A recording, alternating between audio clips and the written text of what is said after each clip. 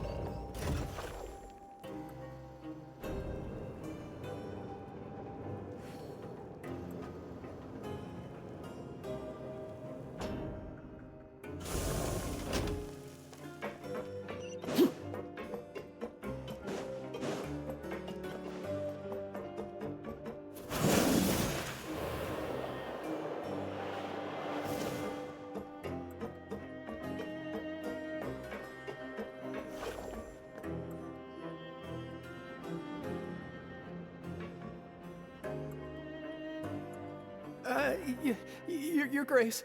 Good morning. I mean, good afternoon. No, wait, what time is it again?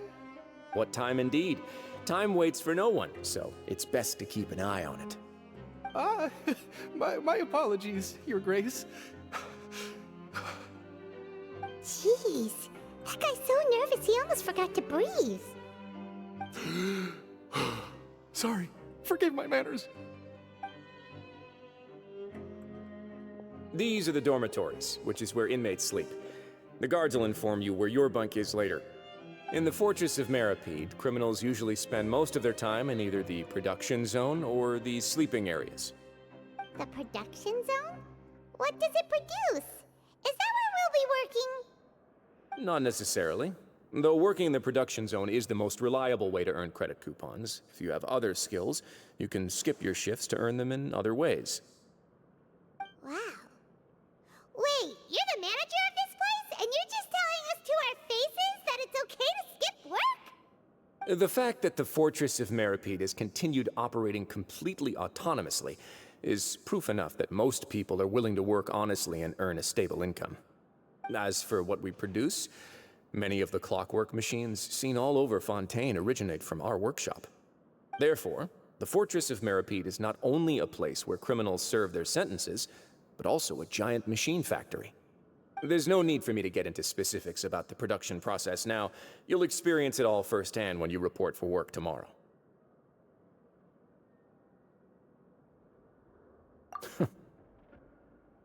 Let's move on. The tour continues over this way.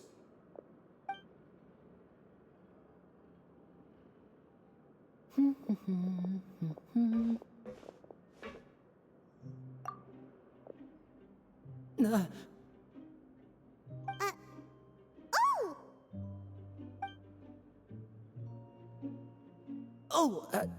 You really scared me there. I didn't expect to see you here, Your Grace. I thought maybe I was so tired from work that I was starting to see things. The only thing you should be seeing is the work in front of you. Stay focused and keep up the pace. Oh? Is something the matter? It's nothing. Paimon's just worried about how hard we'll have to work tomorrow.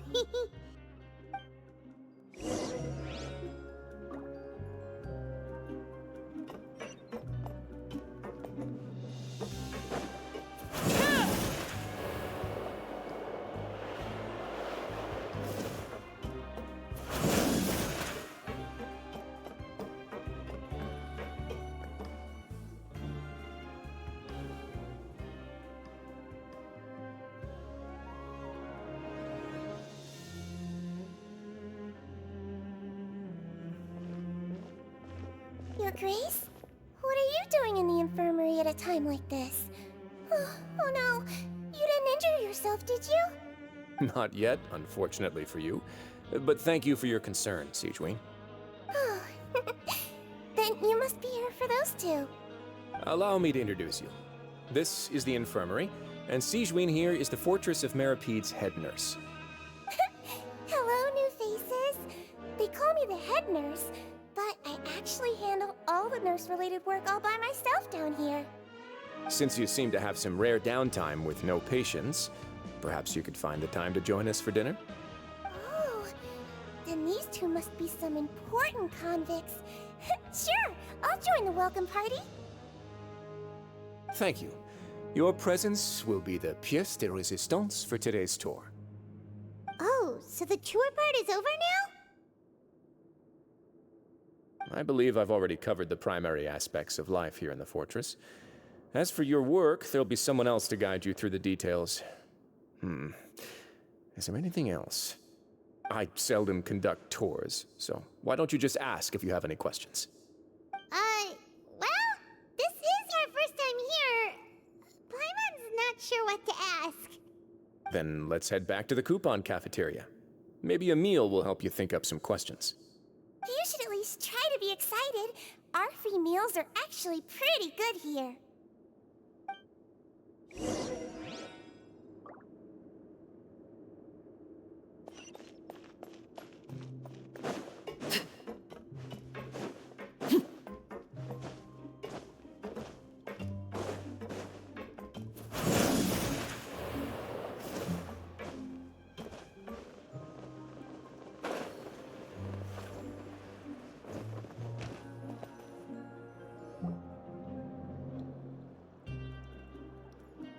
What do you think of the food? Does it meet your expectations? Wow, it looks delicious! Natlan made it sound like living conditions in the Fortress of Meripede wasn't very good.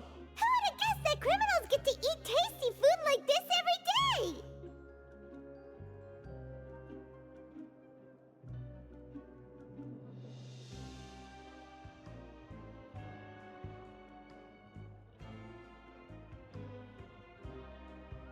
Oh, isn't that the meal box that only super lucky people manage to draw? Seems like you two are quite fortunate. It actually has nothing to do with luck in this case. I had a word with Walsey, so you didn't have to draw lots like everyone else. Oh, you mean the meals are random? Yes, what you get to eat depends completely on your luck.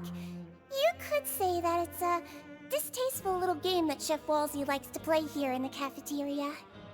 Paimon knew it! If criminals got to eat tasty food like this every meal, the crime rate in Fontaine would skyrocket for sure! Excuse me, did I hear you mention Nervulette just now? I've been wondering how he's doing. Is he busy with work? Has he been taking care of his health? He seems healthy no matter how you look at him, but he works so hard all the time, so it must be really tiring. Sounds like he hasn't changed a bit. Looks like you can stop worrying so much, Sigewin. Oh, that's good. But I still feel like it's been too long since I've heard any news about him. No news is good news. Maybe next time I've got something to discuss with him, I can invite you to accompany us. But isn't the Fortress of Meropede independent from Fontaine's court system? What do you two have to discuss? Well, we provide all kinds of mechanical products for official use, and some essential goods have to be obtained from the overworld, so we naturally have to stay in touch about this and that. Monsieur Neuvillett's character is unimpeachable. No matter the question, you can discuss it openly and freely with him. Talking with him feels quite effortless.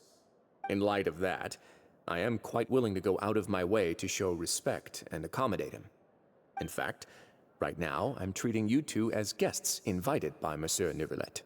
But unfortunately, I can only do so until the end of this meal. After this, you two will just be inmates here.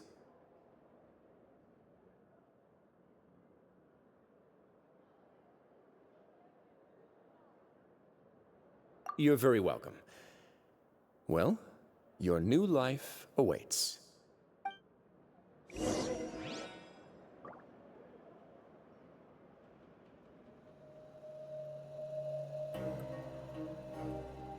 Grab yourself a will. Are you finished eating? Then I recommend that you return to the dormitories and rest. You have work to do tomorrow. Perhaps you were hoping to ask for some special privileges? Sorry, you'll have to use credit coupons like everyone else. It's not as comfy here as you might imagine.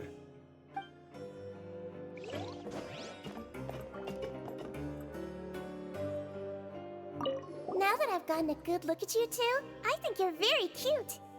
After all, heavy is the head that wears the cutesy crown. I guess I just want to say, just take care of yourself and don't get hurt.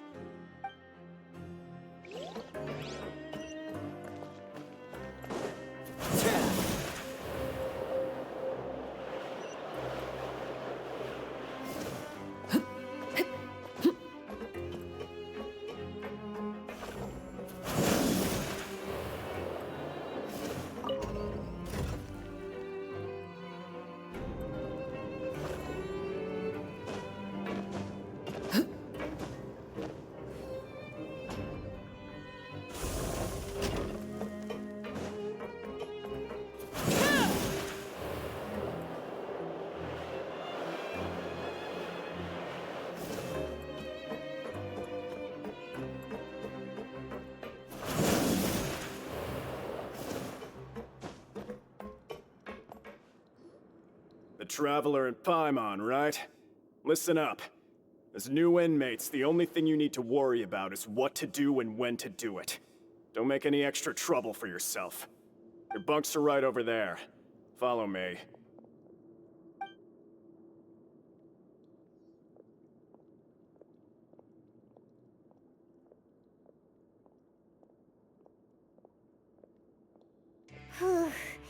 So this is where we'll be sleeping from now on. Oh, Paimon can't believe this! The days of staying home and reading detective stories are like a dream now. By the way, Traveler, we saw a lot of things worth investigating just now. Even though the Duke didn't say it too directly, judging from what he said at the end, it seems that he was only welcoming because we know Neuvillette. We are criminals, and Paimon did eat that cake, but we're actually here to help Neuvillette. Is it possible that he knows we're here on a mission? Or is Paimon overthinking things? Yeah, Paimon thinks so too. He probably knew why we came here from the very beginning and intentionally wanted to send us a message.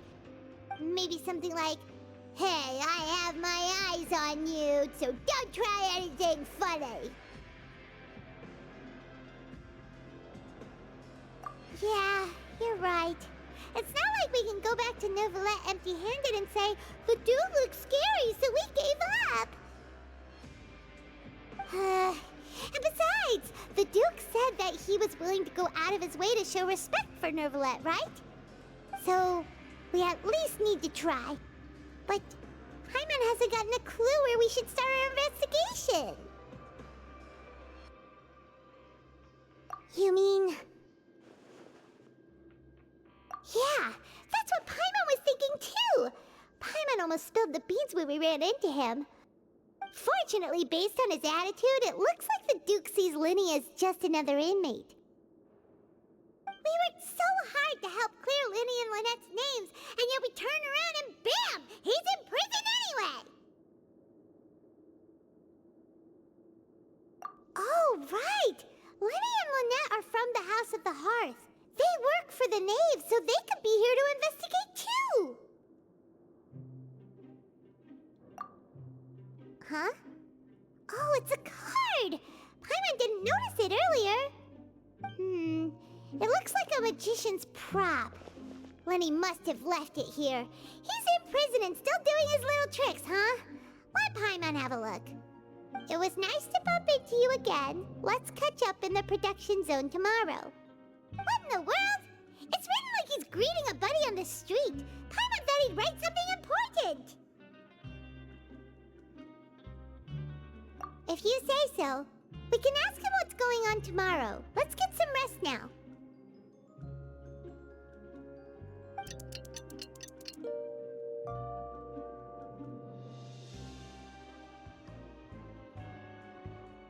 Hey, you're finally awake!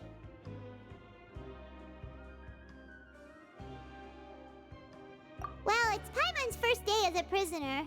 Last night, Paimon dreamed about getting interrogated by the guards until Paimon told them everything, and then Paimon woke up.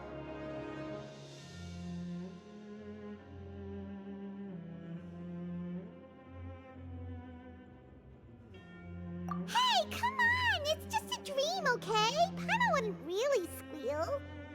Maybe? Hey, lazy bones! What are you still doing here? If you don't want to starve, then get yourselves over to the production zone. Sorry! We're going right away!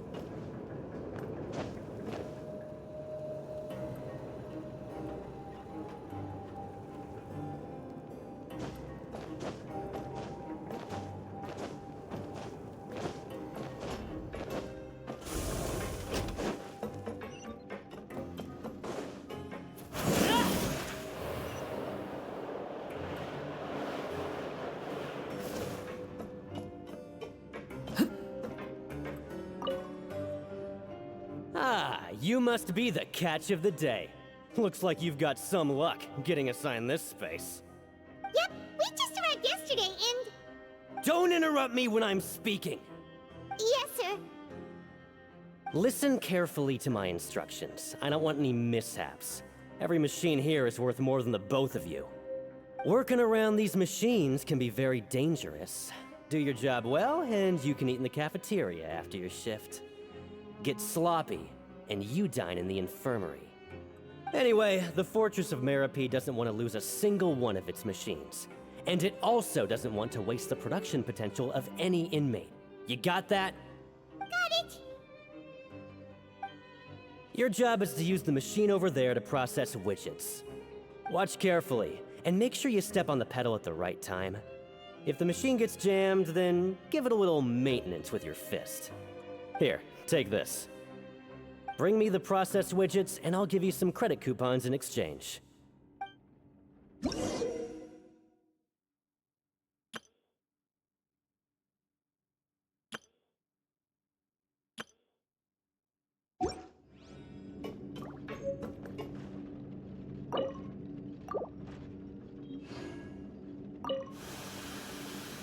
So if the machine gets jammed, you just need to attack it to fix the problem. Once the widget is hot enough to blow, jump to step on the pedal and hit the widget with the hammer.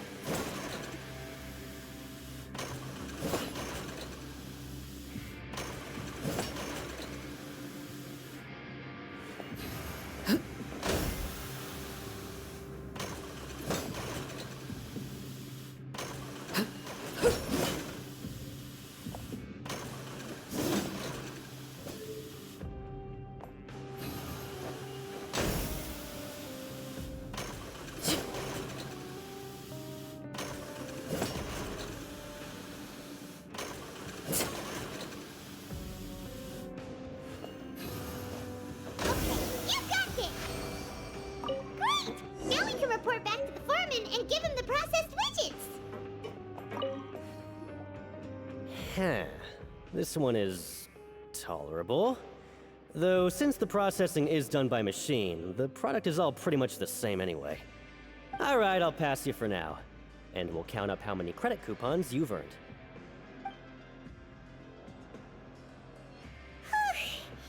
Paimon's exhausted.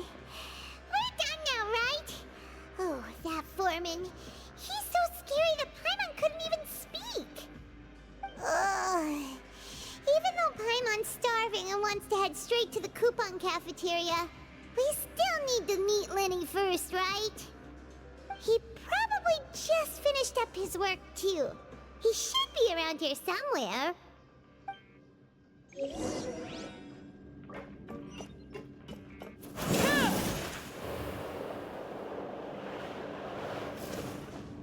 Lenny? Mr. Magician? Where are you? Oh, this had better not be some disappearing act. He doesn't seem to be around here. Let's try looking somewhere else.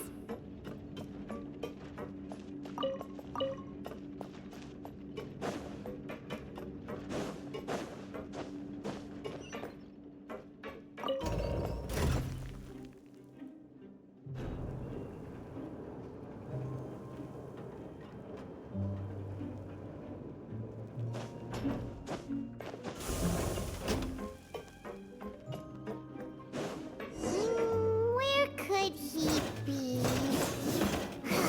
Did he decide to slack off and sleep the day away?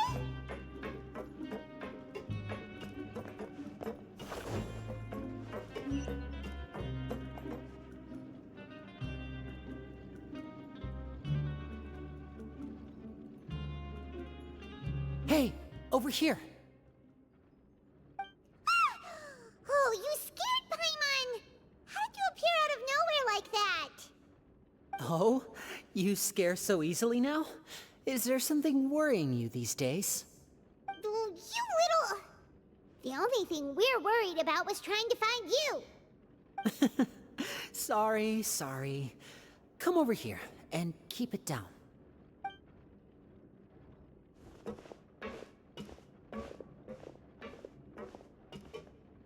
Oh, Lynette! You're here too! You two really are inseparable.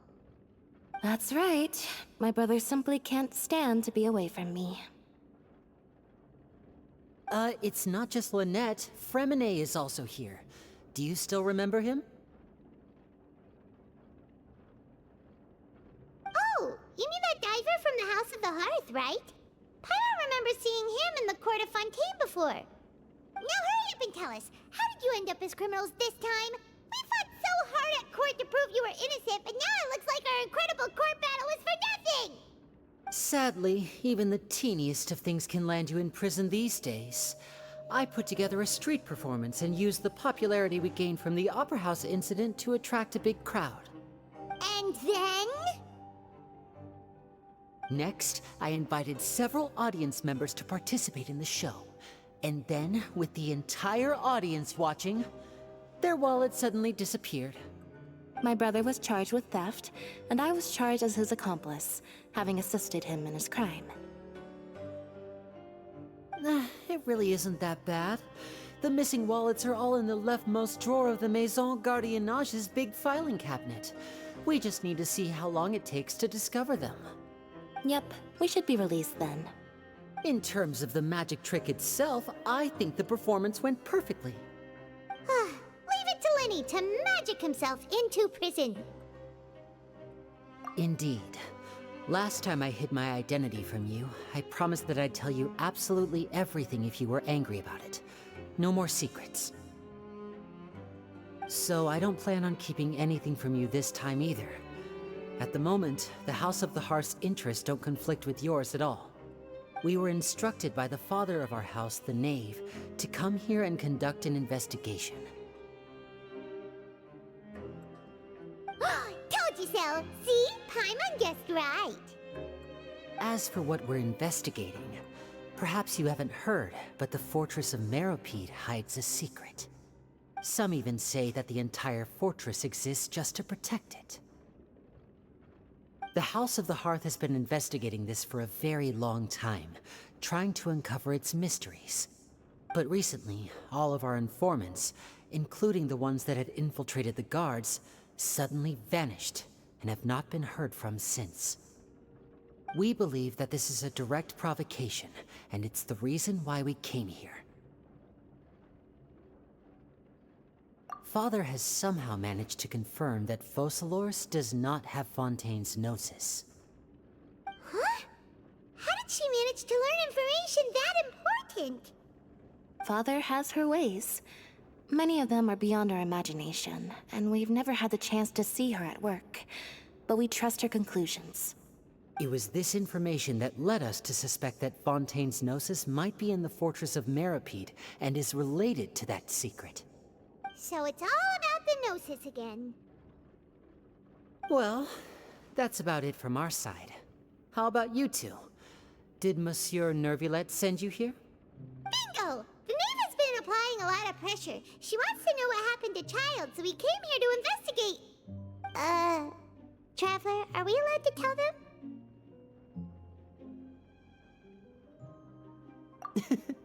You don't need to worry too much about that. She's just asking for a report on Master Child's predicament as a means of pressuring you. Father used this situation as a pretext to negotiate with two high-ranking officials in the court of Fontaine. She actually just wants to be able to make concessions on this matter for gains elsewhere, almost like a bargaining chip. Sometimes you need an excuse to do things you otherwise couldn't. And a harbinger is more valuable than you might imagine. Of course, it's not a complete farce. If we do manage to find out what happened to Master Child too, then diplomatic relations with Fontaine could improve, and Snezhnaya might even be able to adjust its stance a bit. Is it just Paimon, or does it feel like we're the only ones who actually care about Child's situation? The relationship between the Harbingers must be as bad as ever. I wouldn't go that far. Father just has different standards than we do when it comes to what can be sacrificed for an advantage. By the way, I have a suggestion. Why don't we team up? Even though we have different objectives, we're both here to investigate the fortress of Meripede. It would be more efficient for us to work together. As you know, the House of the Hearth has many reasons to seek the Gnosis, but our highest priority remains resolving the prophesized crisis. You can trust us on that.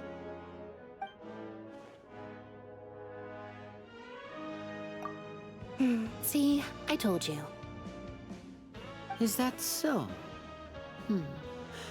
Sure enough, it won't be easy to convince them to cooperate with us. Lenny seems to be thinking pretty hard about something. Of course he is. Lenny has been looking forward to a chance to reach an understanding with you ever since last we met. Or, I should say, we were really looking forward to teaming up with you this time. Lynette, just tell them everything, why don't you? It's okay to open up a little.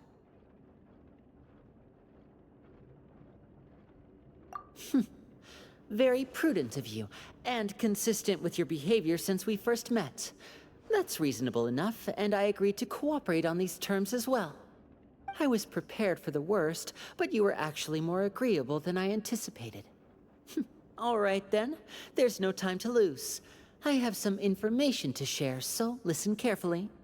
Since Lynette and I arrived here, our investigation uncovered the fact that the Fortress of Meripede has a forbidden zone. Most people just clammed up and wouldn't talk, but after asking the right questions, we were able to confirm the existence of the forbidden zone from the guards. You should be aware of that while you're investigating. A forbidden zone? Could that be where Child disappeared to? You're right, we'll definitely keep that in mind. Good. That's the most suspicious thing about the fortress that we know of so far. We have a few other unanswered questions, and we'll be investigating those as quickly as we can. Anyway, I hope you find our information useful at least. Oh, look at the time. You two must be hungry. You should go to the coupon cafeteria and get something to eat. I'll use my cards to get in touch with you again in the future. Oh, that's just what Paimon wanted to hear! Paimon's starving after all that work today. We can talk more more about the investigation later. Let's go get some grub!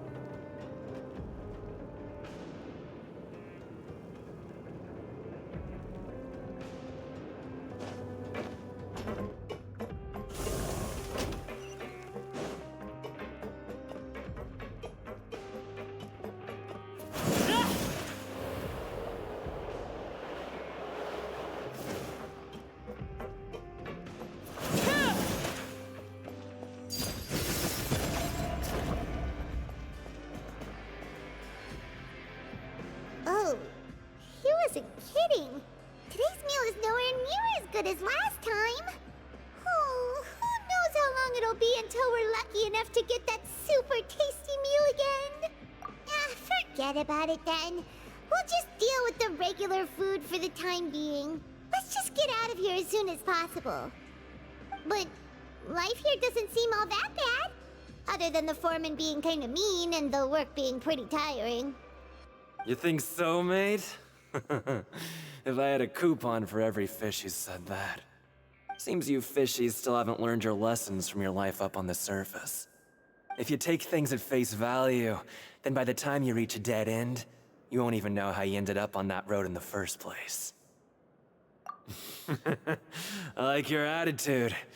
I can, let you in on a little something. Everyone's been telling you to just follow the rules and not cause any trouble for yourself. Am I right?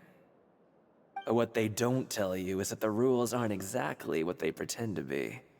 The rules for being a prisoner. The truth is, this place has a lot of hidden rules. Huh? Hidden rules? What do you mean? Not everyone knows about those rules, but whether you know them or not, once you break one, you might encounter something even worse than death.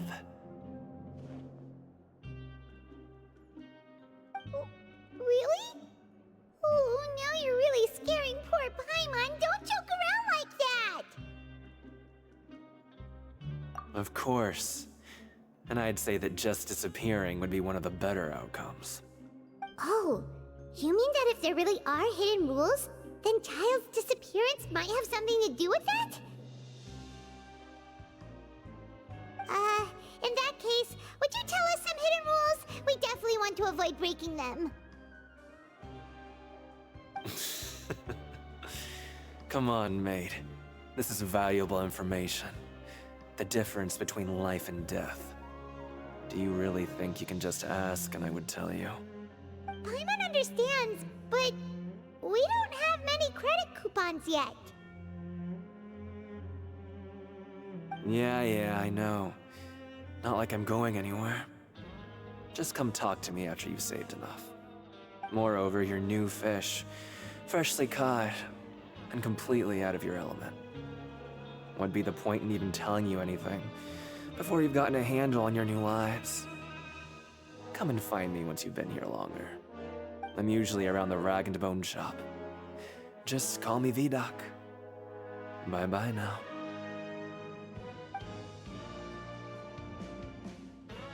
He left. Just like that. Huh. Do you think he's just trying to scare us into buying fake information from him?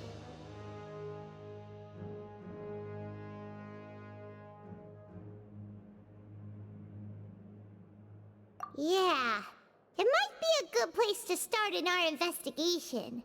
Hidden rules, huh? But, like he said, we don't have any coupons, and we're still not familiar with this place. Oh, there's nothing we can do about it now. Ah, we were so busy talking, we almost forgot to eat. Even if it's not the best, it's probably better while it's warm. Come on, dig in before it gets cold.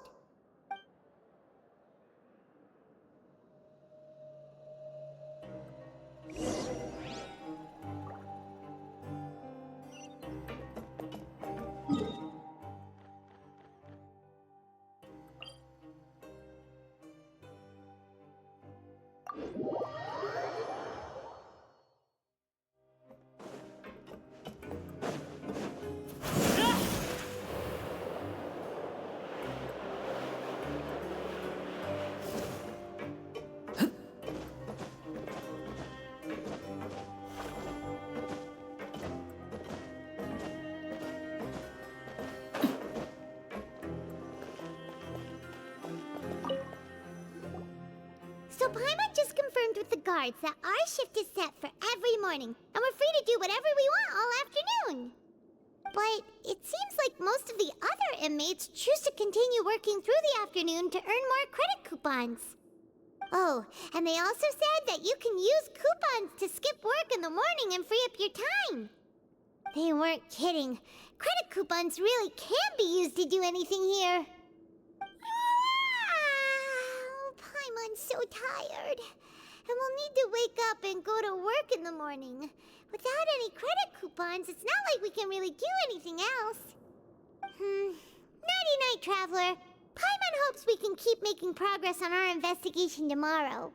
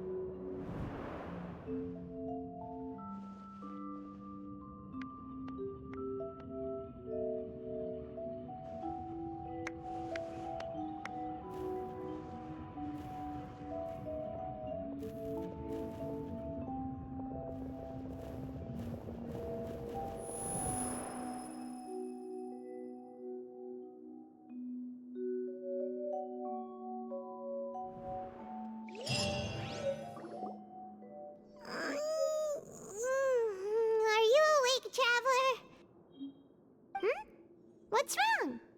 You seem to have something on your mind. Did you dream about something last night?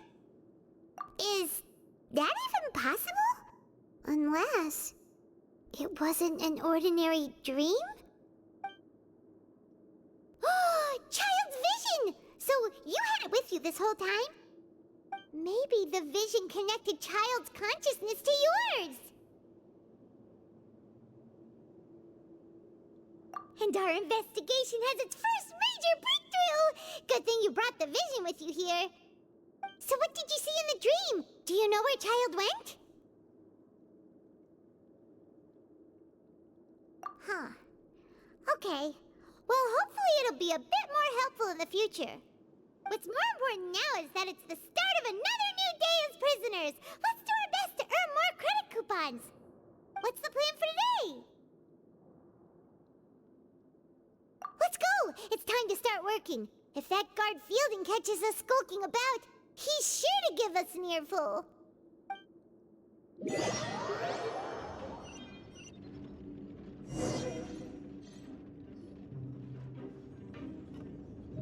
Look who decided to show up. Get your butts in gear and get to work. Time's a-wasting. Good, here you go. Remember to give me the widget once you've finished processing it.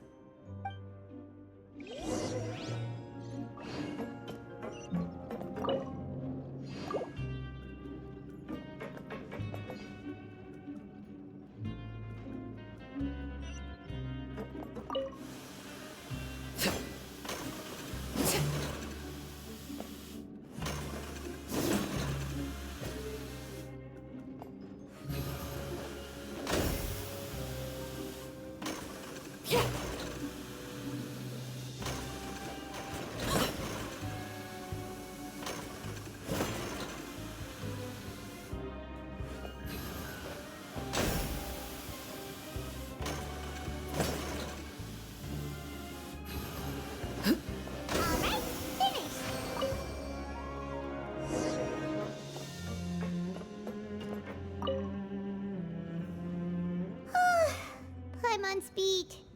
But after so many shifts, it seems we're really getting the hang of it now. Hey there, fellow shift mates. I saw you finished your work, so I thought I'd come over and say hi. Oh, hey there! We've seen you before. Your assigned workspace is really close, isn't it? That's right. The name's Rowan. This past few days, I couldn't help but notice the new faces working nearby. I guess we were destined to meet. I've been working here for almost 15 years. Even the foreman, Grainville, always calls me Chief. Whoa, you've been working here a long time, Chief. Hey, not so loud. If there's anything you'd like to know, just ask me. I know the work here in the production zone better than the back of my hand. All right, Chief. We'll be sure to come to you first.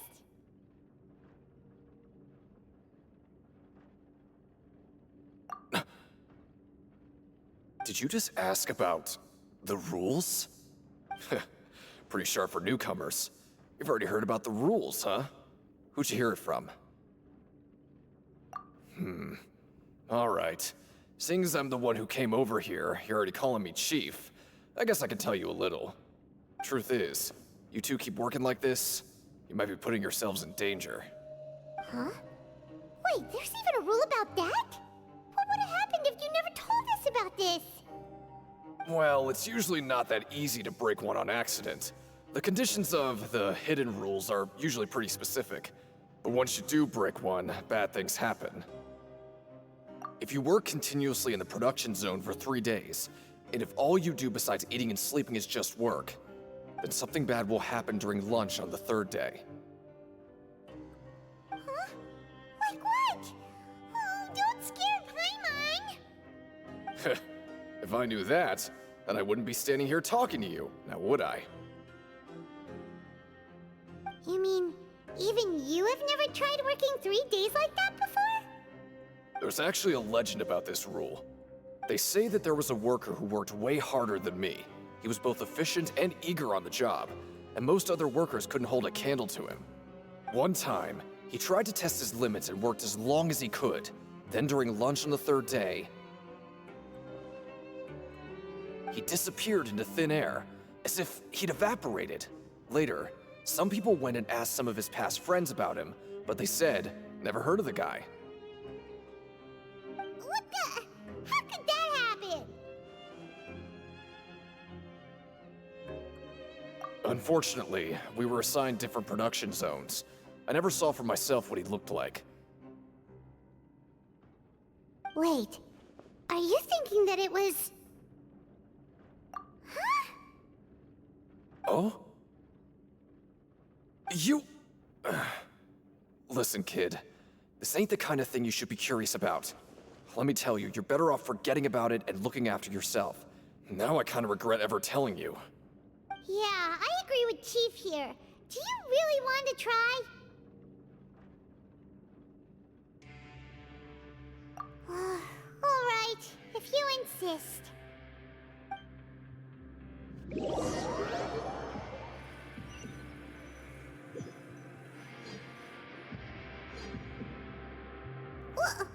What is this garbage?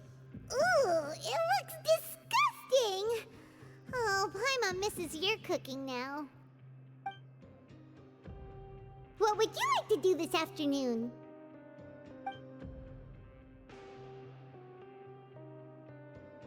Sure! If we're not going to work, then let's kill some time at the Pancration Ring.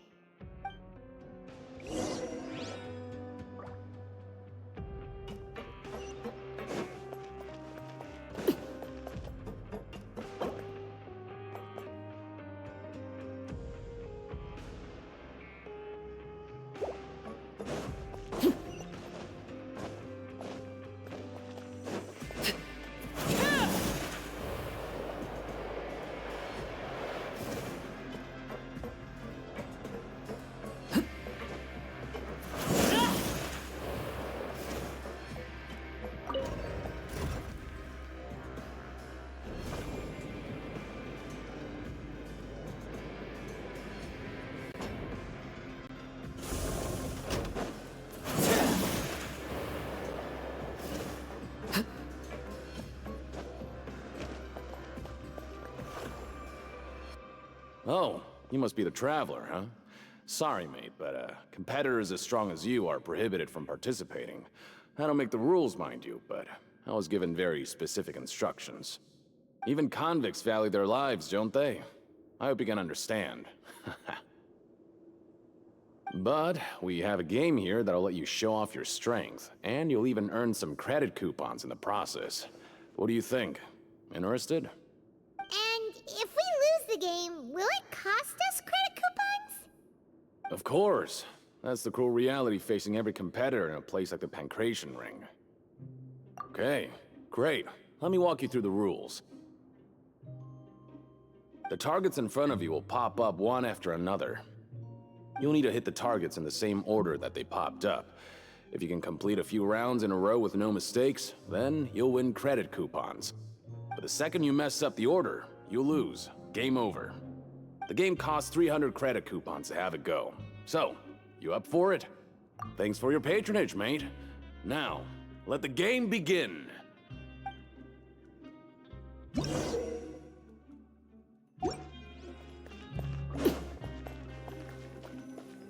Okay, do your best to hit the targets, just like Colin said!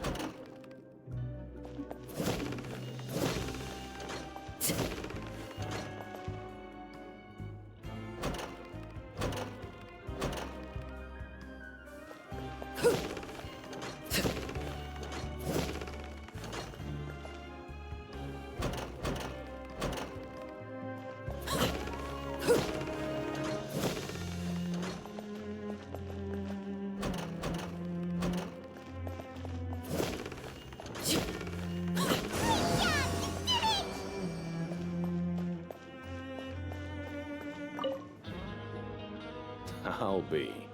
They weren't exaggerating about how strong you are. Don't worry, I wouldn't dream of shortchanging you.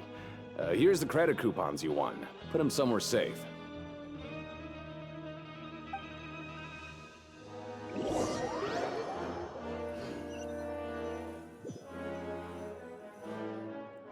Seems we had a productive day.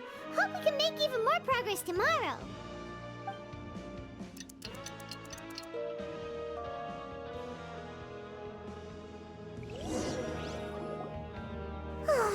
The dawn of a new day. Paimon feels like we're getting used to life as convicts. Is that a good thing or a bad thing? What do you have planned for us?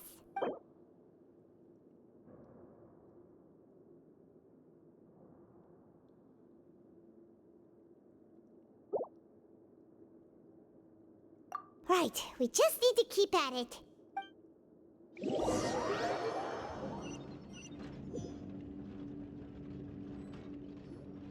Look who decided to show up! Get your butts in gear and get to work. Time's a-wasting.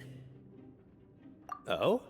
What's with suddenly wanting to work so hard? You need coupons that badly? Sure. Let's just say we really want to test our limits.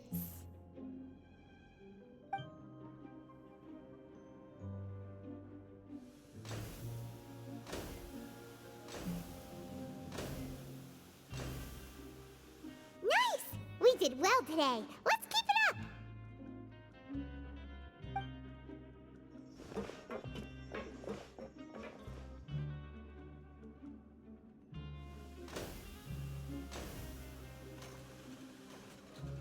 Ooh, Paimon's had it. Who knew that processing these widgets would be so tiring?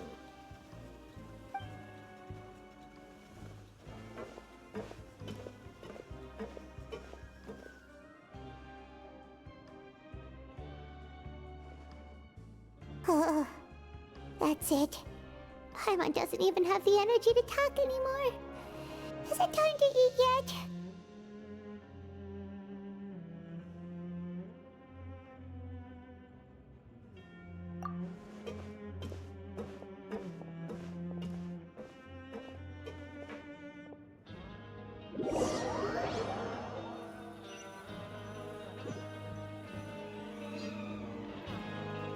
Oh, Paimon's exhausted.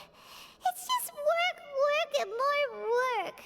Paimon's little body can't handle this much longer. Wait a sec. Now that Paimon thinks about it, haven't we been working non-stop for 3 days now? And now it's lunchtime. Oh, Paimon feels a shiver going down her spine. What's going to happen? But it doesn't seem like anything's changed at all. And we made it to the coupon cafeteria safely. Are the so-called hidden rules only a rumor after all? Well, there's no use to just guessing all day. Paimon's stomach has been grumbling the whole time. Let's just eat already. Paimon wonders what we'll get today. Maybe we'll get the super lucky meal. Wait, what? What in the world is this? What's with Paimon's food? And yours is the same. Is this stuff meat? But it looks and feels so bizarre. What kind of chef would make food like this? What do you think is going on?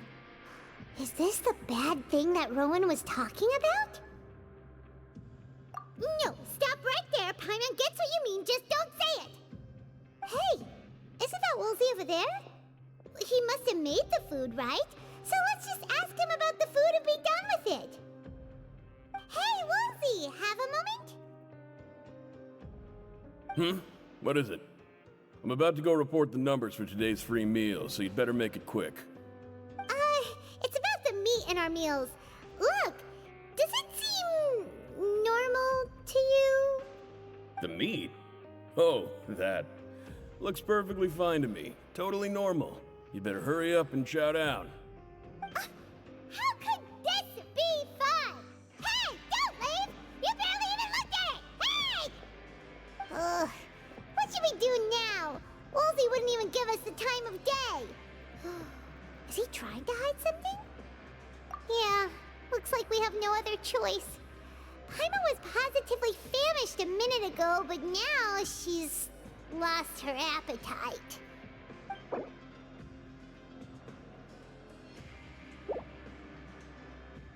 What would you like to do this afternoon? Yeah, Paimon felt like some of the people here were a little strange the moment she saw them.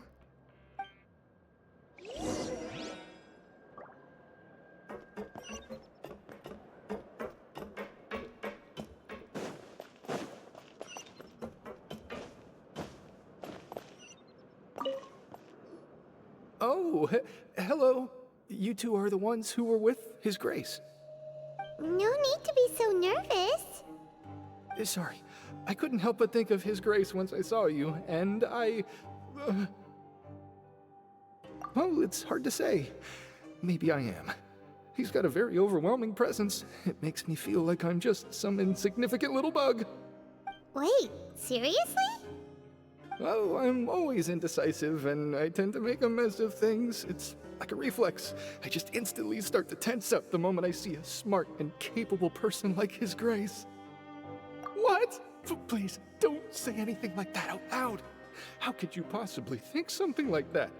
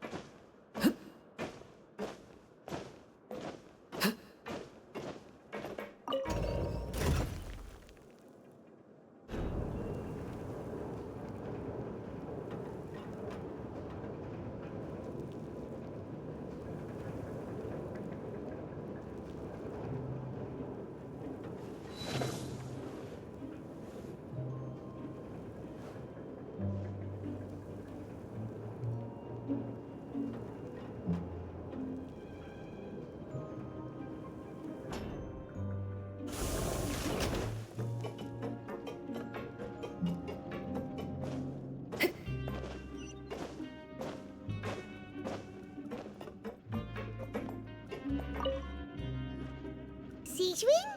Aren't you supposed to be in the infirmary? What are you doing in the production zone? Hello, Traveler. Paimon? Everyone's usually busy around now, and we don't have any patients to look after in the infirmary. I thought I'd come here and enjoy the sight of everyone hard at work. Enjoy? What's there to enjoy here? It's really worth watching. I often stand here and observe everyone.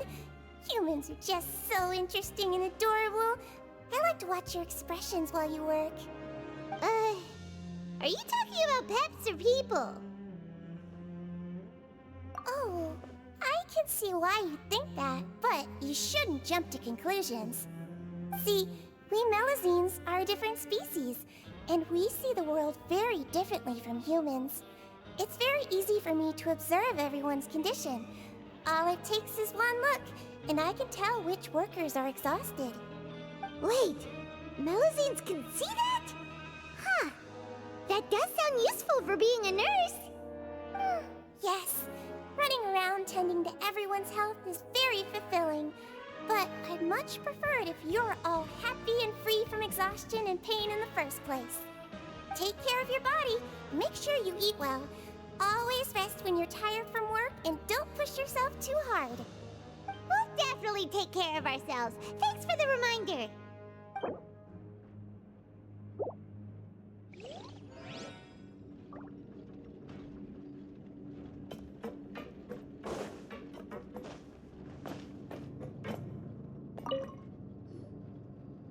Hey, it's the Traveler and Paimon. No need to tease me, okay? I won't trip on the same step twice. Listen, I feel ashamed about last time. Thank you for praising me in front of His Grace. Here are the extra credit coupons he gave me. I'd like you to have them. Huh? No, we couldn't take them. They're your reward after all. But when I was welcoming you, I didn't do anything but give you the stink eye. Come on, I insist. These coupons are nothing compared to getting the attention of His Grace. I won't take no for an answer.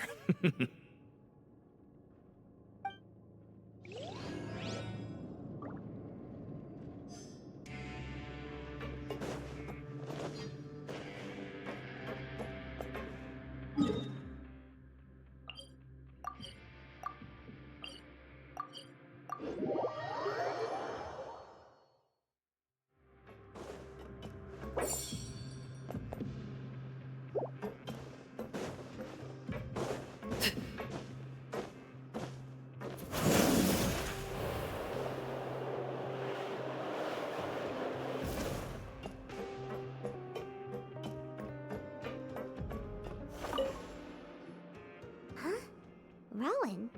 What are you doing here, Chief? Oh, I was injured a bit just now. Nothing major, I think I just pulled something. Little mishaps like this are unavoidable at work, you know? Huh.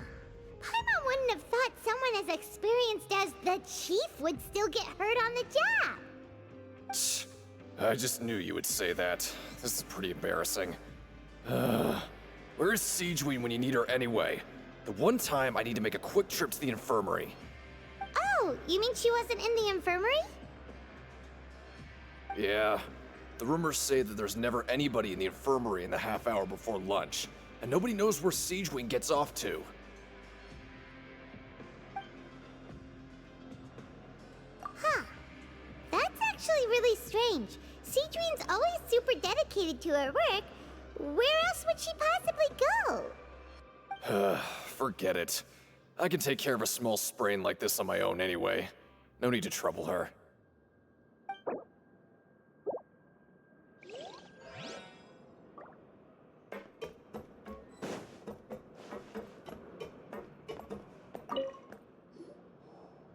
Oh, wonderful.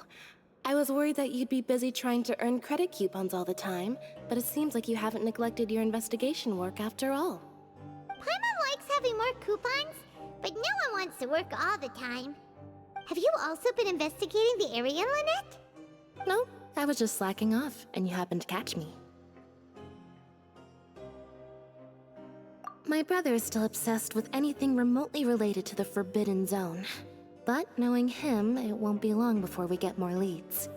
Oh, before I forget, this is for you. Huh? Credit coupons? Why are you giving us these? I've been here longer than you, so credit coupons aren't a resource in particularly short supply. What is in short supply are interesting people to talk with. Aw, that's so nice of you, Lynette. We'll be sure to make good use of these coupons then. Thanks a bunch!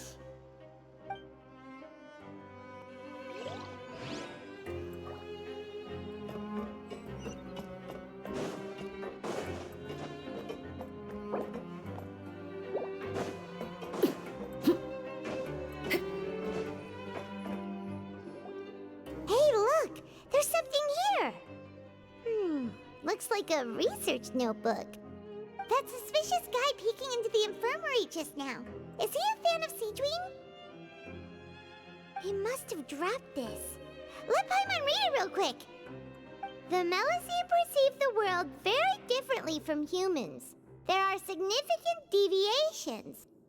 As a result, their sense of aesthetics and beauty is also very different from that of humans.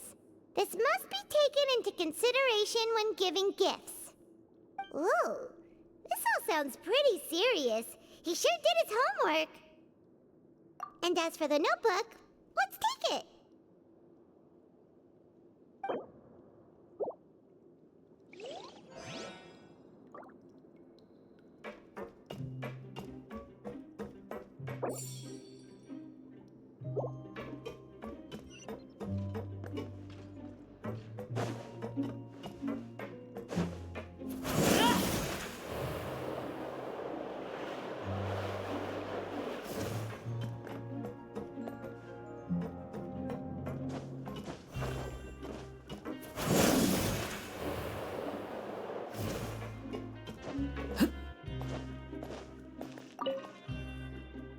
Oh, you want to stop investigating and go rest? Okay, you should rest up. We'll be back at it tomorrow.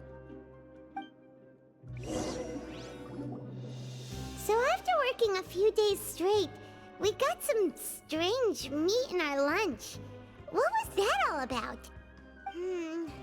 Has our investigation turned up anything useful recently? Really? looks like that part of the investigation has hit a dead end. Well, we'll keep searching for more clues tomorrow. Good night, Traveler.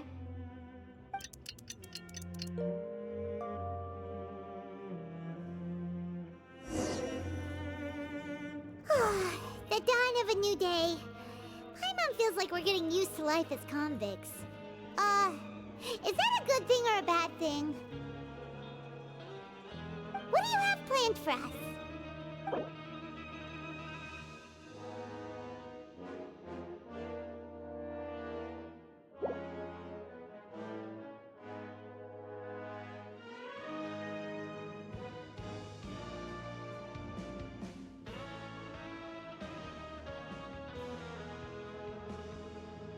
After working here so long, we're really starting to get the hang of it. But doing the same thing all the time can get old pretty quickly. How are you holding up? Yeah, it's good to kick back and relax once in a while.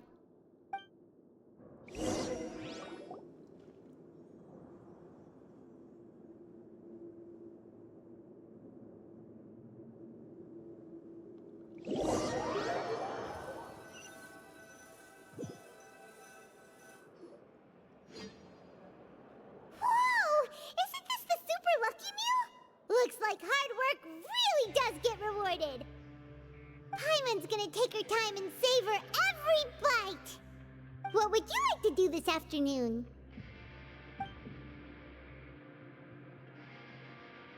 Maybe we'll be able to find some leads there.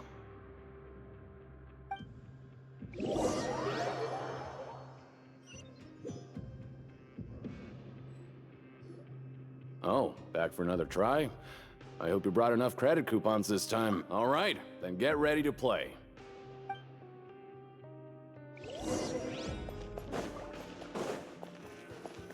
Okay, do your best to hit the targets, just like Colin said.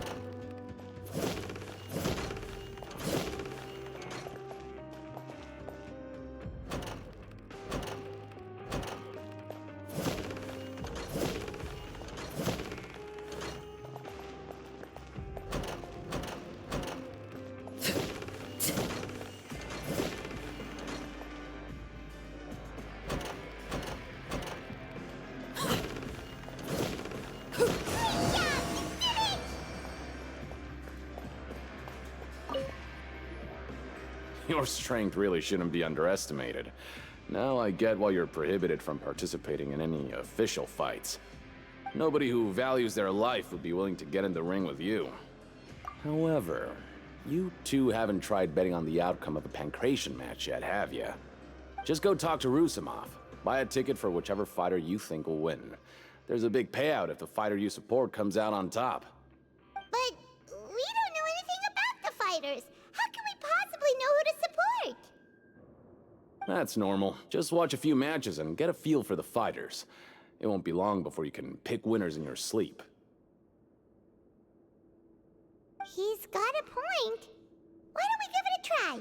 If we have enough coupons, we could probably bet at random until we figure everything out. Huh. Bet at random, huh? Well, how should I put it? It's not like you can't do that, but I'd advise you to give it some more thought first. Huh? We shouldn't get too carried away. What's the problem? What? I never even picked a boxer before, and you already know about the rules? You're not just strong fighters. Seems you're pretty perceptive, too. Might as well tell you about it, since you already know that much. Plus, I think you've got the potential to be one of my greatest customers. I think I can let you in a bid. Besides, I don't want to risk ever losing a customer like you. Is it that serious? Okay.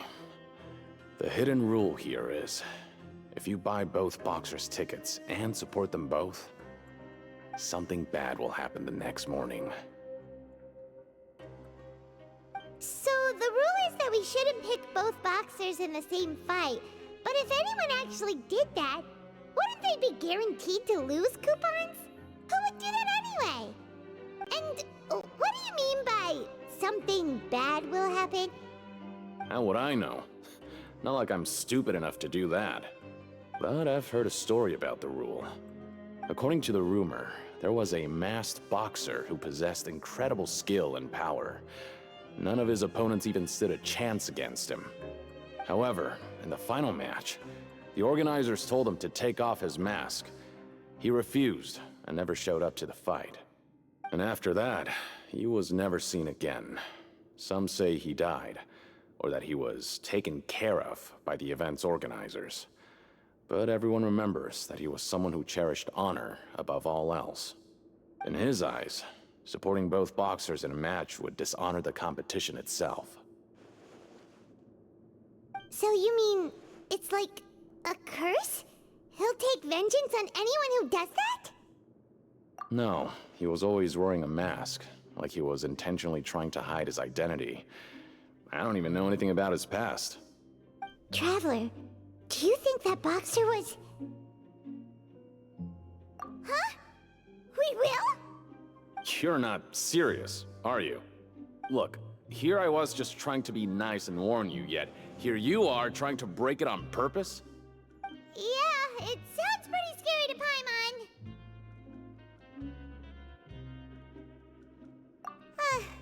Seems you've made up your mind. Just be sure to protect Paimon, okay?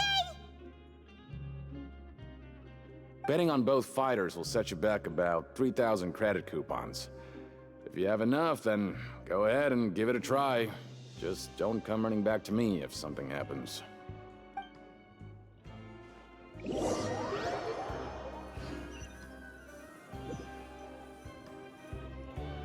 Aw, looks like we won't get a chance to sleep in as long as we're here.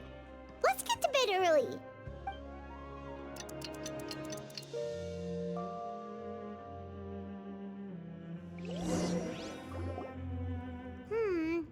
Maybe we can make some progress in our investigation today. What do you have planned for us?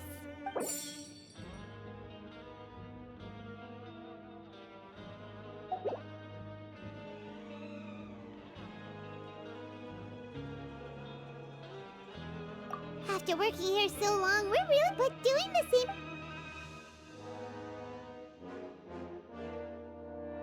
Yeah, it's good to kick back and relax once in a while.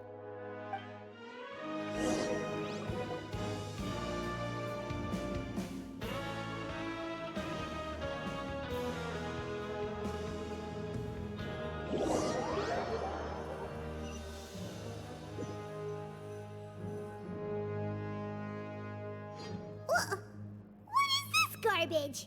Ooh, it looks disgusting! Oh, Paimon misses your cooking now. What would you like to do this... Knowing child, he must have been there all the time.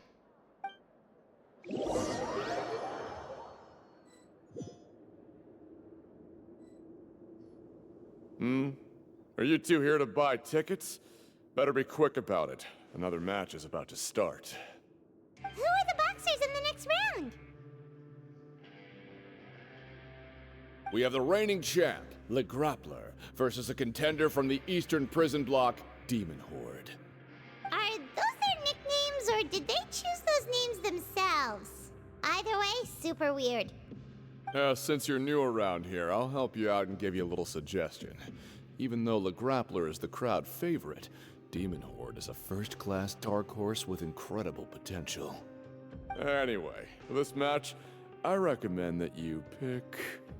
Huh? For both fighters? I can tell you're new to this, but I didn't think you were completely clueless. Maybe you don't quite understand the rules, no?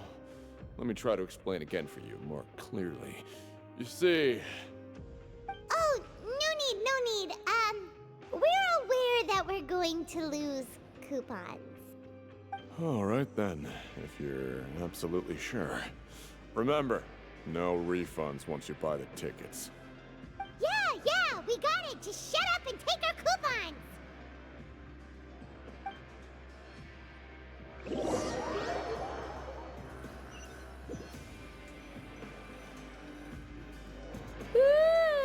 We woke up so early today that Paimon's been nodding off all afternoon.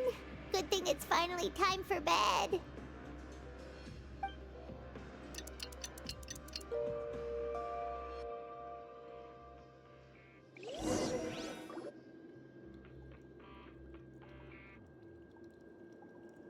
Hey, Traveler. Paimon. Package here for you. The next time you buy something, go pick it up yourself. I'm not a delivery man, you know. Huh? A package? For us? Did you buy something, Traveler? Paimon's not quite awake yet, so why don't you go take a look? Ah, right! Yesterday we broke the hidden rule and bought tickets for both boxers. Oh, maybe this package is the bad thing that Colin said would happen. Paimon suddenly feels wide awake. Wait, maybe let Paimon go hide somewhere first. Just call Paimon after you opened it. Hey, wait! Paimon's still here! Don't open it! Ah! Huh? What is it? Are you okay? Let Paimon take a peek too.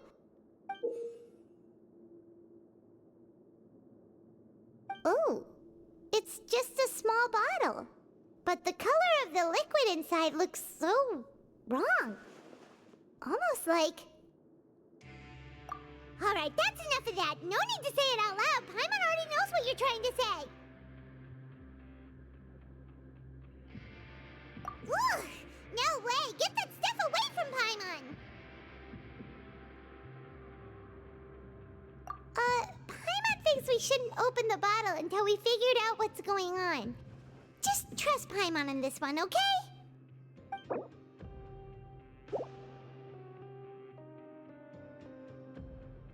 What do you have planned for us? Though it feels nice to slack off a little, less work means less coupons. Let's make the most of our morning.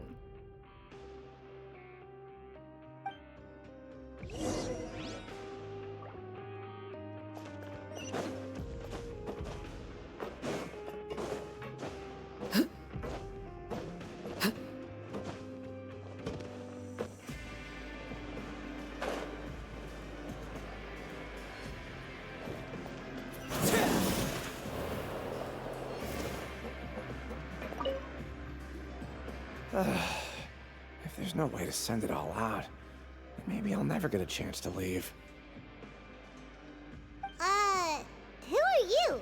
We've never seen you before, and you don't look like a fellow convict. I'm not! Of course I'm not. Please, don't mistake me for a criminal. I'm a good, law-abiding citizen. Then what are you doing here? You sure seem anxious about something. I'm a promoter for Fontaine, and I'm usually responsible for promoting our drink products. I thought I could complete my task here quickly and return to headquarters, but I've been here way longer than I anticipated. Oh, a promoter from Fontaine? So what kind of problem did you run into? I'm so upset. It's all because of that Duke. After discussing the company's promotional plans with him, he told me outright that my project was worthless. However, in light of our long history of successful collaboration, I still tried to patiently explain the details. However, to my surprise, he just cut me off while I was speaking. Let me take a moment and recall his exact words. I'm just gonna stop you there and say no. If anything, I'm saving you time. It seems you don't fully understand the value of credit coupons here, nor do you understand the value of your own products. The former is because you are from the overworld. That's understandable, and I don't blame you for that. But as for the latter, only someone monumentally stupid, so breathtakingly stupid that they were completely ignorant of the value of credit coupons, despite living in the underworld, would ever possibly consider buying your drink. Let's just forget it. Anyway, that's how he rejected my proposal and asked me to come up with another solution with the condition that it doesn't cause any trouble for him. Can you believe that guy? Well, he is the head honcho here. Not much you can do about that. We met him too and could tell that he's the kind of guy that's hard to pin down. Fine, fine. I know, I should just let it go. I'm on his turf after all. His house, his rules.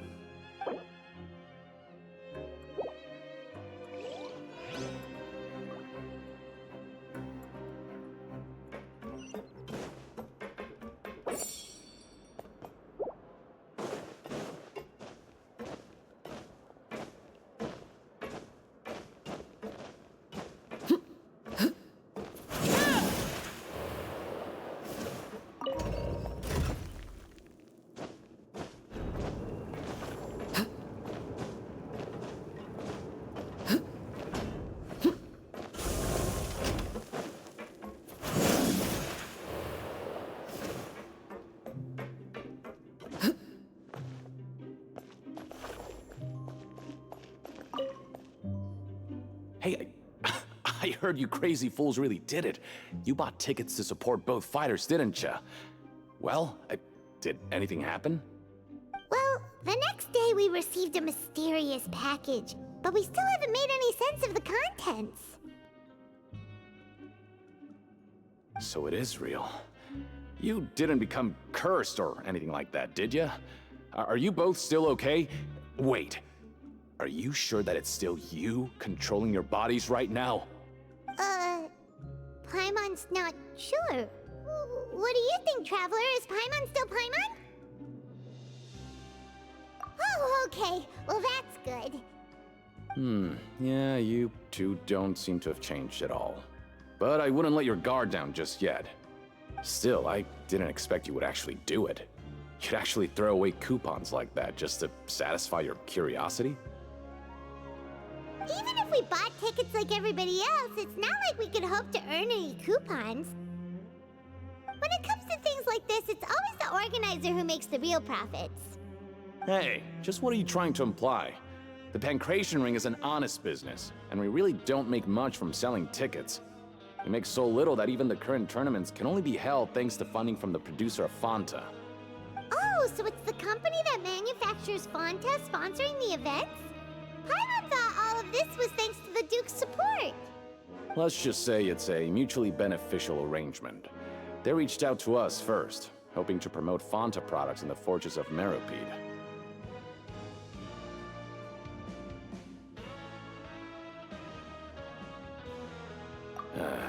Anyway, you try and take extra good care of yourselves these next few days, you hear?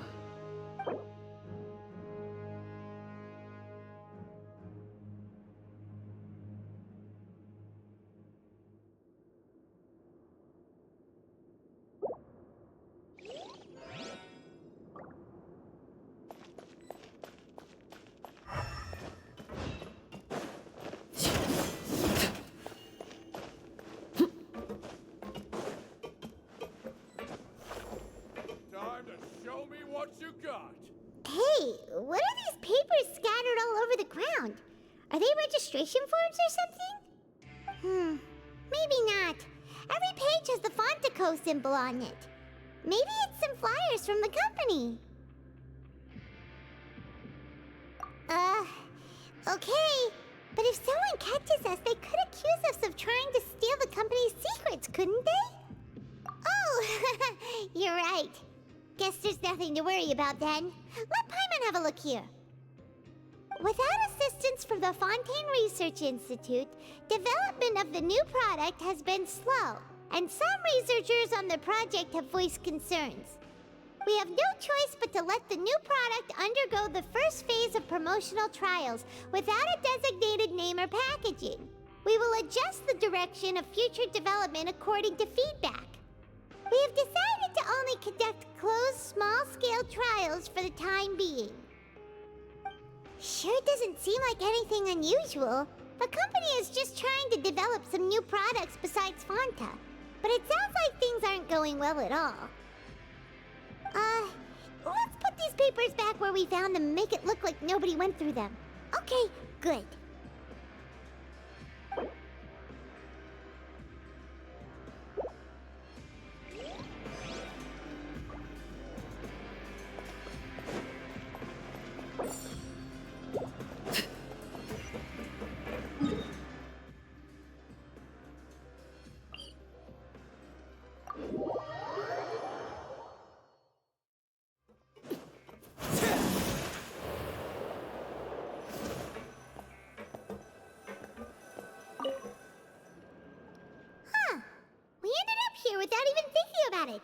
Wanna grab something to eat?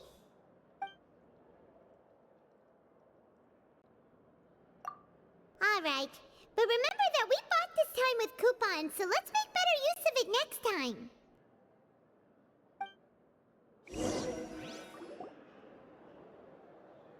Oh, just a regular meal set.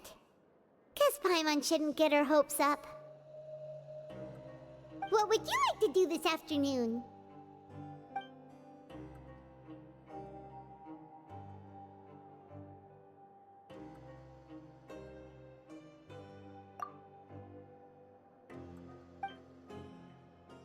Seems you're really getting the hang of things at the Pancration Ring now. But just playing the same game over and over? It's getting kinda tiring. Yeah, why don't we have Collins lower the difficulty a little? You know, so we can just breeze through each level.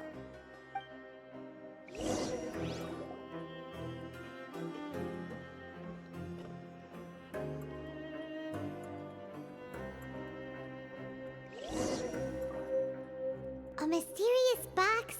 A bottle of crimson liquid? Paimon still doesn't know what to make of it. Do you have any ideas, Traveler? Really? Then it looks like that part of the investigation led us nowhere. Well, maybe we'll have better luck tomorrow. Good night, Traveler.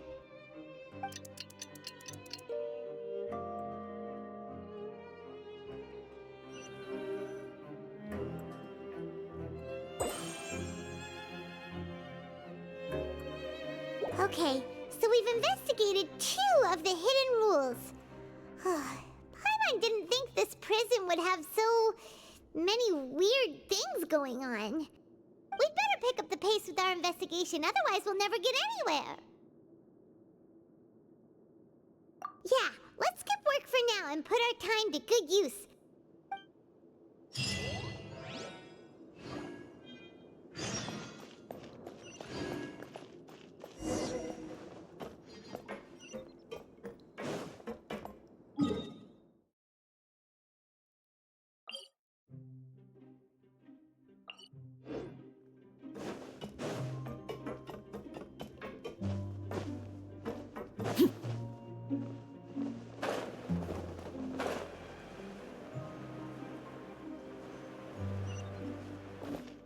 Hey, isn't that Vidoc over there?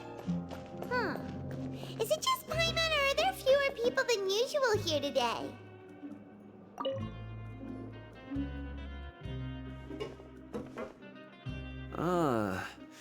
Seeing you at this time must mean you've already saved up a lot of credit coupons. Or at least enough to skip work. Seems you're getting into the swing of things around here. Impressive. Very impressive. So, now can you tell us about the hidden rules you know? If that's what you want to know, I guess you couldn't have come at a better time. Huh? What do you mean it's a good time? Leonid and those other pesky broke urchins have all gone to work in the production zone. I wouldn't want them listening in without paying up. We get it! Just tell us already! So, you know those pipes that make strange sounds? Don't ever, ever go near them at night. Even if you manage to avoid the guards, you might find something even more terrible there. Something even more terrible? Like what? A group of cannibals. Cannibals? In the Fortress of Meripede? Every month, they meet a few times in the dead of night. Rumor has it they might be connected to the people that have disappeared here. But what's even scarier is that they have a special proclivity. Since they have no way to dispose of the leftover remains, they have ways to transform them into other forms and keep them in the fortress forever. Paimon might already know what you mean by other forms. So that's what's going on here. Oh, Paimon's stomach doesn't feel so good.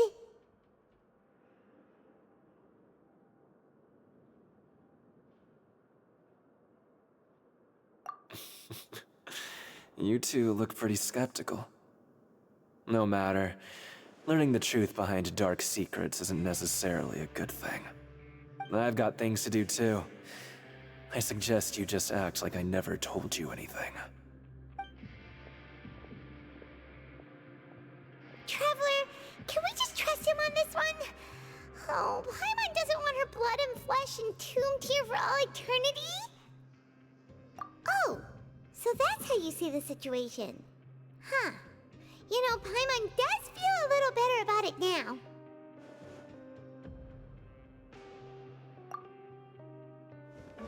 When will all the secrets end?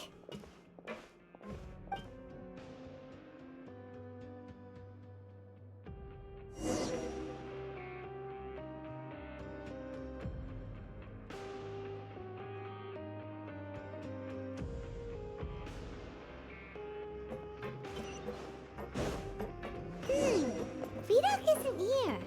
But the guys who went to work in the morning are back. Let's go ask them! Just stay away from me.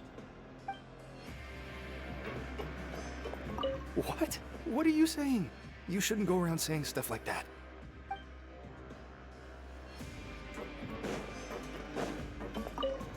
What are you talking about? Listen, you should keep your nose out of other people's business.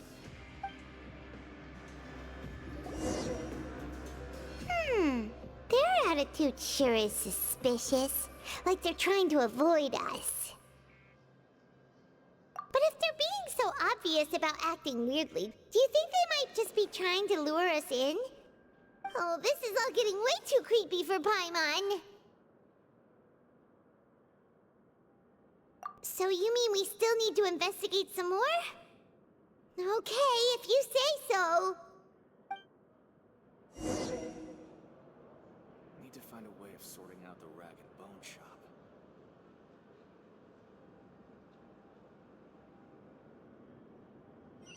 Always at your service.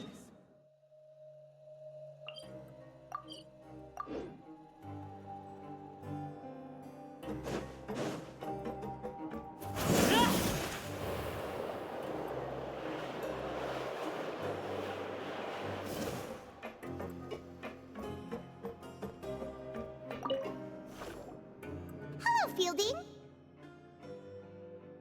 What do you want? Criminals like you ought to be working right now. Catch my drift. We just want to ask you a simple question. Have you ever discovered anything odd during your nighttime patrols? Why are you asking about something like that? Whatever happens at night isn't your concern. All you need to worry about is getting enough sleep. Well... right! We've heard it happens a few times every month. Paimon has sensitive ears, so it makes it hard to sleep. Really? I see. But it's not like I'm on duty every night. And now that you mention it, I recall my colleagues talking about something like that before. They say that strange things tend to happen at night on pipe cleaning days. Lots of us don't willingly take those shifts. So, what happens at night on pipe cleaning days? And they just conduct regular cleaning of the fortress's drainage facilities. There are 3 pipe cleaning days per month, and it just so happens that today is one of the scheduled days. You can try to confirm the sounds tonight if you want, and if they're real, then I can report the issue to my superiors for you. Oh, okay. Then we'll keep both ears out tonight. If that's all, then I'll be leaving now. I advise you not to try anything funny, though. Even if I'm not on duty tonight, someone will still be watching you. Don't worry, we don't want any time added to our sentences. Oh, he left. So what do you think about the pipe cleaning days he mentioned?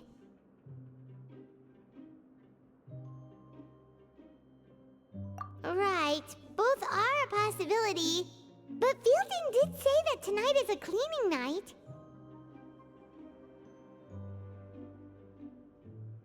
Paimon knew you would say that. Alright, sounds like we'll be up all night tonight then. Paimon just hopes the guards don't catch us.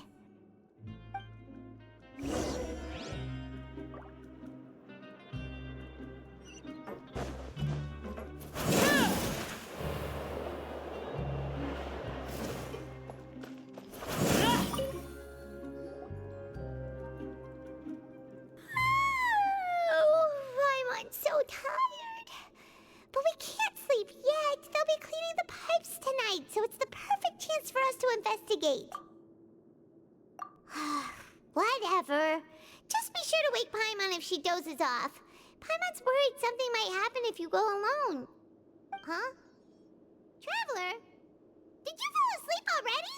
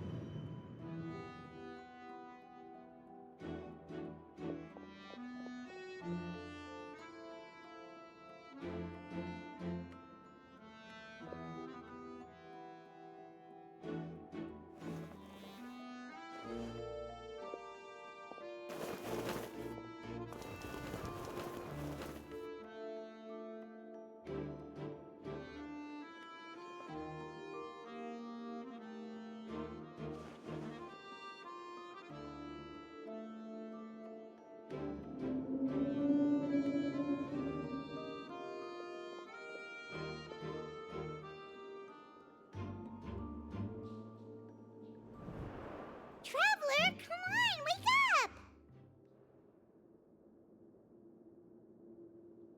Oh, it looks like you were just peacefully sleeping to Paimon. Well, what did you see this time? Really? So we're finally starting to figure out what actually happened! But what about the cannibals? How do you explain them?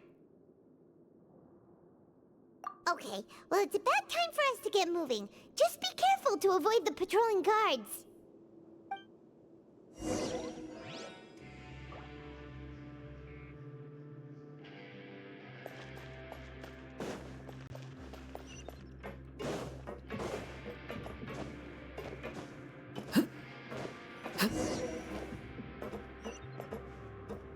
Shh! Careful! We'll get in trouble if the guards catch us.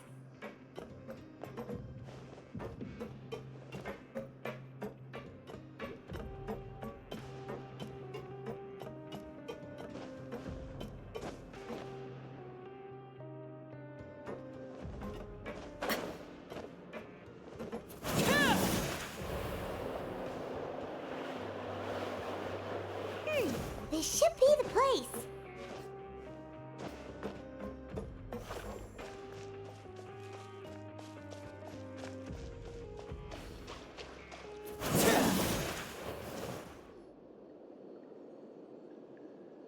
What? I know you. You were the ones we saw. Huh. You've got guts showing up here. You know who we are, right? You'd better leave now. Ain't nobody coming here to save you. What'd you say? Yeah, so what if they were? If you push us, we can make those rumors a reality at any time. Hey, what's the point of all those rumors anyway? What exactly are you trying to do? I don't have to tell you anything. If you turn around, go back to the dormitories and act like you never saw anything, then I'll pretend that you never showed up here. Yeah, scram. Nothing worth seeing here. Huh? What did you say? Isn't that exactly what Boss said when he left? Hey, do you know our boss? Whoa. We had no idea our boss was such a big deal. He always kept his identity a secret. So, did he have you come here to find us? Oh, so your child's crew here? Seems like he had no problem fitting in. We're the only ones who heard him say those words when he left that night. So unless he somehow told you those exact same words after that... All right. I guess that's proof enough for me. I believe you. Wow, those dreams of yours sure come in handy. We gave him the business for a while and would always give him a hard time when he first came to the Fortress of Maripede. But here in the fortress, the strong will always earn respect. He was working the longest hours and racking up wins in the Pancration Ring. You could always see how amazing he was, even when he was teaching us a lesson. So eventually, we all decided to follow him. But one day, he suddenly told us that he had to find a way to escape this place, no matter the cost. He said it was because he heard that call again. And as his crew, if the boss wants something, then it's our job to get it done. So, we got to work, and used the hidden rules that were here to make up and spread the rumor about the cannibal rule. We just wanted to give him a better chance of escaping on a night after the pipes had been cleaned. Oh, thanks to your rumor, nobody would want to come anywhere near here, prisoner or guard. Wow, it sure is easy to exploit people's fear of the unknown. But has a child already escaped? Why are you all still coming here after pipe cleaning day? Because as far as we know, the pipe he went into isn't actually an exit. It should be a dead end. It leads to an abandoned factory area, and even if there were a way to escape from there into the sea, we're still way too deep. No one could ever reach the surface alive. But Boss still insisted on going in. It's like he was obsessed about it. So we told him that we'd pretend as if he never existed while he was gone. And that if he wanted to come back, he should wait for nighttime on a pipe cleaning day. That way, we could meet him here and help cover the whole thing up. So you come and wait here through the night a few times a month just because of that promise? Yeah, but it's been so long now. We already know in our hearts that he must have managed to escape somehow. Is it also possible that something unfortunate happened to him? Nothing could ever defeat Boss or slow him down. It's one thing we know for sure. Okay. Paimon was just brainstorming possibilities. All right. Keep quiet and follow us.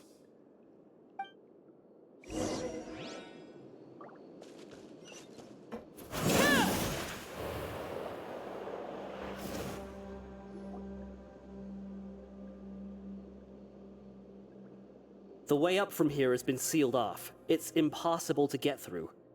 Boss left by going down from here. It wasn't full of water at the time. Later, we came back hoping to have a look. That's when we found out it had been completely flooded. It's impossible to navigate unless you're an extremely skilled diver. Do you think Child got trapped by the water? Not likely. We all know that Boss was an incredible swimmer. Really? Then have him come investigate, pronto. Just be sure to tell us if you get any news about Boss. It's getting late. We should leave before the guards come this way. Yeah, we learned a lot about what happened to Child here. Let's get going!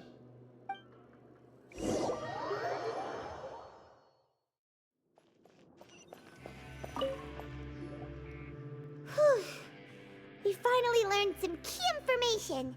Seems all of our investigative work has finally started to pay off. When you said you knew a diver, you were talking about Fremine, right?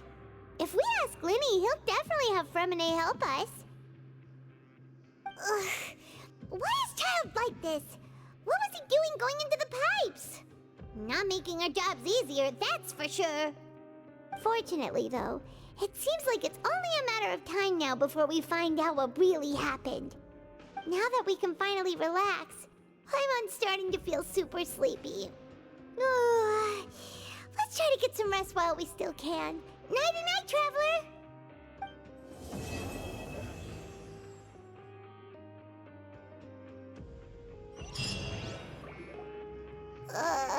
It's morning already?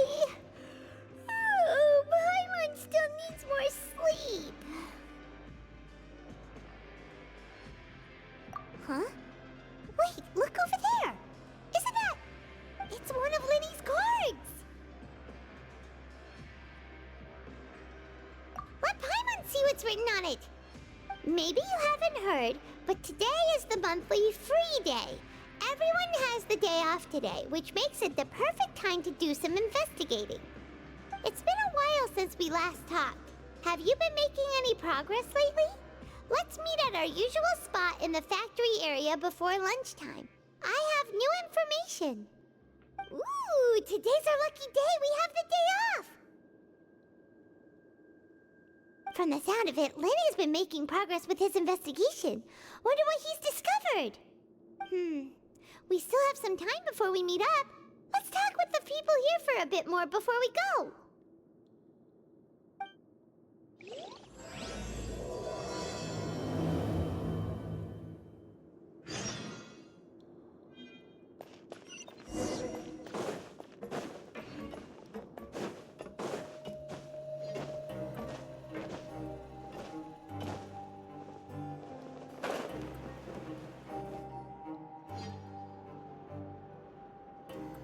Look, there are some people talking over there. Let's listen in on the conversation.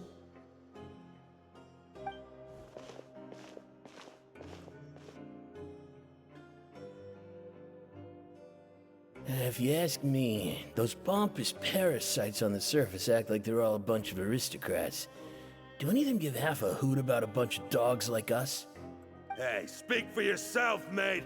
I'm no dog. Oh, you think you're special or something? If you're here, then you're just a convict like the rest of us. I've heard that even if you're released after serving your sentence, going back to life on the surface ain't any better. Once a criminal, always a criminal. We're marked for life. I don't buy that. Hey, how cool would it be if the whole world was destroyed by a giant flood and everyone had to start over from nothing?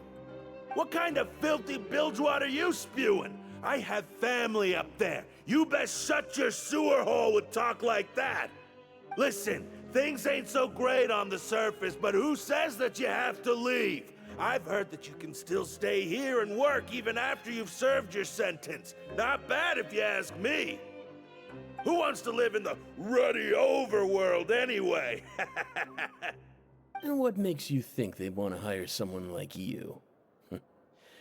It's one of the great mysteries of the universe, how someone as useless as you is so confident. Whoa. Sounds like they're really unhappy about the overworld. Speaking of which, Paimon never heard anyone use the words overworld or underworld when we were living up there. Is it only something the inmates down here say?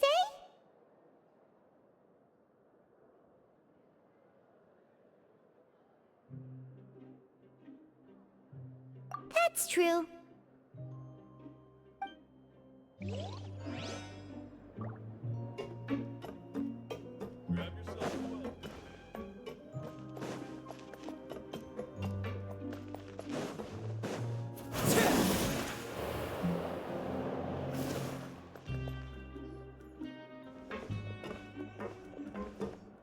There's a group of people over there. Let's go listen in. So I said, that's not a faucet. Hey, who are you two?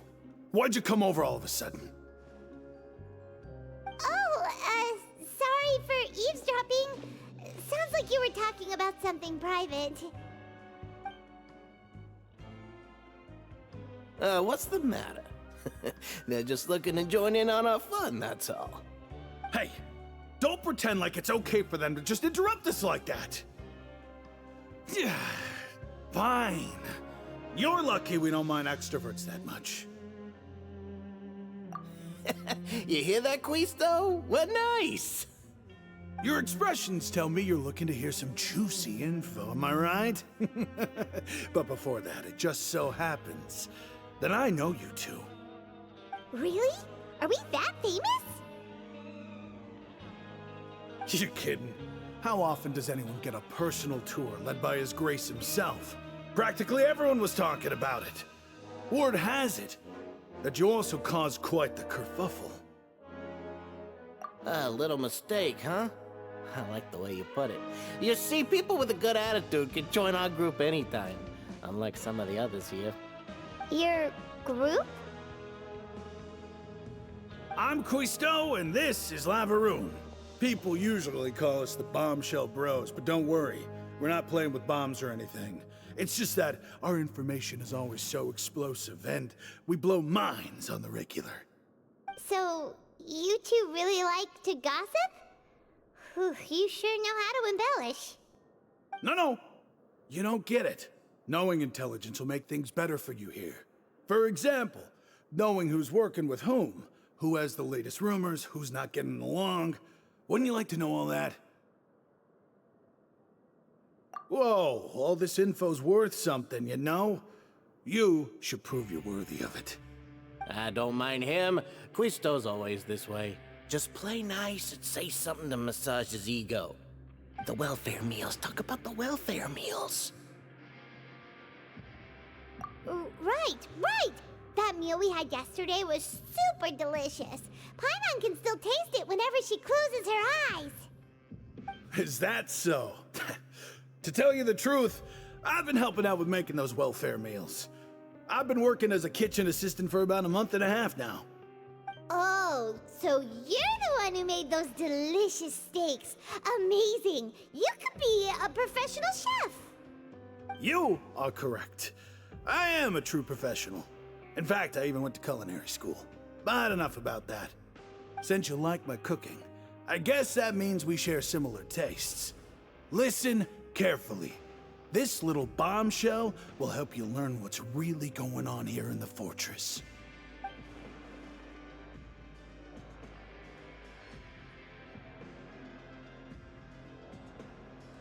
Listen, kids. The power structure within the fortress is quite complicated. The Overworlders couldn't care less about us down here. We're basically dogs to them. You've already met the one person here you should never cross, the Duke, Risley. He knows more than you think. And if he doesn't care about something, then he often doesn't bother dealing with it. Those who have the Duke's attention get all kinds of special perks, even better treatment in the infirmary. I know who you mean. It's that Jurier character, right? I don't think there's anything useful about him at all. Why does he visit the infirmary practically every day? Is it normal for anyone to be going in and out of there so often? If you ask me, he's just faking it to get out of work. But did you know that Jurier was a talented researcher from the Fontaine Research Institute before he came here? There's no denying that. I don't care if he was a researcher that could turn dirt into Mora. Once you're in the fortress of Meripede, you're just another inmate like everybody else.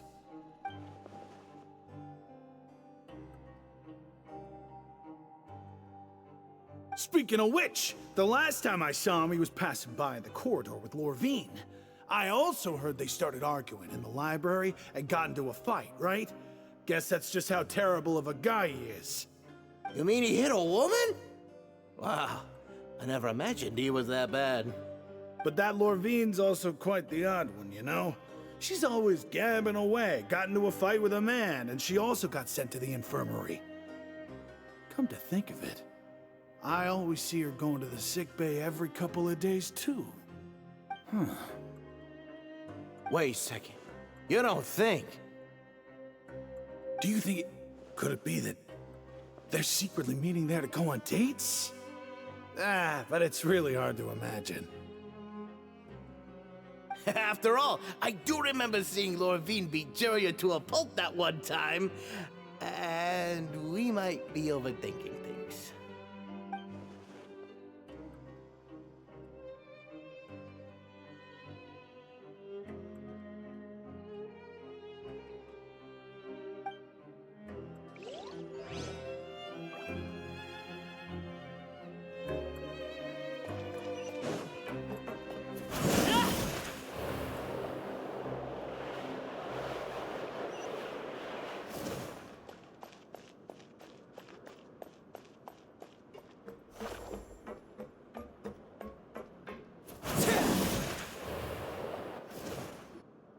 Hey, you over there?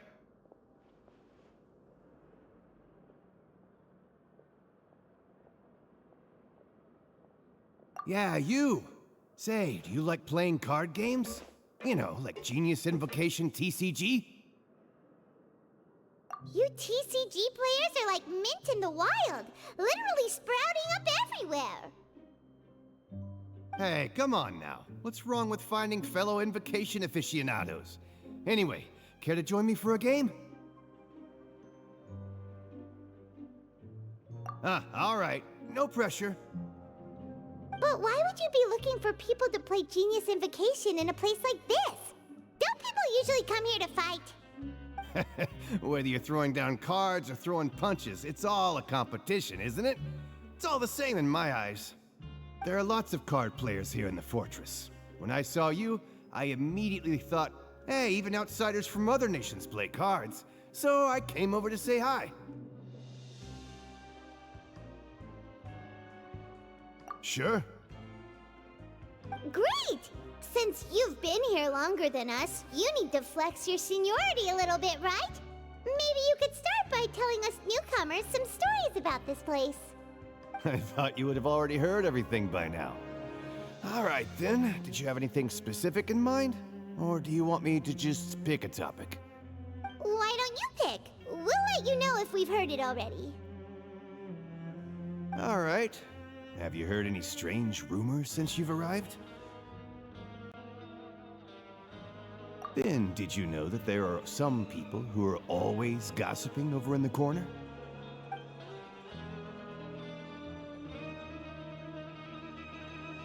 Yes, so you've already met those two. They're quite a pair. They always keep an eye out for the latest happenings and gossip about everything. I've never seen anyone with more time on their hands. I heard that they used to be a chef and a bartender before they were set down here. You know how bartenders are, always chatting with customers. And chefs love to pass the time just hanging out when they're not cooking. Good to know. Do you have anything else to tell us? Let me think. Sounds like you want to hear something a little more tantalizing. Oh, did you know that the Duke was also a convict in the fortress of Meripede before? Huh? Wait, are you serious? That's right. The Duke was an inmate just like you and me. Seems he was exiled here for committing some crime. Who knows how he ended up rising up to become the warden, though. To go from an ordinary inmate to becoming the manager of the whole place? I'm not gonna lie, I kinda respect that. A forbidden zone?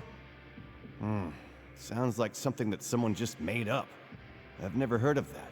Where did you hear about it? It's just a rumor we've been hearing, but no worries if you've never heard of it. Do you have anything else you can tell us?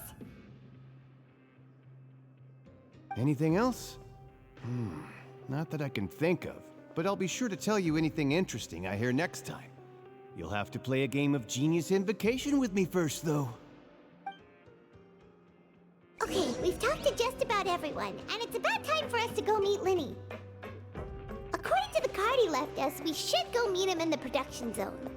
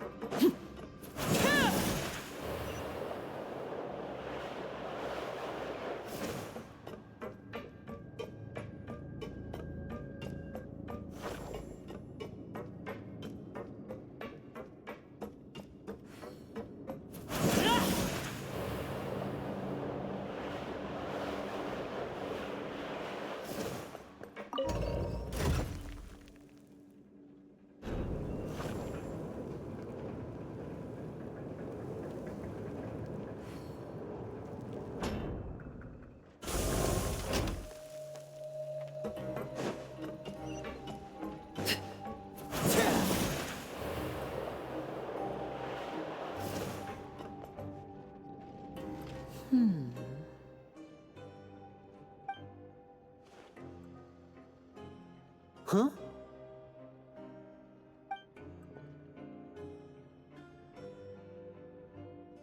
That look in your eyes. You found something?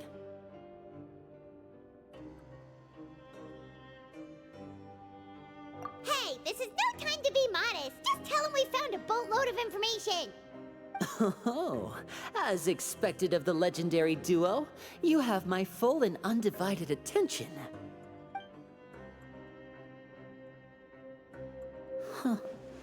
I'd have never guessed that myself. The rumors swirling about this place are unreliable after all, and Master Child probably went missing because he found a way out. He is a harbinger after all. I suppose he's much more resourceful than I initially gave him credit for. Unfortunately, this isn't enough for our final report to Father. We need to find out Master Child's exact whereabouts. Father told me that even though Master Child said he was just coming to Fontaine for a vacation, he actually had some personal reasons. His agenda might be linked to his disappearance. His escape route is already flooded, so we'll have to task someone with professional diving skills to chase after him. Well, when you put it that way, it's obvious that only Fremine would be up to the task. Bingo! Is he around? He's working today. Coming here as a group would have attracted too much attention. I'll talk to him about it later.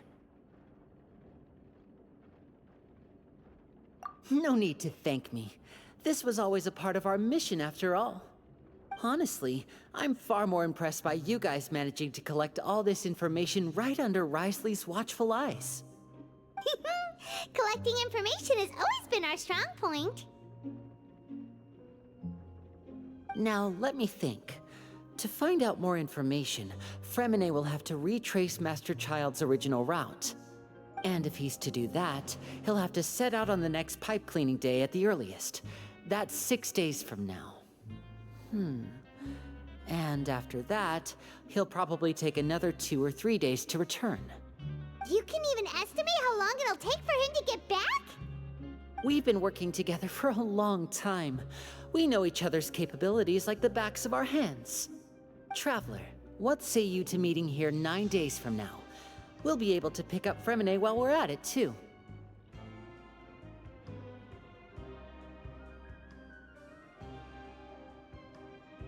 Oh, and there's just one last thing we'd like your help with. Though we can just sit back and wait for Fremine's report on Master Child's whereabouts, we still need to make more progress on the investigation of the Forbidden Zone. Fremine's no master of disguise, Lynette's still working on getting intel from the other areas, and I'll need to spend some time helping Fremine prepare for his diving mission. So, you are the only ones we can count on. What do you want us to do? Will it be hard? Well, I won't call it easy per se, but I think you'll be able to pull it off. Listen carefully. You'll need to find an excuse to get into the infirmary and investigate the room and environs. You've mentioned several sketchy-looking people always meeting at the infirmary earlier, so it probably has something to do with the secret we're hoping to uncover. You've already met the head nurse, so she'll be less suspicious of you. Investigate the internal structure of the infirmary and any active dealings within, and pass those on to me alongside anything else you're able to discover. But also, there's no need to take risks. Don't forget, safety always comes first.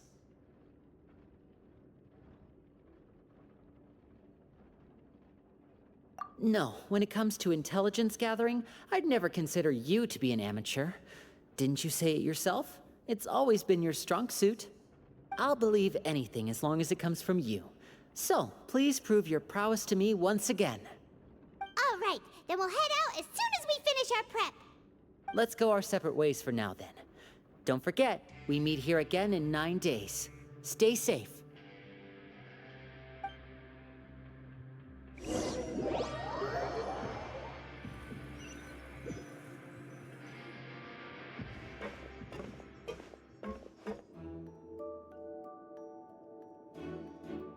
Hey, stay here for now. Paimon will take a peek.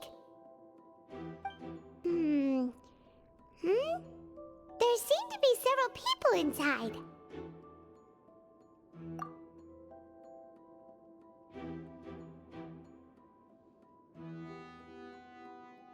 Right. I feel like it's not impossible. Oh.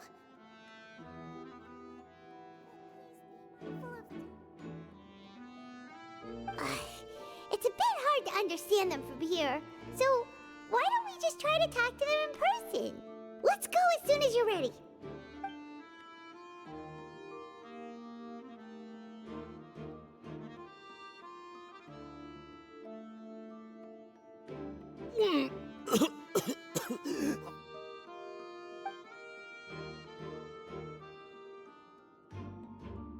Someone! Please help! He's sick!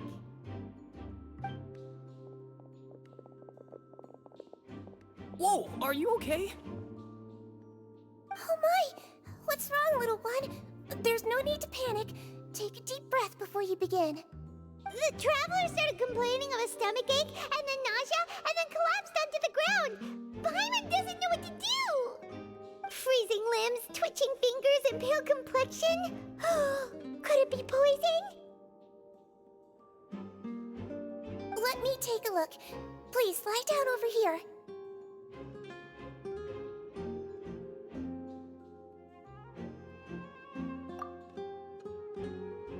Don't worry, I'll get you to the bed safely.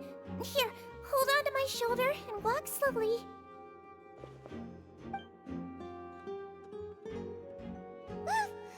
You can do it, Traveler! Don't apologize. You're sick after all. Now, please relax. I'm just going to do a preliminary checkup on you.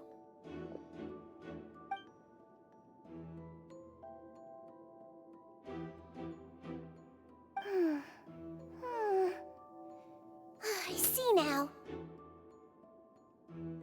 My checkup has confirmed that he's not in any mortal danger. That's our worst fear out of the way. Eh? Oh, that's good. But... I'll continue my diagnosis of the patient now. Please, relax and take a deep breath.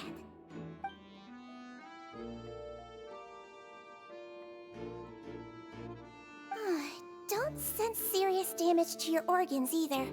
Does it hurt when I press here? And here?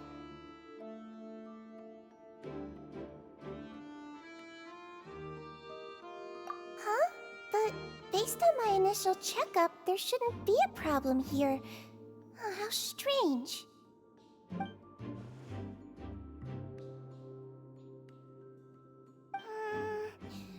What about here?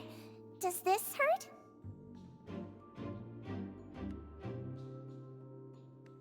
Oh, I understand.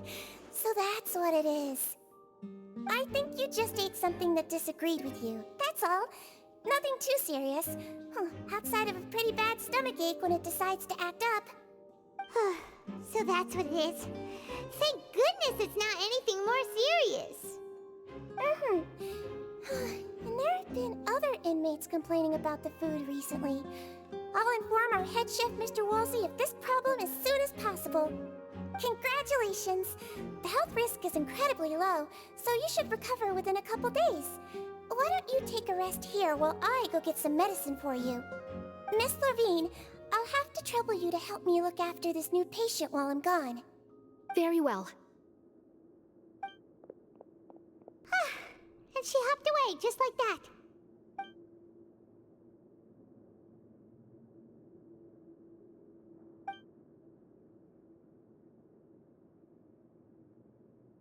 Hello. So how are you feeling now?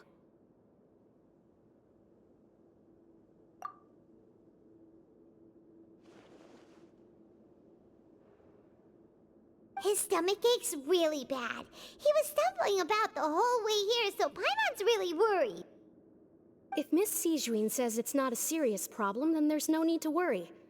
She's the best medic we've got down here. But it also looks like she's the only medic you've got down here. Well, that's true. What do you mean, that's true? That's really misrepresenting the situation.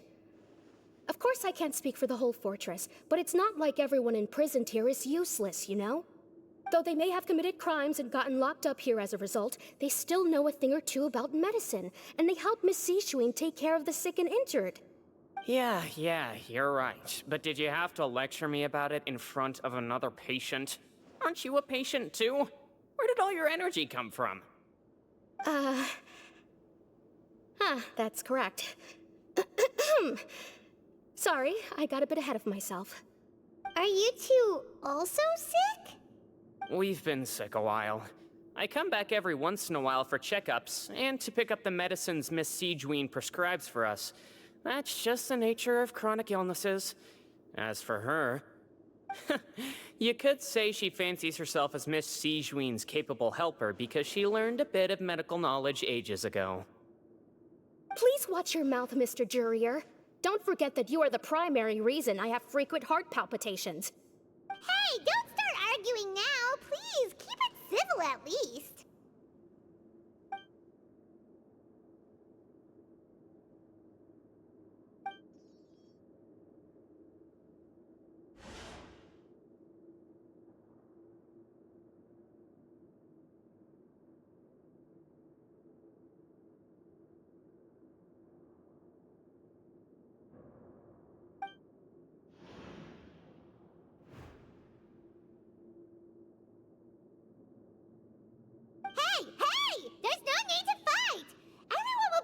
Someday, so there's no need to argue over silly things like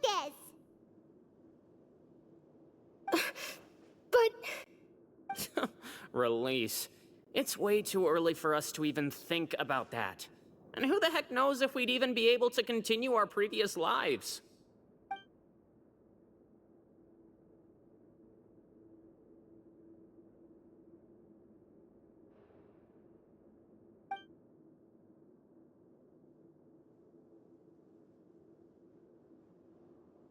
Please allow me to end this boring and useless conversation. Oh, and Mr. Jurier, I don't want to see your face here again anytime soon. And same to you, Miss Lorvine. Anyway, that was more than enough rest for me, so I'm going to get out of this excessively noisy place. See you later, everyone. He just slowly walked off like that? That's just what he's like. I'm sorry you had to see all of that. I'm Lorvine, and that's... Well, his name is Jurier, but I hope you'll never have cause to remember his name. You really can't stand him, huh? I mean, can you blame me? Who would like someone who's as arrogant and obsessed with weird research topics as he is? But there's no need to keep dwelling on him. I'll accompany you two for a while. Miss Siegewien should be back soon, and I'm sure you'll feel better as soon as you've had some of her medicine. No, it's nothing. I'm back! Did you rest like you promised? Thank you for getting our medicine, Miss Siegewien. Did you all cooperate with your bed rest? I trust that nobody got up to walk around. Good. Here, this should be 2 days' worth of medicine for you. Take 1 pill now, and then continue your bed rest.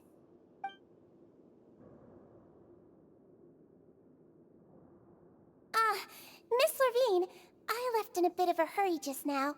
Do you still remember if we discussed the color of the pill that you should be taking today? I remember. You said it should be yellow.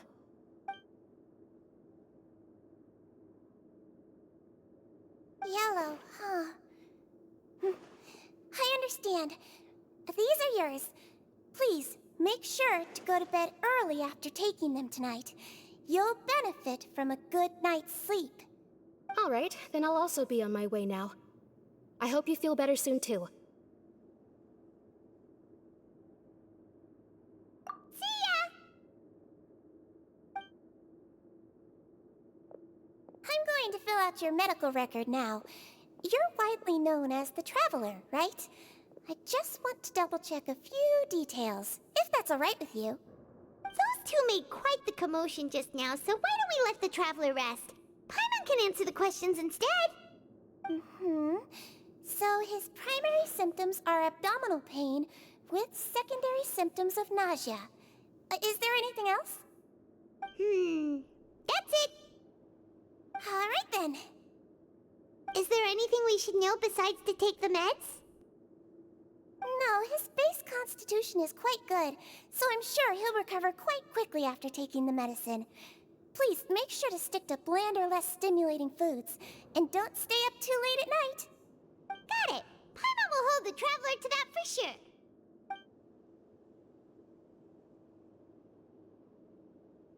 Oh, you're going to take a nap already? Okay then, you get some rest.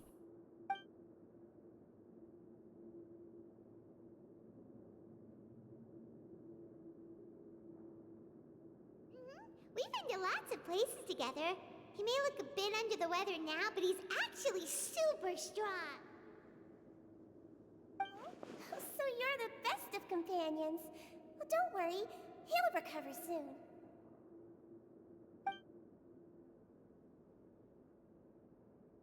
Ah, you're awake. How do you feel? You slept for a really long time, but we never left. Well, now you can go back without a worry in the world. Remember to take the meds regularly, and don't forget, bland foods. Thank you, Miss Sijuin!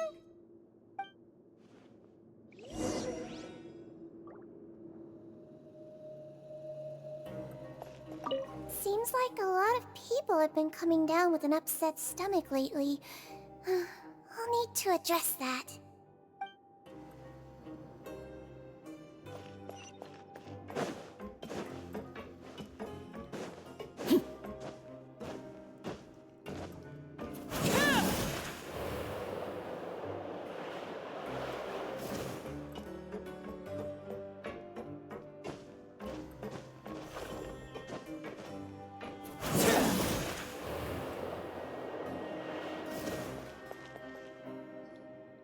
You really are something. To be able to fall asleep like that and even sleep talk the entire time, you scared Paimon half to death! No, but you kept mumbling things along the lines of, Pyron, go take my grilled fish and put down the Adeptus Temptation now! Paimon talked with Sijuin the entire time you were asleep. She seems like she's just a sincere nurse, and Paimon didn't notice anything unusual in the room. Are you sure we're not going off track with the infirmary?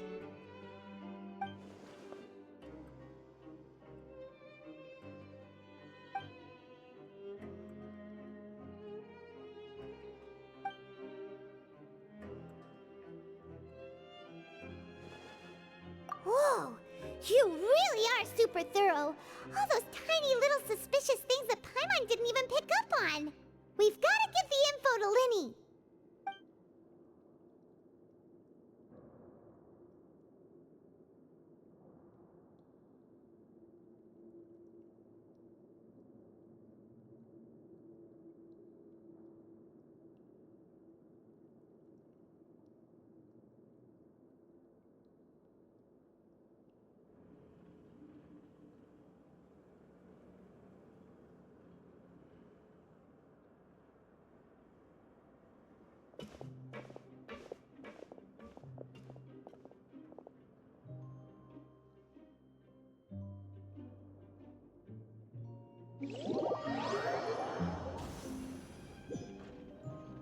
Today's the day! Let's go meet up with Linny!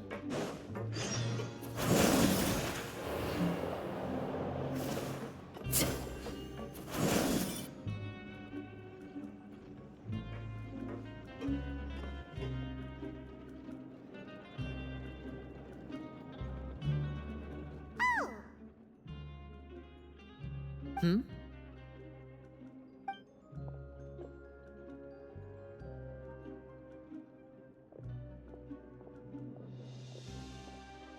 Did you two run into any trouble over the past few days? No, we just worked our shifts according to the schedule. Nothing weird happened. That's good. That means you didn't raise any suspicions when you infiltrated the infirmary. We've taken a look at the slip you've sent. Fremine successfully left the grounds via the pipes 2 days ago, and as of last night, Lynette has also infiltrated the infirmary after faking an illness. Wait, why is she getting involved as well? You already went above and beyond when you scoped out the infirmary. To put it more bluntly, even if we were to view that as something you did in exchange for Fremine's help, You've already done more than enough. Infiltrating a guarded stronghold is a different kind of job from a one-off investigation. We want to avoid using the same faces over and over and reduce the amount of suspicion that will fall on any given person. Lynette also felt like you have already taken the first step for us, so she should be the one to finish the job. So that's what Lynette thinks. Oh, Paimon hopes everything's going well for her. Perhaps that's true. You are both very good people, and we've come to appreciate that more than anyone else. Unfortunately, there's still one thing that could get between us, lest you've forgotten. The matter of our respective loyalties. You've mentioned before that you've had some run-ins with the Fatui. I can understand that feeling, so I assume you're just helping us out of the kindness of your hearts? Well, everyone could use some more friends. We'll be counting on you to help us in the future, too. Since I see you as friends, then it's even more important for us to protect you from any peril. Fremine and Lynette feel the same way. Glad to hear it. Then, let's go check on Lynette before Fremine returns. If everything went well, then she should be wrapping up her investigation right about now. Is now really a good time to go over? According to my observations, Sigewinne always spends around half an hour away from the infirmary right before lunch. Lynette knows this as well, so this should be a good time to meet up with her.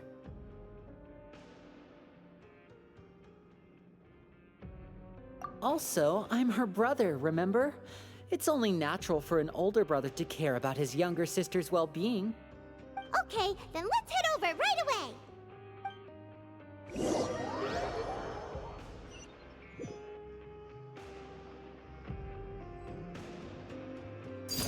Overruled.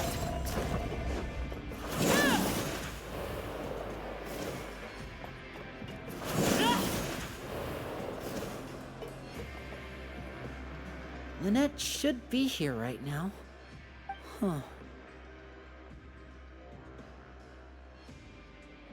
Strange. Lynette? As expected, Sigewinne isn't here, but why isn't Lynette here? No, Lynette rarely deviates from the plan. We agreed that if she were to make changes on the fly, she'd find a way to let me know. Unless... Let's see if there are any clues around here. We can look while we wait for her. Who knows? Maybe she'll be back soon. Okay.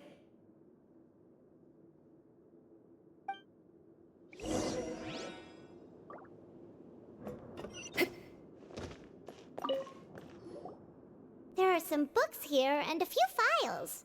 They all look like medical records. Advanced nursing, how to raise the spirit of your patients, a quick guide to the psychology of emotions, and the meaning of laughter. These sure are some interesting books. Who knew Sigewinne would be interested in these kinds of things? She even has books on understanding people's motivations and feelings. Is it because she's a Melusine? Or does she have a need to understand her patient's emotional state? Seems quite normal to me. These are skills that would come in handy for a nurse from time to time.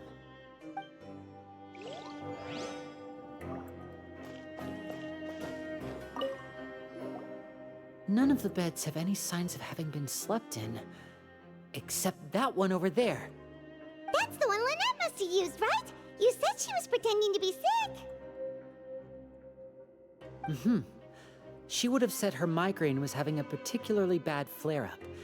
Generally speaking, the head nurse would then ask her to lie down and rest, while she left to retrieve the medication.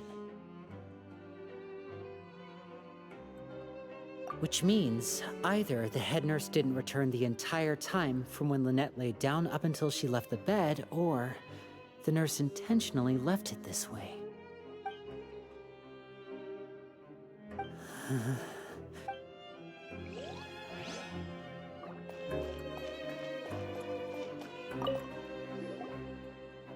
This is it! We saw it before! Wait, this thing? It doesn't look like it's been disguised that well.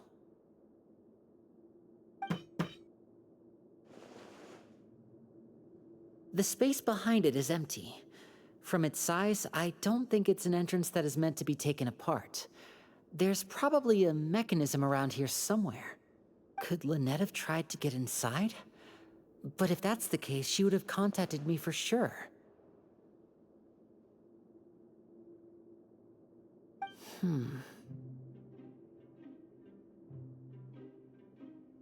Let's look around here for some more clues. Don't panic, just take another look.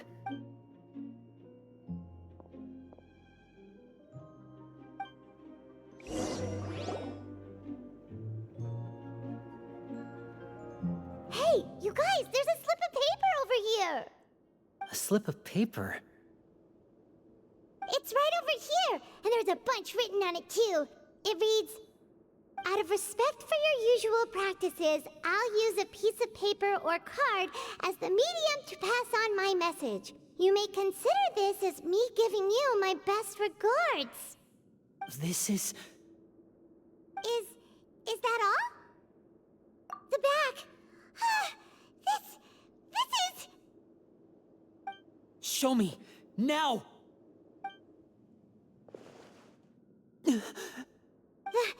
That look on your face. Paimon's reading it now. Would you care to guess where Miss Lynette of the Fatui could be right now? No. Could she have... Is she already... Wriothesley. Did he deliberately leave the infirmary unguarded to use it as bait? Wait, you mean he was aware of our goals from the very beginning? But why? We didn't run into any trouble last time, and he also never reached out to us since. Yes, that is a crucial question. Wriothesley, he doesn't do anything without a clear goal or reason. So this means he had no concerns about your activities from the very beginning. You're not from the same camp as us. You were sent down here by Nervulet, so you have no conflict of interest with Wriothesley. We're a completely different story, though. I'd like to know that, too. Why did he only go after her? Don't panic, just think everything over. I have to stay calm. This is not like what happened last time. The situation's different now.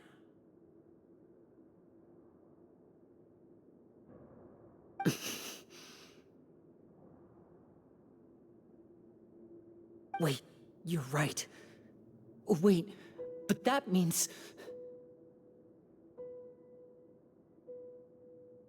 The fact that Fremine was able to leave the grounds, could Wriothesley have let him go as well? But what does he gain by letting Fremine leave like that?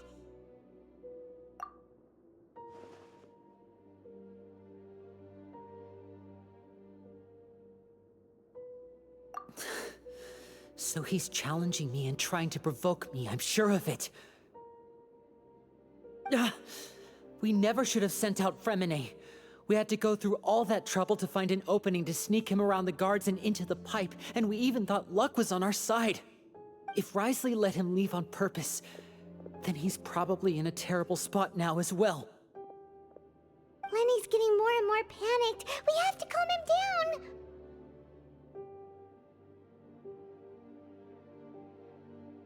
Don't be like this, Lenny. Fremine wouldn't have left if we hadn't told you about Child. That was our fault. No, I'm the leader of this operation, and I'm the one responsible for this team. I was the one who failed to protect them. I'll go talk to Wriothesley. Hey, don't be reckless! Traveler, please talk some sense into him. I simply cannot allow Lynette to be abducted again. I have to go. I'll find a way to get them back! He's rushed out the door! After him!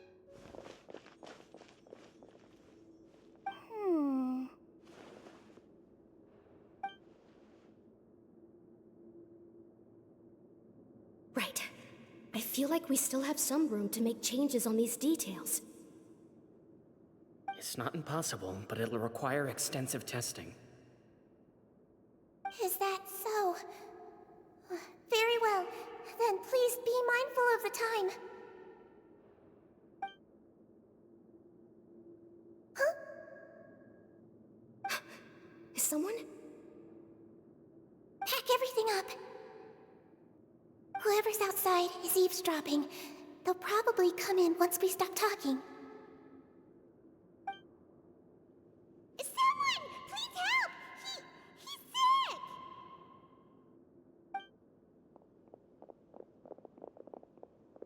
Whoa, are you okay? Ah, these two. As expected, they've already found this place. Oh, they are quite sharp. What a delightful turn of events. I like smart people, but I also like playing dumb. I like the feeling of being trusted. Oh my! What's wrong, little one? There's no need to panic. Take a deep breath before you begin. Being able to read human expressions is quite the useful skill. Lenny! Wait! It's no use. We have to catch up to him.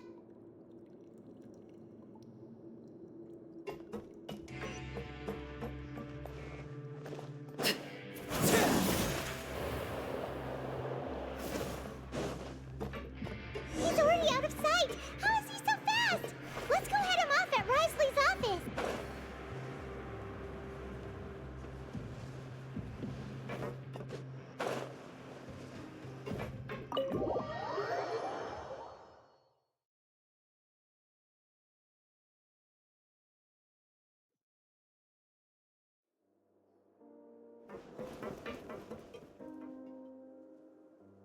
Come out and face me, Risley! Aren't we at an administrative office space? Why don't you at least try to follow even a couple rules from the fortress's indoor management regulations? What did you do to my sister? I ran into the young miss at the infirmary. I'd heard that she was suffering from quite the migraine, so I decided to invite her over for a cup of tea. I do have some teas in my collection that can work wonders against such an illness. Stop joking around! Where did you take my siblings? I have also heard that your performances are quite the spectacle. Miss Lynette would sometimes enter a box filled with water, only to emerge the next second from another place altogether. Maybe she'll appear behind you right now if you were to turn your head. Is he trying to trick me into turning my head? No, he's probably not looking to attack me right now. All of the hostages are in his hands, and he's even in the mood for small talk. That means Lynette is probably still alive. You knew we were investigating the infirmary from the start, so you deliberately aroused the Traveler's suspicions and baited us into continuing our investigation, just so that you'd be able to kidnap Lynette. As for Fremine, no, you probably didn't even interfere with Child's escape. You let him go, so you could purge the Fatui members that we had planted into your ranks. There was no need to do so. The Fortress of Meripede is a pretty pleasant place. Most people enjoy their lives here. The only ones who act differently are those with personal agendas. It was quite easy to identify your colleagues.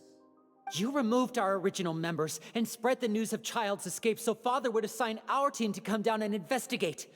Fremine has also fallen into your hands, right? If you're oh so omnipotent and so in control, why would you need hostages? One correction. Lynette is in my hands right now, but Fremine is not. He's not? What do you really want? Lenny! Oh, wonderful. Everyone is here, so I'll only need to say this once. Thank you so much for cooperating with me. Eager and to the point, I see. Alas, only Miss Lynette is currently having a cup of the fortress's finest tea. Although, as per your original plan, Mr. Fremine should also have returned to the fortress by now. But he has neither shown up within my gates, nor has he been taken into any kind of custody. So where do you think he may be right now? Wait, you can't mean... you locked him outside in the sea? I closed the fortress's gate to the outside world. That's all. Fremine's a star diver, so he should be fine, right? No, we're still here, so he definitely tried to find a way to come back for us. So we can't assume he might have made a break for the surface.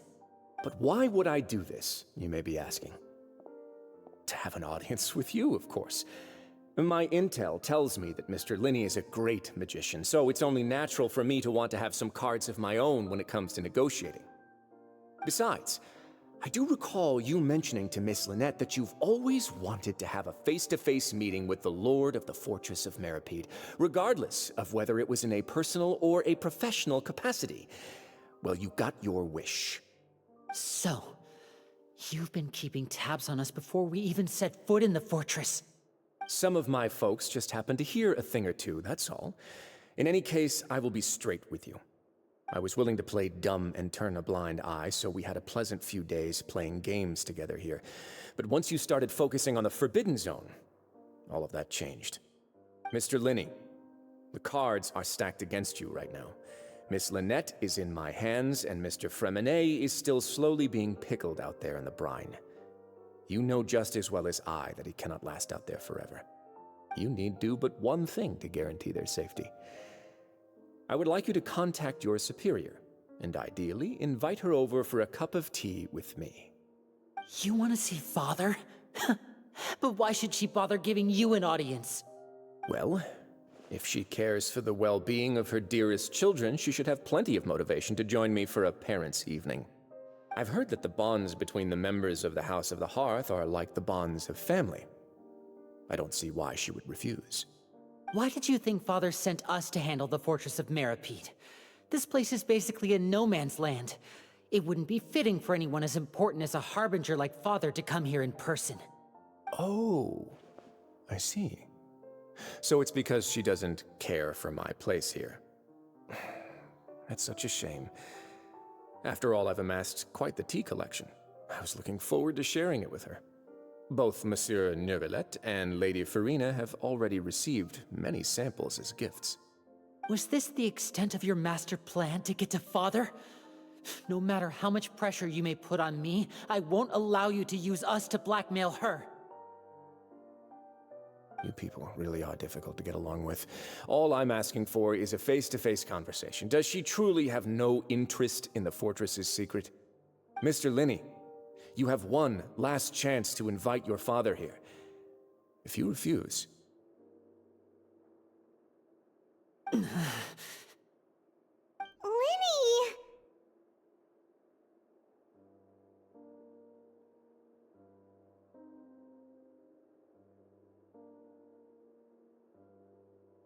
Instead of asking why I'm doing this, why don't you try to see things from my perspective for a second? From the very beginning, the Fatui has been actively infiltrating my fortress. I gave you a warning by cutting off the first few operatives I found, but that only caused you to double down. Had you given up on the fortress then and there, I'd have no reason to want to talk. Mr. Fremenet left the fortress on his own, and Miss Lynette tried to pry out my secrets right in front of me. No matter how you look at it, the responsibility for this falls on you. I shouldn't ask Father to do anything because of us. 6, 5... Wait, 2, 1. Time's up. It really is a shame, Mr. Linney. Risley! Negotiations have broken down. Please leave, ladies and gentlemen. It's time for my afternoon tea. Yeah, listen to the Traveler. If you can't talk to Linny, can you at least talk to us? You do realize that I'm only letting you go because of Neuvillette, yes? You're here helping him out, and I've already done my best to stay out of your way. But that doesn't mean you can just do whatever you want. The fortress may be small and remote, but it still has its own set of laws.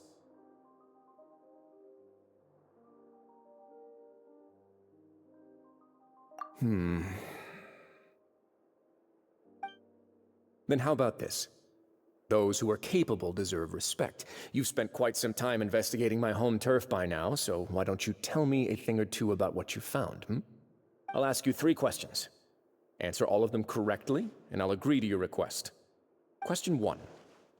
Regarding the hidden rules of the production zone, What is the truth behind the one about not being allowed to work for 3 days in a row?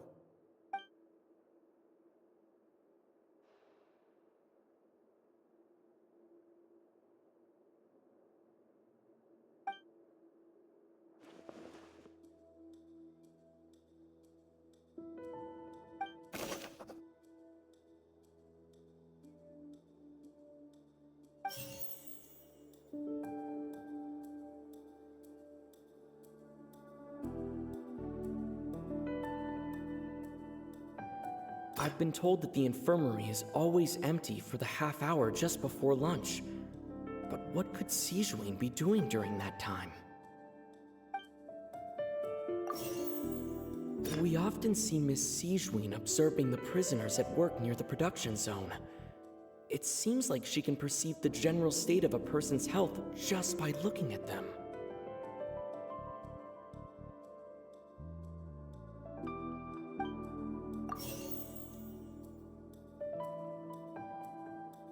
Fonta's internal report suggests that they're starting a new trial of an unnamed and unpackaged product. But the product has to undergo a trial because even Fonta's own employees have a lot of reservations about it. The research notes said that the Melusine race perceives the world very differently from humans. As a result, the Melusines have also developed a sense of aesthetics that appears rather strange and alien to humans.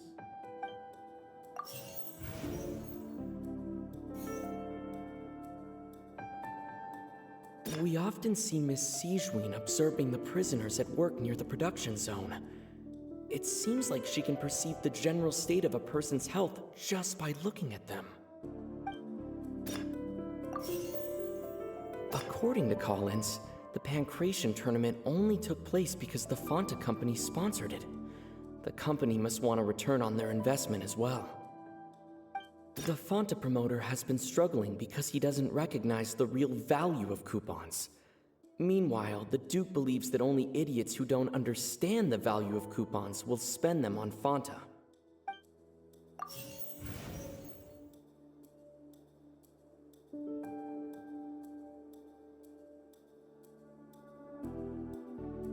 Fonta's internal report suggests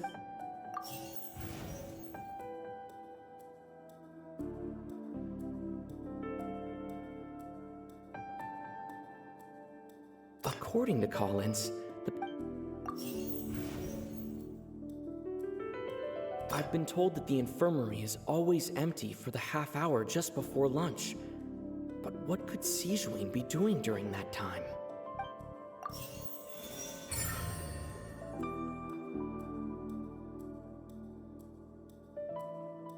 Ah, so that's what's going on. Paimon understands it now. Who would have guessed?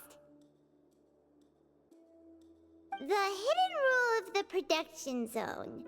People are not supposed to work 3 days in a row, and if they do, they'll get strange meat in their welfare meal. At first we thought this strange meat must have something to do with the people who disappeared, but in reality, they were all prepared by Sijuin, the head nurse. She often visits the production zone to observe the workers' health and makes a note of anyone who has worn themselves out after 3 full days of work. Out of her sense of duty as the head nurse, as well as her genuine concern for the workers' health, Sijuin visits the cafeteria right before lunch and cooks an extra dish for those who can use the stamina boost. Sijuin has only the best intentions with her surprise gift and doesn't want anyone to find out about what she does. However, unfortunately, Melusines as a race perceive the world differently from humans, and their sense of aesthetics is even more alien to us. The recipients of her lovingly prepared special meals cannot taste the care within and usually just freak out. Are we on the right track? Not bad. You've uncovered Sijuin's secret and even guessed her intentions correctly as well. It's nice to know that her efforts have not gone unacknowledged. All right, now for my next question. There are also some hidden rules in the Pancration Ring, including the one that you're not allowed to support both sides of a fight. Why is that?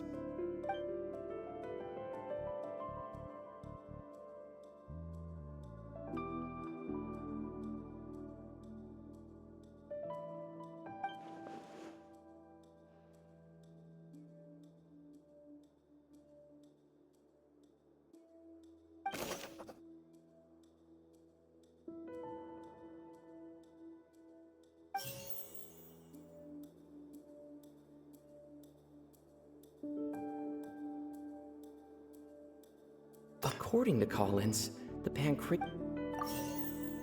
Fonta promoter has been Fonta's internal reports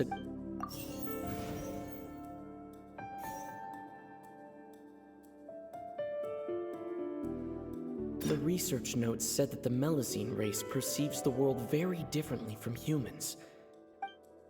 Fonta's internal reports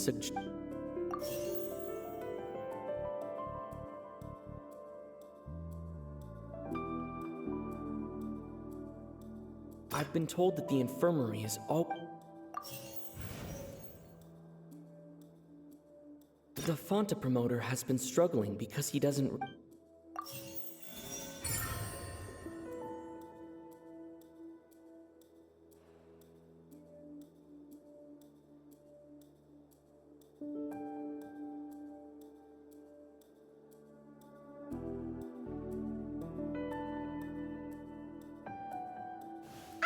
Paimon gets this rule too now, so there really was nothing to be afraid of.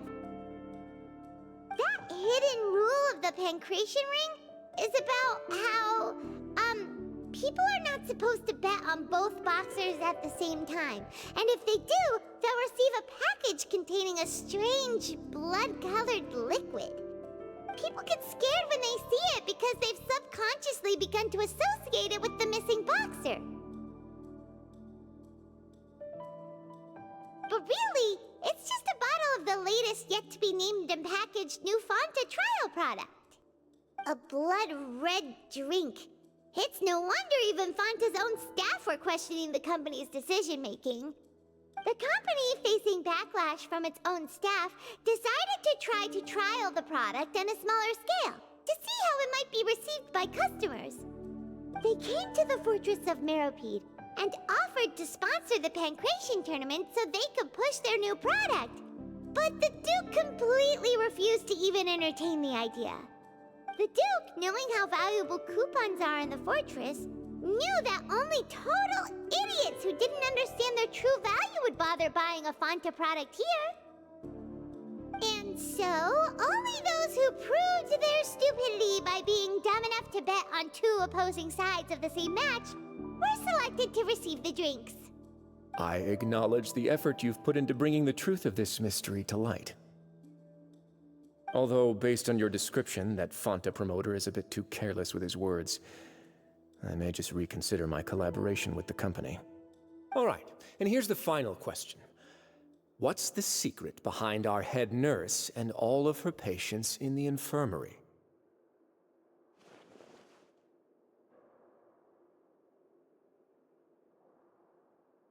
Stop your cruel and pointless games, Risley! You know that we haven't finished our investigation, so there's no way we can answer the last question. The thought of sparing Lynette and Fremine never even crossed your mind!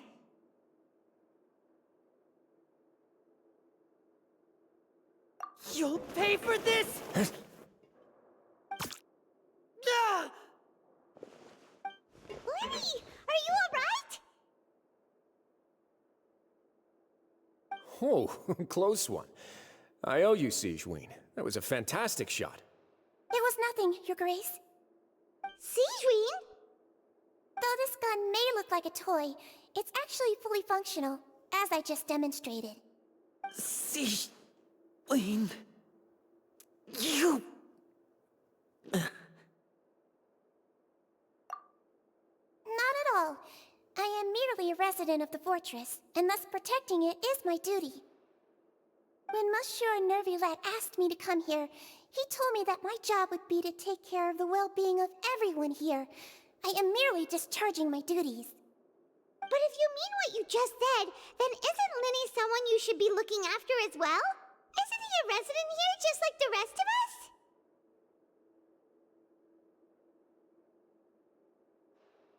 But I really am just doing what Monsieur Nervulette told me to do.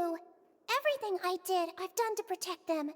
Had I not, they would be in far more dire straits right now. His Grace knows it too, right? Your Grace? Mind proving my innocence to them? My dear Sigewinne, whatever shall I do with you? Would it have killed you to just wait another minute or two? Well, it's nearly time after all. The way you do things can be truly frustrating sometimes, Your Grace. I figured I should try to talk some sense into you. What are you talking about? What time? Take me if you want. Let them go. How touching. Can you just give me one more minute? Don't be like that, Your Grace. All right, everyone, calm down. 2 more visitors will be arriving any time now. I'll go get a cup of tea. Miss Siegewein, I leave Miss Lynette in your care. You... What are you doing? I believe I hear footsteps.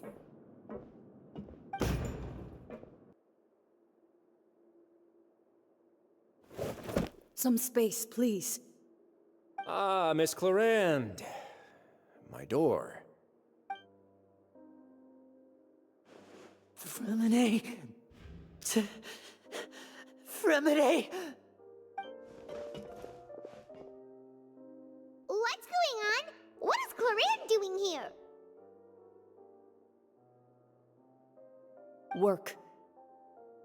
I'm sorry about shooting you, Mr. Linney. The tranquilizing effect will begin to wear off soon. Please take it easy in the meantime, though. What happened to Fremine? Wasn't he diving just outside of the fortress? Why is he looking like this?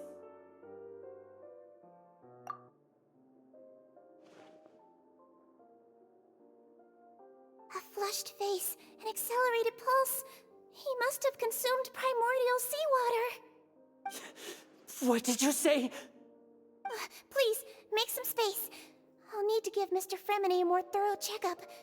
Your Grace, I'll leave the rest to you. I'll talk to Clarande while you get Fremine to where he needs to be.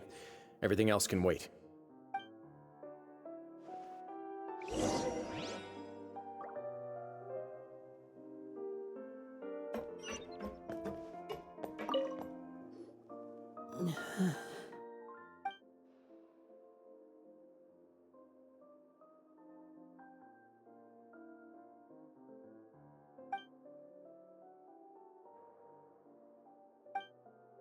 How is he?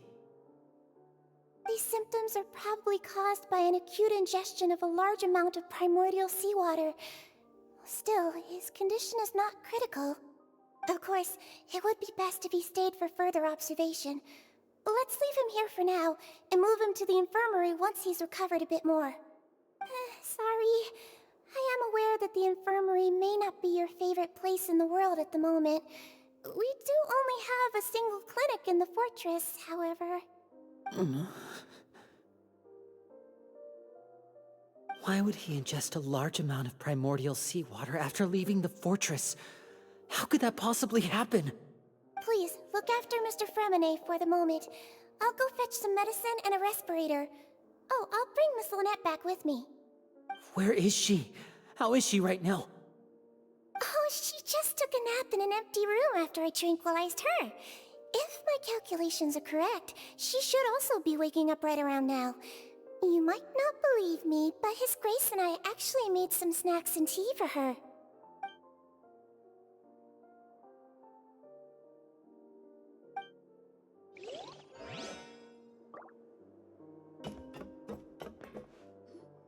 What's that look on your face? I thought I made good time on the way back. Oh, I'm just admiring your punctuality. Had you arrived just a few minutes later, Siegewein may have been forced to shoot Mr. Linney again. How's the situation out there? The water has changed. It's pretty much as expected. The concentration of primordial seawater has increased significantly. I was only out there a short time, so it wasn't too bad. But if one were to stay for any significant amount of time... well, you can see how that boy's doing.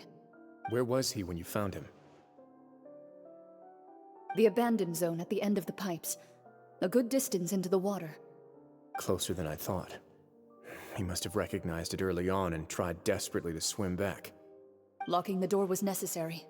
I don't think we could have saved two. Well, I did try to convince him that I had my reasons. Never seems to work, though. It would probably work on Neuvillette.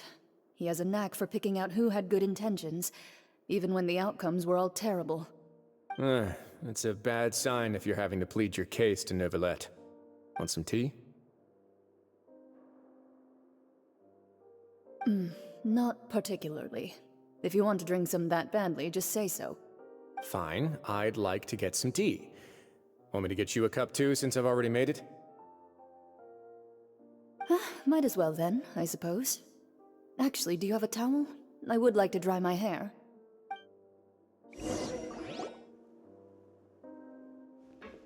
Linny, are you okay?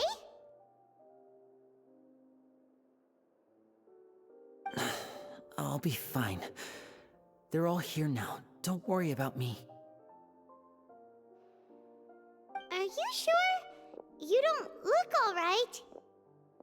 My hands and feet are still a bit weak, but that's probably just the residual effects of the tranquilizer shot. I'm back, everyone. Lenny! Oh, Traveler, Paimon, you're here too. Freminet? Is he... He'll be fine. But for now, please help me lift him up.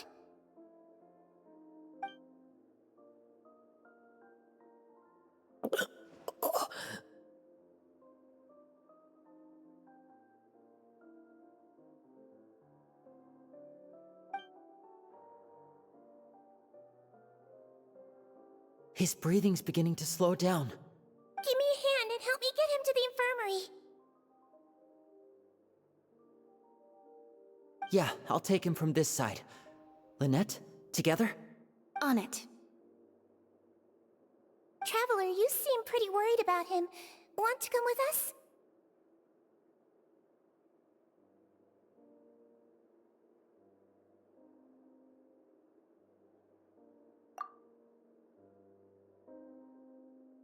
The Duke and Clarande are gone. They probably went to get some tea. The Duke will explain the truth in just a bit. Miss Clarande will need a break, since she only just returned from rescuing Freminet out of the sea.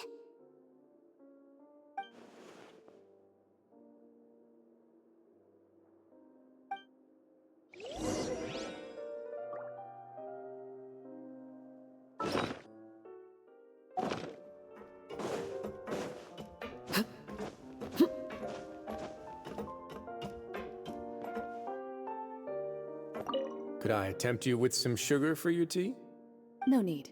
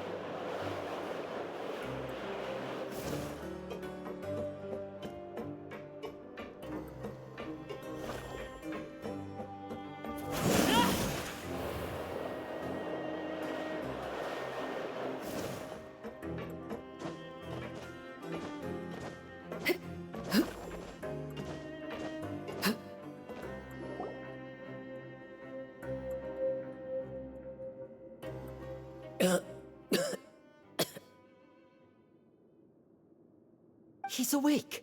Freminet, how do you feel?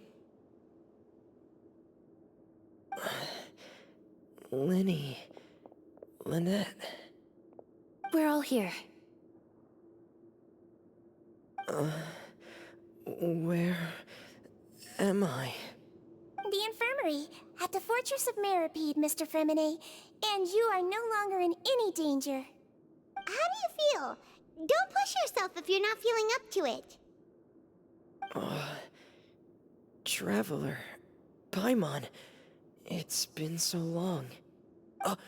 The sea! There's something wrong with the seawater.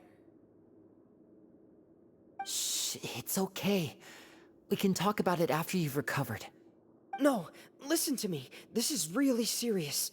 There's primordial seawater mixed into the regular seawater. I don't know why it's there, but no one should touch it.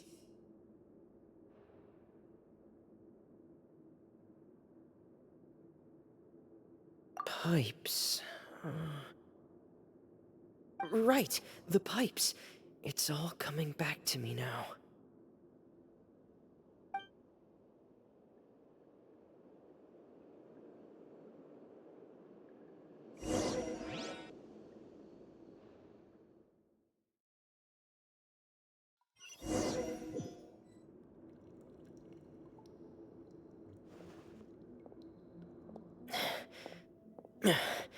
I'm in.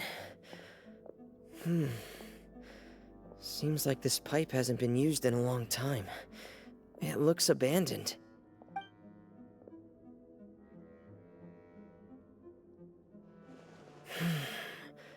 Where could Master Child be?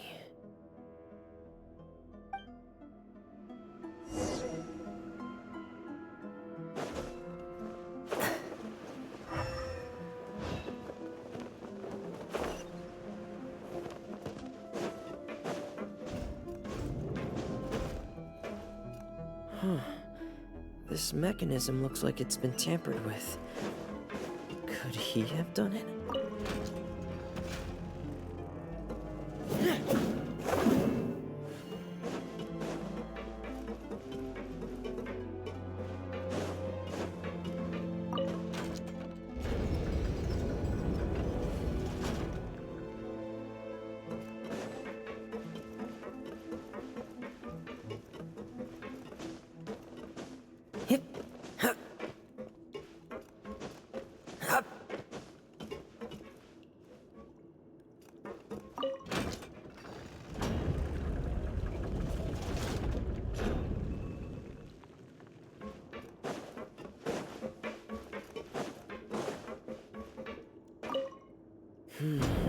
It's getting stuck on something.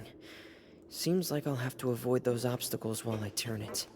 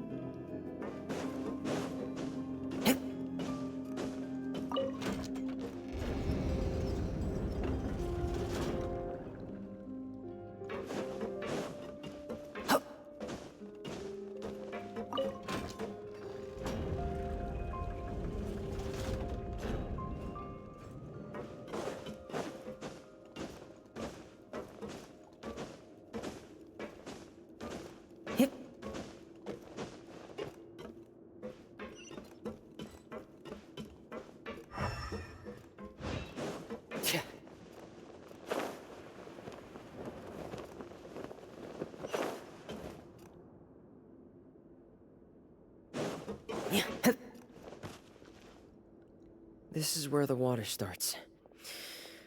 Okay.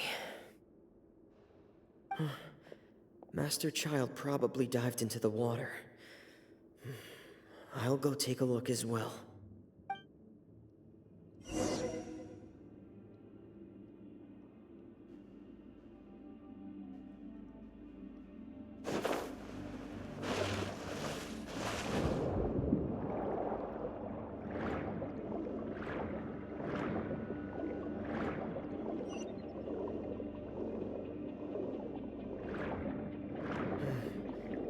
The vegetation here is a bit more sparse. These traces aren't natural. A person must have left them, and recently. I should be going in the right direction. There are traces here too. I need to keep going. The traces are gone, but I don't see where he could have gone from here. Wait, what the?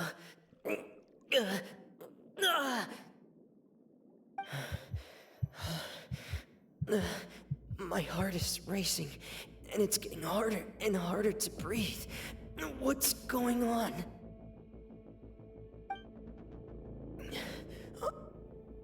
No good. I have to get back. They still don't know anything about what's going on. If I turn back right now, I should still be able to make it.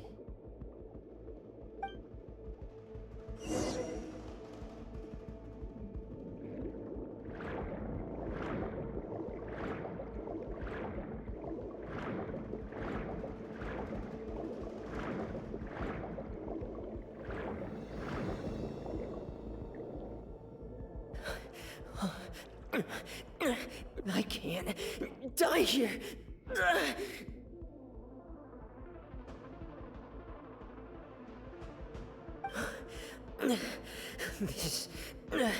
This is bad.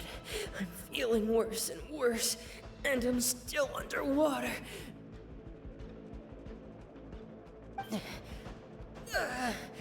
I have to push on.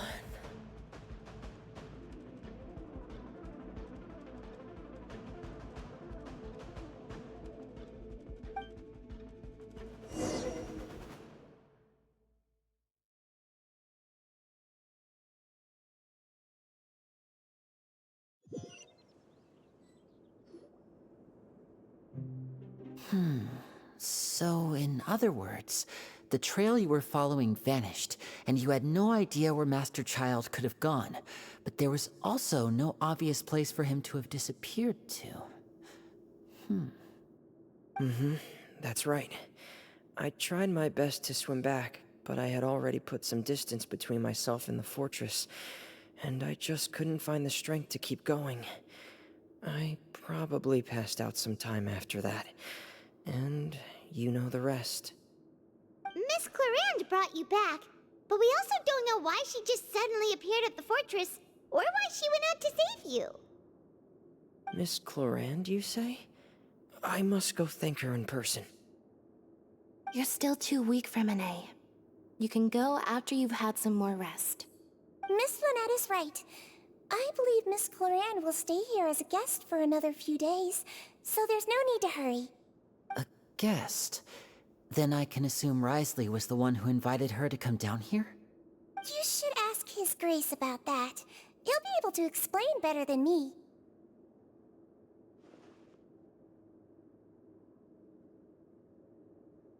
Yeah, it's about time he actually told us what's going on. Wanna come with us, Lenny? No, please go on without me. I don't want to leave just yet. Lenny. The logical part of my brain is aware that we're safe right now, but I still can't bring myself to leave. Both of you are just in danger. Understood. Then let's just sit together for a while. In that case, I'll leave the infirmary to you. The Traveler and I are going to head out for now. As long as you stay in here, I don't think you'll be disturbed. Thank you.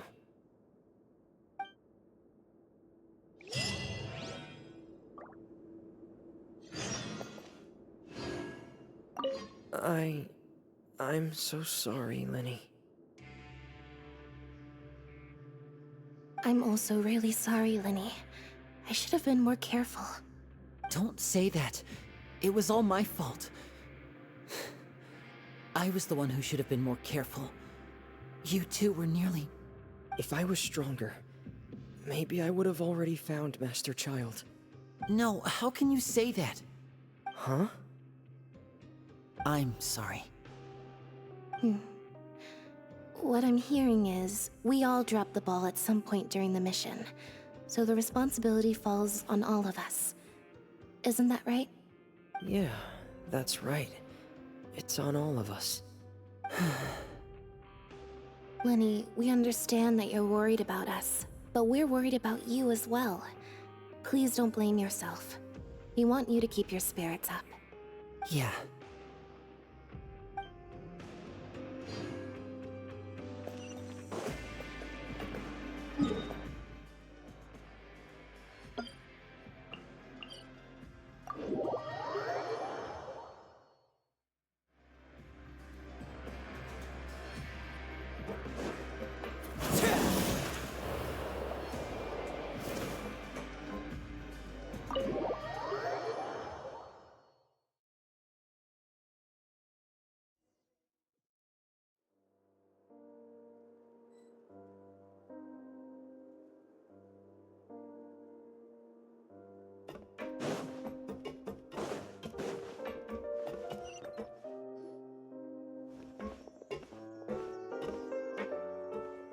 Excuse me!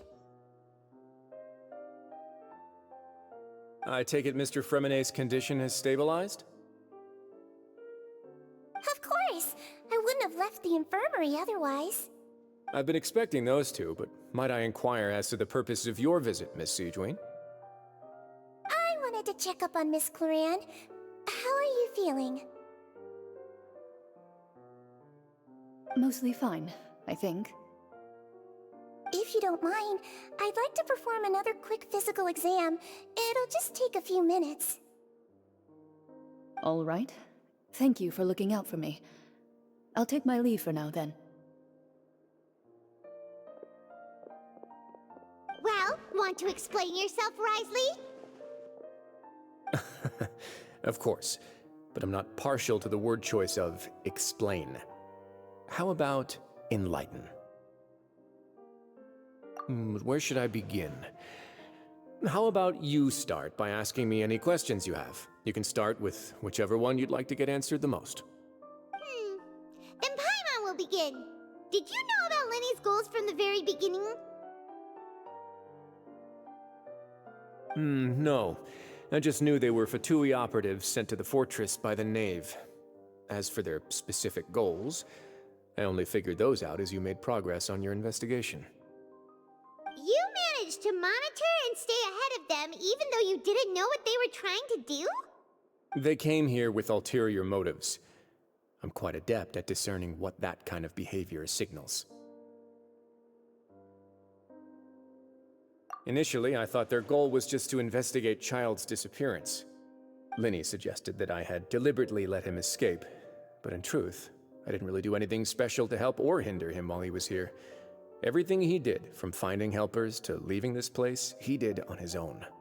Of course, it's inevitable that the Knave would make a big deal out of her fellow Harbinger's unexplained disappearance. I'm also quite curious about where that Harbinger went, so I figured I might as well let the Fatui do their own investigative work. All I care about is the answer. So you were hoping Lenny's group would just do your work for you! You make it sound like that's a bad thing. Unfortunately, things didn't go as planned. I assume that Fremenet has told you already, the ratio of primordial seawater around the fortress of Meripede is on the rise. The Forbidden Zone has always been Linny's target, and you got roped into that investigation after running into him. I began to intervene out of concern for your safety, and also to prevent the fortress from becoming entangled in more irksome matters. Are the rumors true? That you're also a former criminal?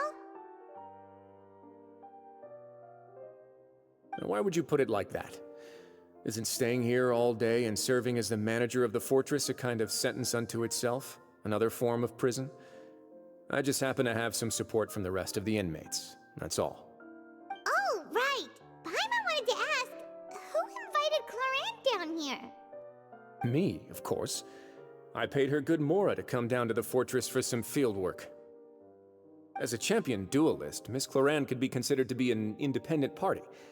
I needed to find an exceptionally capable person to help me get through the impending crisis. And saving Fremine was part of that crisis? You can think of it like that, yes. Credit where credit is due, that boy is quite adept at diving. Had conditions not been as hostile as they were, he probably would have found the missing Harbinger already.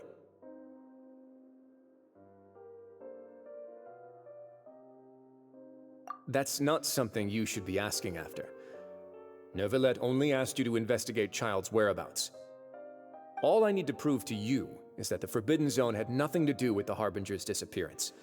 That should be clear now that you've spoken to Fremine. But we've already uncovered that there's something wrong with the infirmary, and we've answered a bunch of questions that you threw at us. Isn't it about time that you answer our last question in return? You make a compelling case. Do you really want to know the answer that badly? Yeah, Paimon really wants to know. Even if the truth may not be pleasant?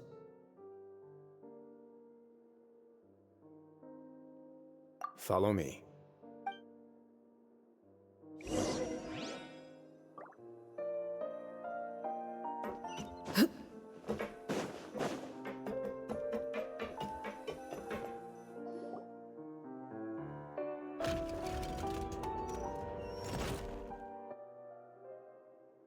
There's a hidden door here? And a whole basement behind it? Huh. You're pretty good at hiding stuff, Risley.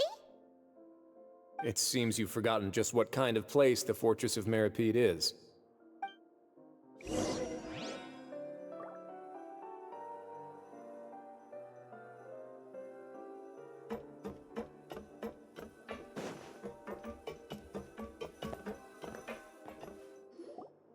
Stand on the central plate. Wait, is there a secret mechanism or... Whoa!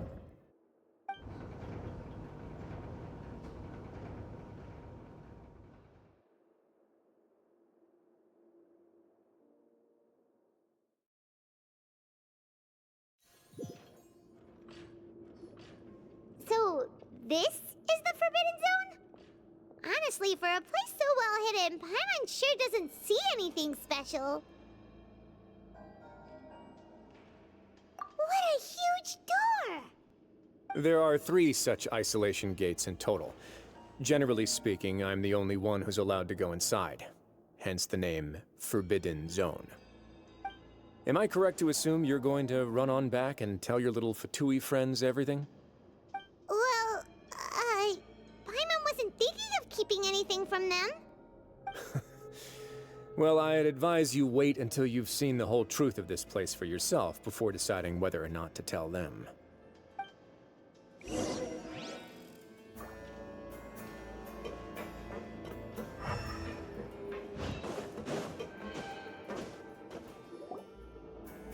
Huh. So there's a switch on the side. Stand back.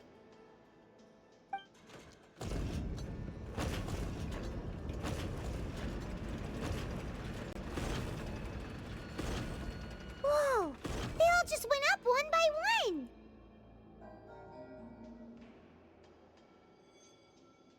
Go on, have a look.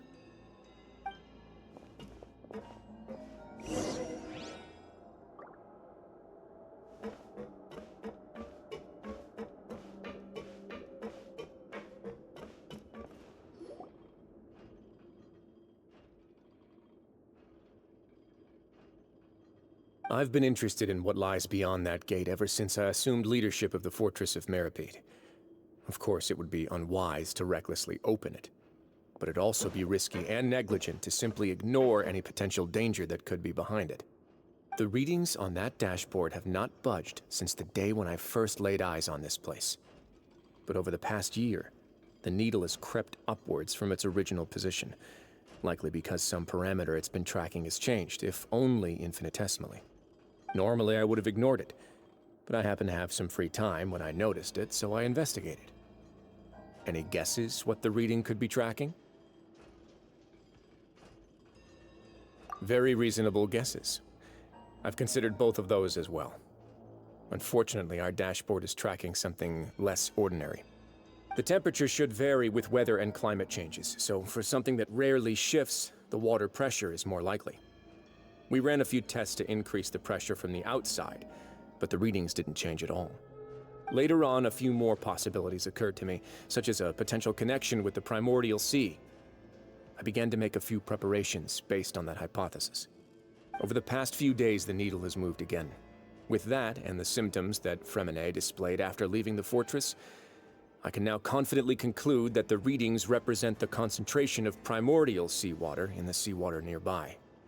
The concentration of primordial seawater? But we're already under the sea! And that is precisely the problem. We're at the bottom of the sea, and now we're surrounded by toxic seawater. Somehow, primordial seawater got mixed in, and the concentration is steadily rising. Yes, that's very likely. But forget about the two of us! Not even Novelette knows where the primordial sea could be, much less where we could find and plug a leak. Oh. Oh! Seems like you've figured it out. I believe the primordial sea lies directly beneath this sluice gate. For some reason, the primordial seawater levels have risen significantly, and it's now very close to us. The indicators are now red. Although the gate still stands, some primordial seawater has already leaked out and mixed into the sea around us. If this continues, soon it will no longer be able to hold back the primordial sea at all. Yeah, you know what the legends say. If this place falls, then everyone in Fontaine will be turned into puddles in the span of a night. But that's just too weird! Why would the Fortress of Meripede be built right above a sluice gate for the primordial sea? Who built this place anyway? Your expression tells me you think this might be part of a vast, complicated conspiracy. To be honest, you might find the actual answer may be exceedingly boring. It's just that the secret of the Forbidden Zone had been long forgotten by the nation before I rediscovered it with my research. There's no single founder of the Fortress of Meripede in any traditional sense. What we know about its history has been left to us by the people who used to live here. When the previous Hydro Archon Egeria ruled the land, all convicted criminals from Fontaine were exiled. The people drove the criminals away like a wolf pack chasing away the banished. The criminals received no sympathy of any kind from the people. They were exiled to the desolate seaside, where they experienced only pain, struggle, and the bone-chilling cold.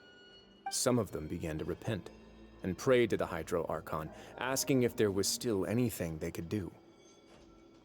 The Hydro Archon took pity on them, and said, "You may go guard my secret, deep underneath the waves." And so, leaning on the power of the Hydro Archon, they gathered underneath the sea and began to build a fortress. They became a community down there in the deeps, and over the years helped it to grow. As the number of exiles increased, more and more people joined the community. When the first group of exiles died, they left the yet unfinished fortress to their successors. The Hydro Archon continued to lend her support, allowing the fortress and what it stood for to continue growing ever larger. Before long, this dark underwater fortress became the sinner's only home. And with that, the people here stopped referring to the fortress as a prison. They saw themselves as repenting sinners who would regain their freedom once they had sufficiently redeemed themselves. But as time went on, people also realized that the fortress was a lonely place. Once they had gotten used to life here, they could no longer feel comfortable living in the overworld. Once they had finished serving their sentences, some people left and some others chose to stay. They'd find some idle position and let their withered souls fade away with the ancient secrets of the past. After many, many centuries, few people still remember the reason for the fortress's founding. Now they just see it as an integral pillar of Fontainian society, as the place where criminals deserve to be sent. Now and again, researchers manage to break one law or another and live out their days in the fortress. I learned all this from an elderly historian. Everyone else just thought he'd made it all up. But now you know every part of that history is true. Indeed. It's just as the prophecy says. If this gate fails, then everyone will be dissolved into the sea. To be frank, not really. But sadly, that hasn't stopped this prophecy from proving all too accurate. Prophecies are troublesome things. Just hearing one will create the first wave of panic. Seeing signs of it will bring about the second, and actually witnessing it in real time, the third. Let's go somewhere else. I want to show you something.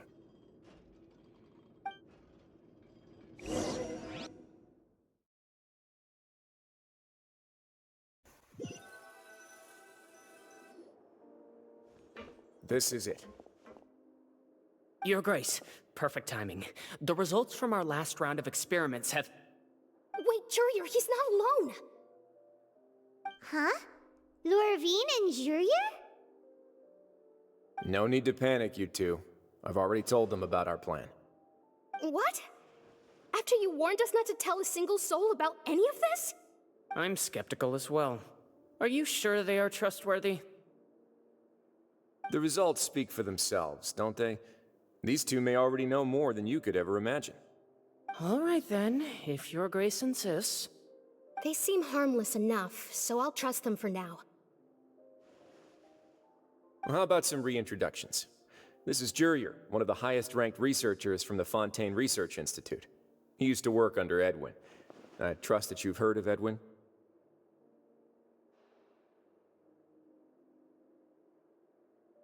Good. Saves me a bit of time explaining. Edwin's main areas of research were archaeum and gravimeters. As his assistant, Jurier is quite familiar with them as well. I hired him to be my technical consultant. You want to blow up the fortress of Meripede? Ah, what a lovely idea. I'm already imagining it in my head. Gotta admit, I'm tempted as well. Guys, focus! Focus! That taskmaster over there is Miss Lorvine, and is also one of my technical consultants. While Jurier used to be Edwin's assistant, she used to be Jurier's assistant. Ooh, are they together? See, everyone keeps asking this question. Are you too sure you're not a couple and just using your work as a convenient cover? Your Grace, I am not in a relationship with this man. If I dated her, I'd officially be madder than Edwin. Jeez, forget I said anything then. Follow me. Whoa, there's another door that goes right up. Your constant amazement makes it seem like the fortress can do anything. But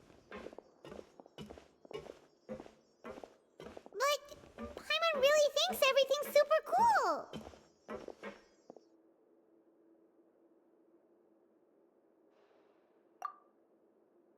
Well, let's spice it up a bit. And here you go.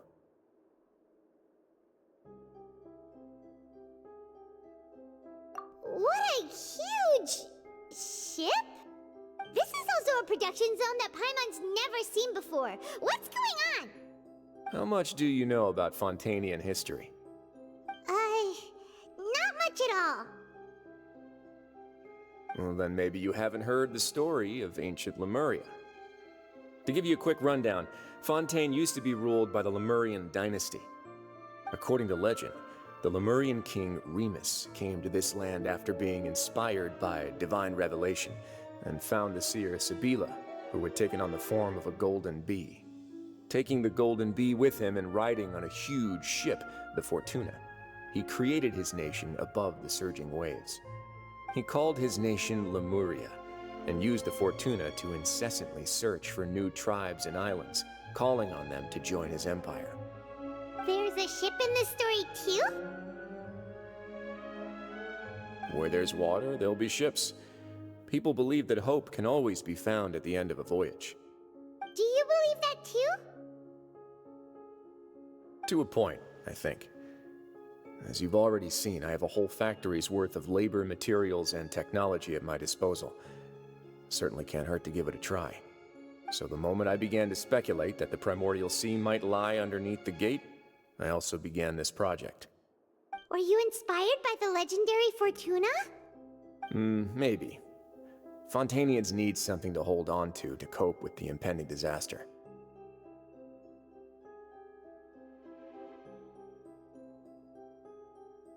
Were the workers to find out the truth behind this ship, riots would destroy the fortress faster than any catastrophe.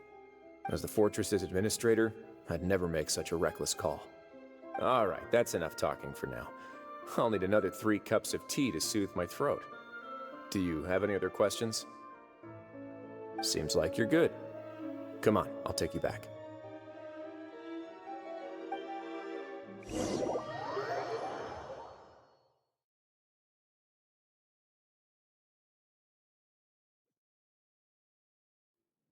I'll leave you here for now. Oh, thank you so much. No worries. But don't forget, it's up to you whether or not you want to share what you just saw. What you do from here on out will likely affect those 3 as well.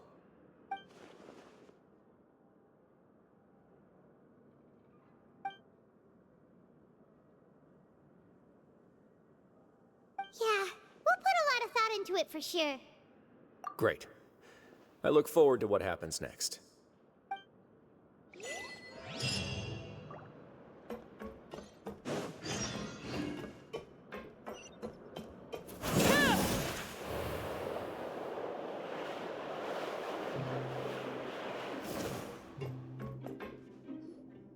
We're back! Welcome back. Do you want a cup of tea? How can you be so much like Risley, always drinking tea? Huh. Actually, now that you mention it, I just remembered something now. While I was sedated, I could still barely hear 2 people talking next to me. They were discussing everything, from the leaves to the water and even the teacups themselves. Must have been Risley and Sijuin. Yeah, I heard 1 male voice and 1 female, so it should have been the 2 of them. They really were just talking about brewing tea. I really can't make sense of this place. So, Traveler, Paimon, were you able to learn anything from Risley? Yeah, he explained everything. Very well. Then, would you mind checking your answers against my speculations? Yeah, I took the time to rest, so I'm feeling a lot more relaxed now. Nobody else is around, and Miss Sijuin is also busy with something or other, so let's just talk here. All right, then I'll posit my theories. I asked myself 3 questions. Firstly, why was Fremine affected by the primordial seawater? It was because he dove into the sea. My theory is, the long-lost primordial sea is probably very close to the fortress of Mirapede. Ooh, he's good. He got that right on the first try. That's our Lenny. Secondly, Risley's attitude changed dramatically during the course of our stay here. He ignored us completely at first, then suddenly roadblocked us. Why? I spent quite a long time thinking about this. If he has been monitoring the Fatui since the very beginning, he probably ignored us at first because he was hoping we could find Master Child for him. What's more, the Fortress of Mirapede is not part of Fontaine's court system, nor does it report to Udex Nervulet. Risley is basically the king of a no-man's land. As long as the fortress doesn't do anything about Master Child's disappearance, Father can use it to pressure the Fontaine authorities. And while the 2 factions are pitted against each other, Risley will be free to move between the parties of interest. If I had to guess, he probably has something that he's working on himself. It's likely related to the secret of the infirmary, but I just can't think of what it could be.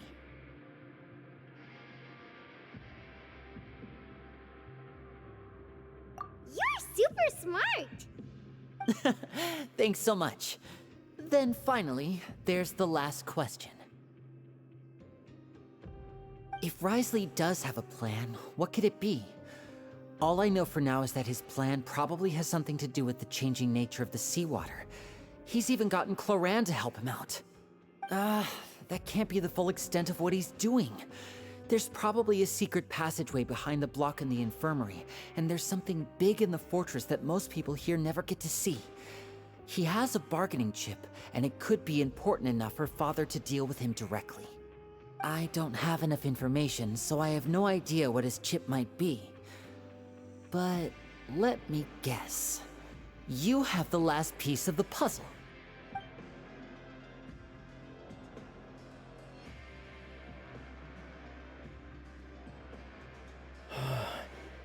I can't believe it. The sea will engulf everyone. Just like the prophecy said. Could Risley have wanted to meet Father to figure out a way to deal with this crisis? If you remember, I once mentioned that Father sees the House of the Hearth as her base of operations, and she truly wants to resolve the crisis. But how could Risley have known that? Or perhaps he didn't know, and just wanted to bring Father over to his side? Which could be why he said he just wanted to negotiate. Yeah, that makes sense to me.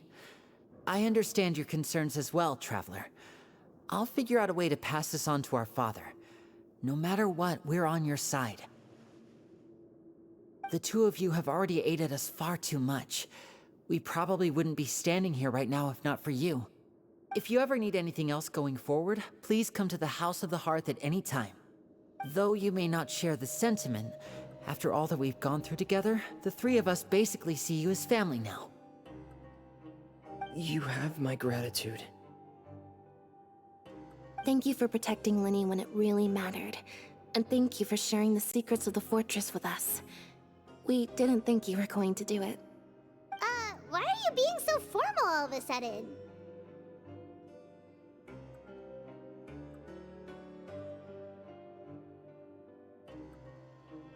Given your strength, you might not need our help at all. But if you are ever in danger, we will try our best to protect you. Aw, the sound of that makes Paimon feel all warm and safe inside.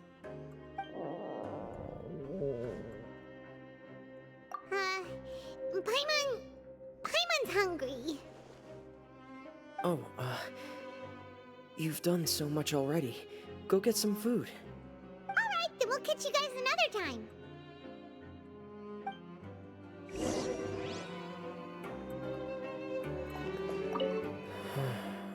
I feel like I should try to become someone more capable of helping. You're incredibly helpful. Lenny thinks so too. Yeah, you two are always telling me not to push myself, but aren't you just like that as well?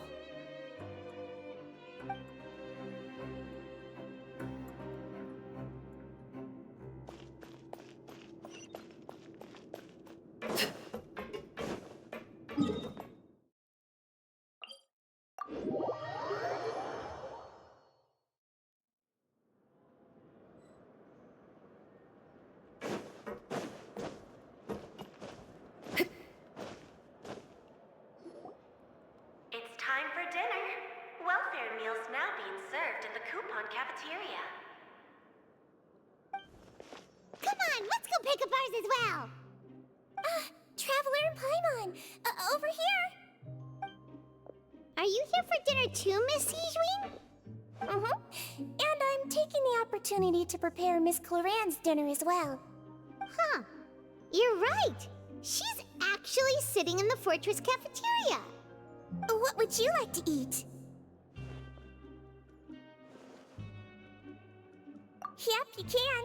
I've already talked to our chef, Mr. Wolsey. It's all on me today, so you can get whatever you'd like.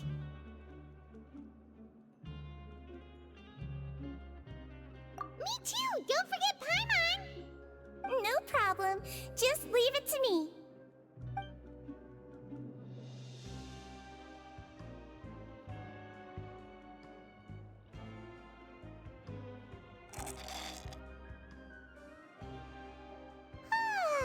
So delicious.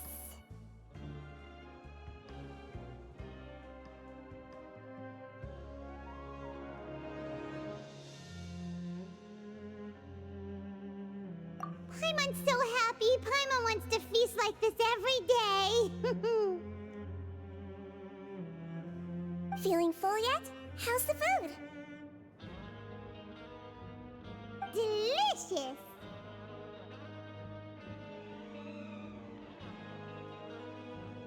I'm so glad to see you all so happy. Oh, see, the expression on your face just now? The muscle here just moved, which suggests that you're feeling quite relaxed at the moment. Sijuin, do you do this to help your patients or to better understand human beings? A bit of both, I suppose. I'm a Melazine, which means I'm very different from human beings. I must know what you're thinking if I want to take good care of you. You're really good at taking care of people. Even though you're so short, you still talk and act like an older sister. Really? You're reminded of an older sister? That's great to hear. Oh, and what did you mean back in Risley's office? When you said that you were protecting Linny and his siblings as well? Oh, that. I just asked His Grace to look out for those children, especially that diver boy. I was getting a bit worried after hearing that something was wrong with the water. Thankfully, Glorand is very strong and managed to save him in the nick of time. His Grace also sealed the pipes after Glorand left, to make sure that Linny wouldn't impulsively chase after his brother. Although the path was blocked, we still stationed some guards there to stop anyone from approaching. They were instructed to only open the door once Miss Glorand had returned. Oh, and I was keeping an eye on Mr. Linny as well. We had to press him, but we couldn't allow him to be in any real danger. You were all super considerate and really thought everything through. It's just what we do down here at the fortress. At least this has been His Grace's style for as long as he's been the leader. Oh, I really wish Monsieur Nervula would come down here more often too. I feel like he'd like it here, with all the darkness and chaos.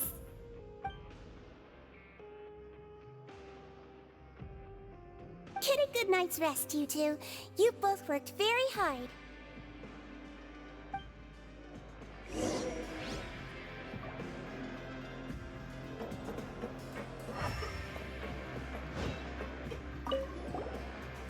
Glorand! Ah, it's you two. How's dinner? It's all right. Miss Sijuin really put in a lot of effort. So we heard that Risley invited you to come down to help, and you saved Fremonade too! You sure work super fast! Oh, it was child's play. Still, Paimon didn't know even champion duelists could take on side jobs. Oh, and why aren't you eating with Sijuin and the Duke? Won't you get bored eating by yourself? Miss Sijuin was with you, and the Duke has business of his own. Actually, didn't Navia say that you went out for dinner with her as well? Yeah. First time in a long time. First time in a long time? So you mean you've gone out to dinner with her in the past? In the past, yes. You seem to be enjoying yourselves here. Things will be getting messy at the fortress soon. Don't run around unnecessarily.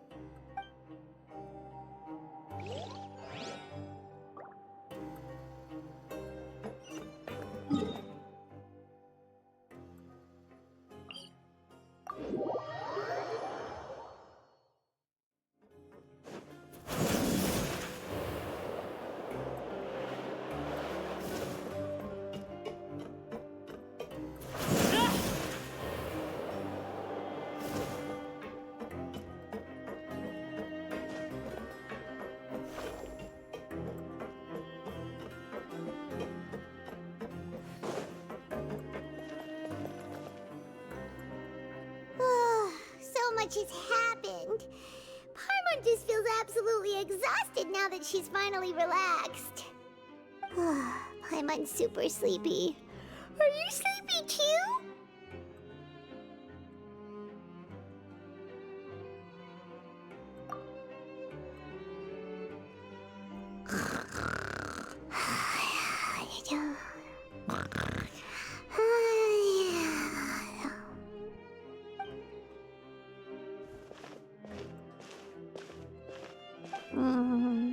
Delicious.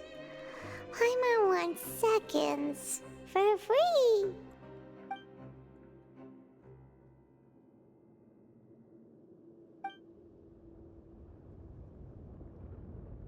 my way! Get out of my way! What happened? Why is everyone running? No idea, but something must have happened. Stop asking! Who's yelling? Paimon still wants to sleep.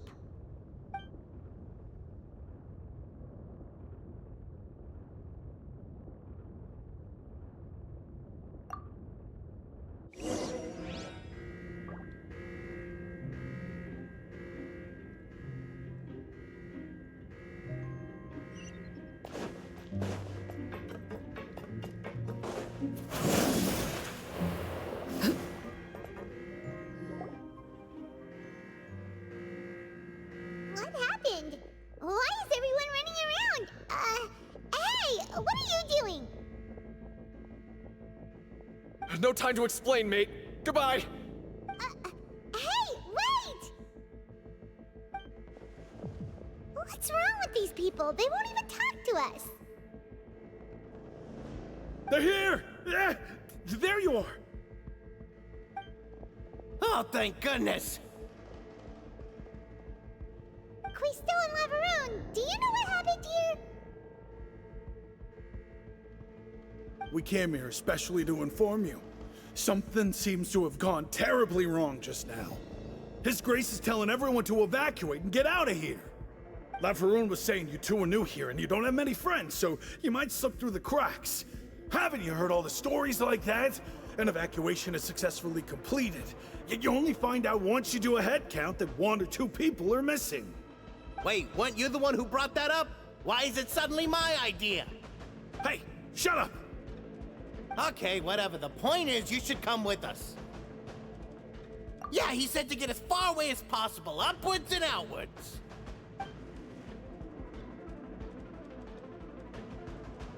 Oh no, it can't be that thing!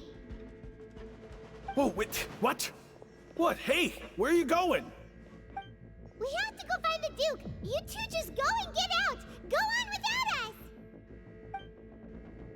Hey, hey! Be careful! Attention! Please evacuate upwards and outwards, upwards and outwards. If you're already at the topmost layer, then try to move as far outwards as possible.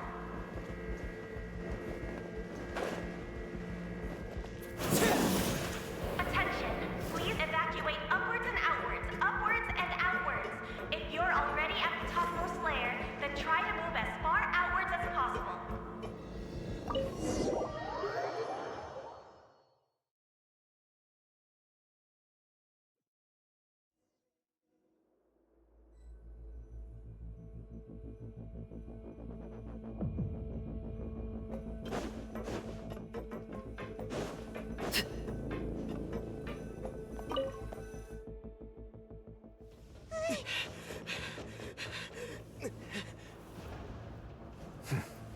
They're here. Just like I said. We have it!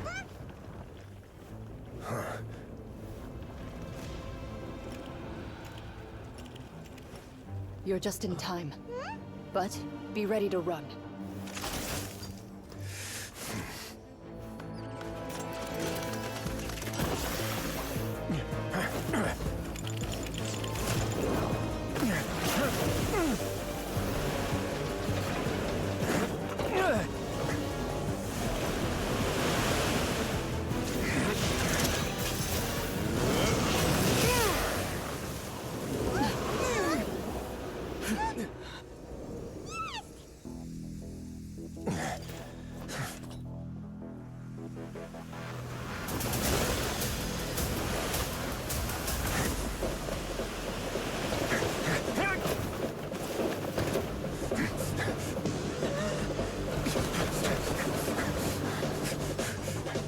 Three, 2, 1.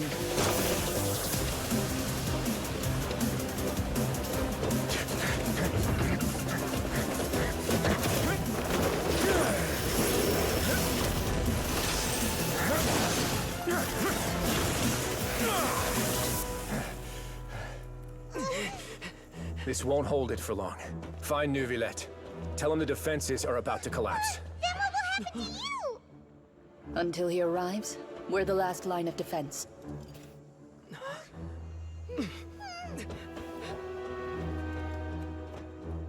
The gate. How long do you think it'll hold? That depends on us.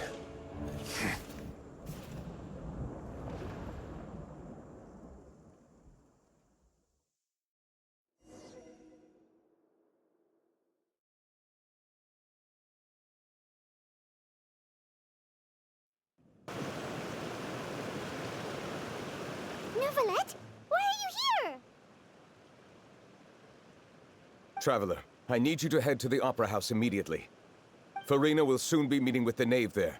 You must protect Farina, and make sure she doesn't spend too much time alone with her. Will do. You have my sincerest gratitude.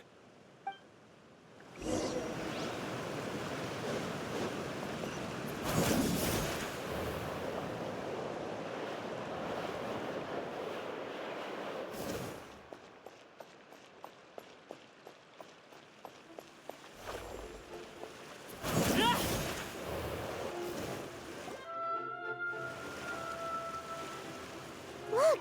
There are a ton of Fatilian Palais Mermonia people over there! The knave is probably here already. We need to hurry! Are you two the traveler in Paimon? Monsieur Neuvillette has left instructions.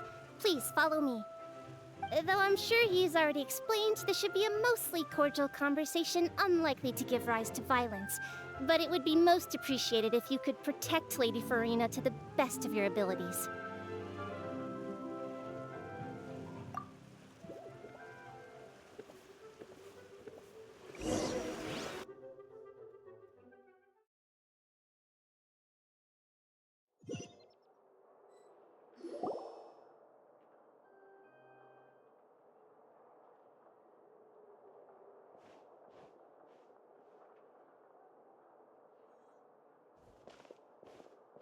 Oh, so you two are the honored guests Miss Farina mentioned. Of course, of course! How could they not attend a meeting such as this? I must always have 2 or more guests at my dessert table. Otherwise, the occasion would be too lonely and unbecoming of my station. It is my pleasure to make your acquaintance, traveler.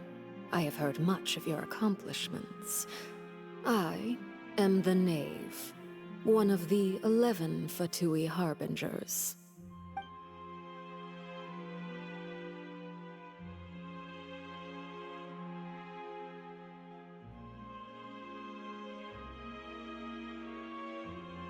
I've already prepared seats for you. Come, sit beside me. Perhaps you two are unaware of how Miss Farina and I do things. You see, we actually recently agreed to get together for tea when we had the time. See this? This is a limited type of confectionery that Miss Farina simply adores. There are only 16 slices sold every day. Here, why don't you and Paimon have a taste?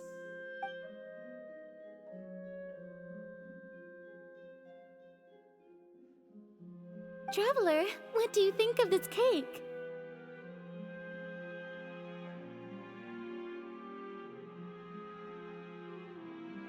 That's good to hear. So what Child said was on the mark after all. You do share a taste in desserts with Farina and I.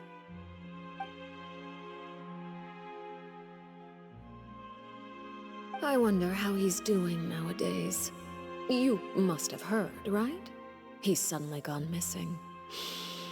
I'm really worried about his safety, you know. Here's to hoping that he's an excellent swimmer. Since we're talking about him, I feel like I should add something. His martial prowess really looked certainly pretty impressive, yeah.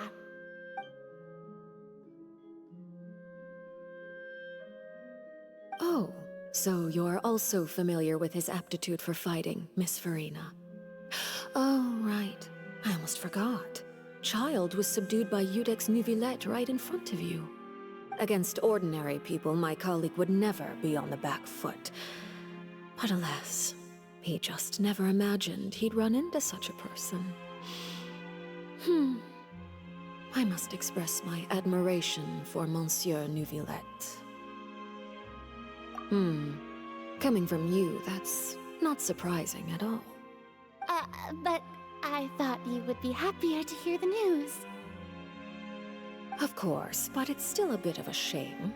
You see, I would have been far happier had I received this news somewhat earlier. As you well know, a long time has passed since Child disappeared.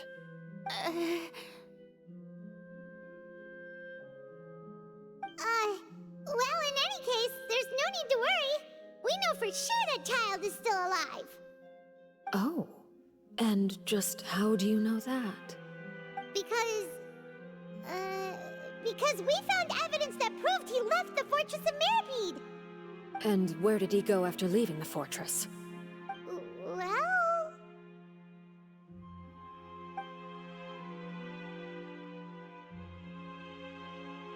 The Fortress of Mirapede lies deep beneath the waves. Unless he pranced right out of the main gate, he must have had to swim for it. Do you have any proof that he surfaced safely?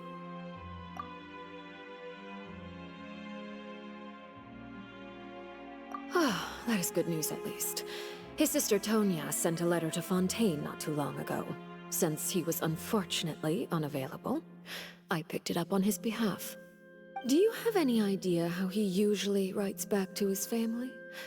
Dear Tonya, your letter made me feel like we were still enjoying our time in Snezhnaya together.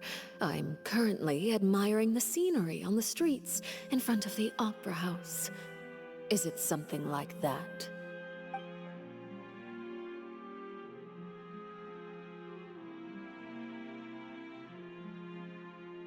All letters tend to follow the same few formats anyway, right? As long as the contents are accurate, it doesn't matter so much how it's written or how it's worded. Huh? Hold on. The water in the teacup is shaking. I suppose this is also a sign of things to come, Miss Farina. Huh? I don't quite understand what you're trying to say. Have we entered into the next stage of the prophecy?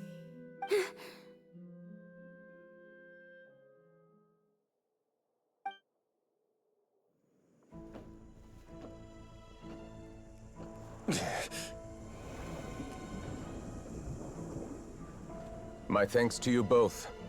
I will take it from here.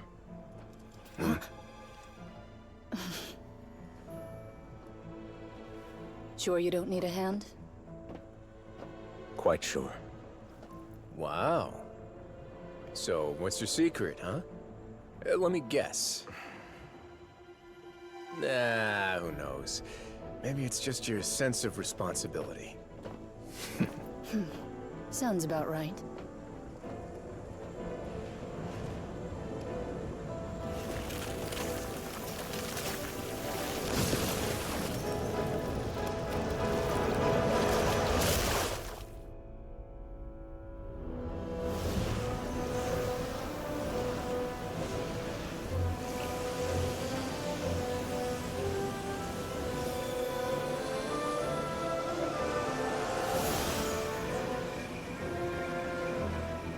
Day may come when the prophecy is fulfilled, and the waters burst forth. But it is not this day! This ancient power could easily obliterate an entire race. A tsunami of fury would unleash endless catastrophe.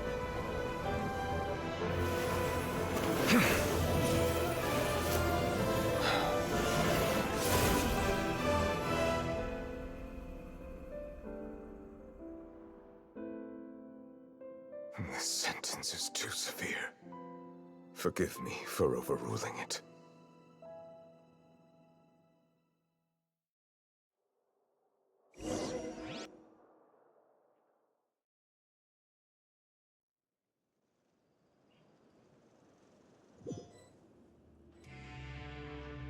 All right. Seems like the problem inside has been suppressed. Let me guess. We're safe for now. Indeed. But only for now. I win this bet. You owe me a present. Very well. It was indeed just as you said. You made a bet? We made a bet on the size of your entourage. Cloran thought you wouldn't come down by yourself. I figured you would have at least brought a few people along for appearance's sake. It appears I underestimated just how confidential the mission was. Shouldn't you have gotten used to confidential missions by now? That's just how the courts operate. So what gift must the loser give? Tea? He already has tons of tea in his office. I'm thinking about a set of legal codices. That wouldn't happen to be a dig at my lack of legal awareness, would it?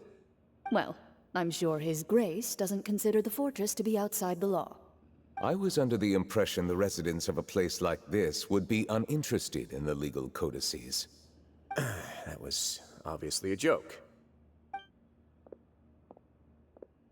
Anyway, you've still got some unfinished business to attend to in the overworld, correct? No need to stay here if you have a pressing matter. We all know you can't leave Palais Mermonia for long. Thank you. I hope everything went smoothly with the Fatui Harbinger.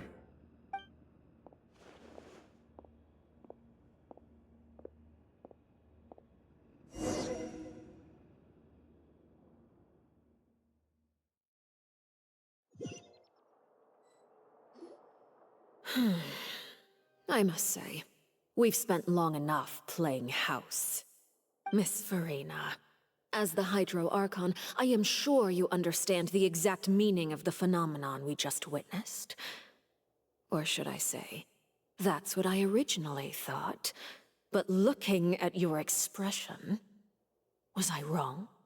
And you haven't a clue? What are you trying to say? At this point, I don't think there's any more need to speak as diplomatic representatives. Allow me to speak to you now as just a Fontainian. You know the prophecy by heart, and also that every part of it is being proven true. Yet, here you are relaxing, drinking tea, and eating desserts as if it's all nothing more than a few stray bugs in your garden. Do you really think that's acceptable? The prophecy's hanging above our necks like a guillotine. Every faction is looking for a way to either avert the disaster or save their own. Even the orphans of the House of the Hearth have devoted everything to saving their homeland. But you? It beggars belief just how nonchalant and carefree you have been. From the very beginning, you, the god Focalor, you have utterly failed to take action. You're wrong. I've never ignored the prophecy, nor have I just been passing the time in self-indulgence. Retract your accusation and stop doubting the wisdom of the gods with such absurd conjectures! I am not alone in my doubts, you know. All the children of Fontaine may be harboring the exact same thoughts right now. Oh, great Hydro Archon. How are you going to save them? Save us?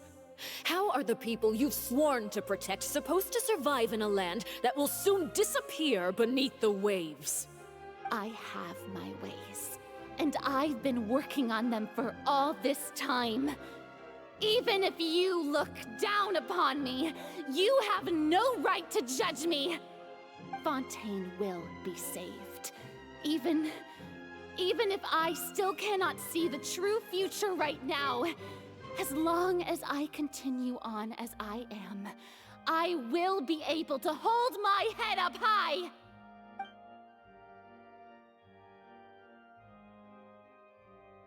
Then I ask you, Miss Farina, just what have you been working on? Where can we see it, and what is it doing to help?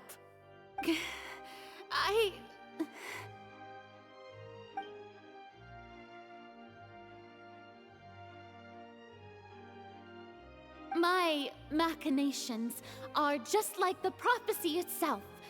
They will only reveal themselves at the fated time. It is just that beings like yourselves are unable to perceive them as of yet. I see. As a god, the proof of your labor always lies beyond prying mortal eyes. Allow me to be so bold as to ask another way. Would it be possible for you to tell us the parts of your plan that are not confidential? Such as your emergency response plan for the impending disaster? An emergency response plan? Oh, that look in your eyes. Have you not even prepared one of those? The emergency response plan is also strictly confidential. Then allow me to jog your memory. Miss Farina, what is the purpose of your Oratrice Mécanique d'Analyse Cardinal? And what do you plan to do with the massive amounts of indemnitium that has accumulated over the years? The Oratrice? It's just like it appears to be. So you also have no idea. If I'm not mistaken, someone's using it to prepare for something. But unfortunately, it would seem that someone is not you, Miss Farina. I first caught wind of this when Linny tried to investigate the Oratrice in the Opera House. You see, even just getting close to the core contaminated him with an extremely large amount of indemnitium. But even if that had nothing to do with you, then what could you possibly be working on, oh great Hydro Archon?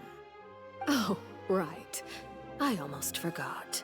Udex Neuvillette is not at the tea party with us today. Miss Farina, I suppose you must have ordered him away to take care of some troublesome business. Yeah, yes, that's exactly right. Please keep it a secret for me. Of course I will. Although, I must say, Miss Farina, you seem quite insecure without the Udex by your side. Oh, very well. Let's stop that conversation here. There are still a few slices of cake left, so please, help yourselves, everyone.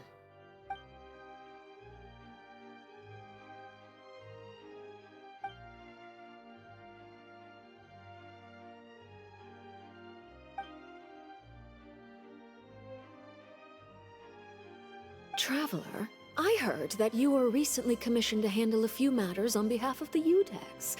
Why don't you take an extra slice of cake? Those who work hard deserve gratitude and praise. You too, Paimon. Thank you. Paimon will take you up on that offer.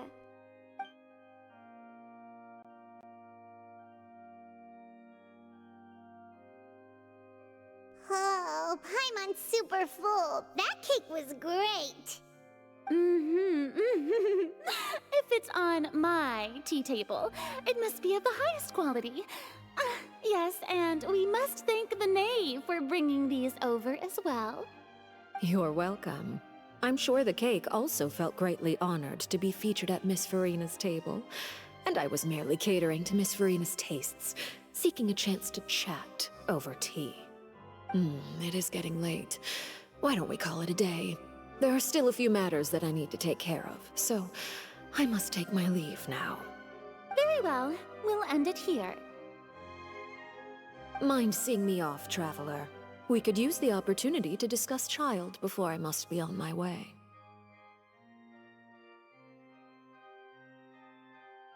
Paimon's coming too!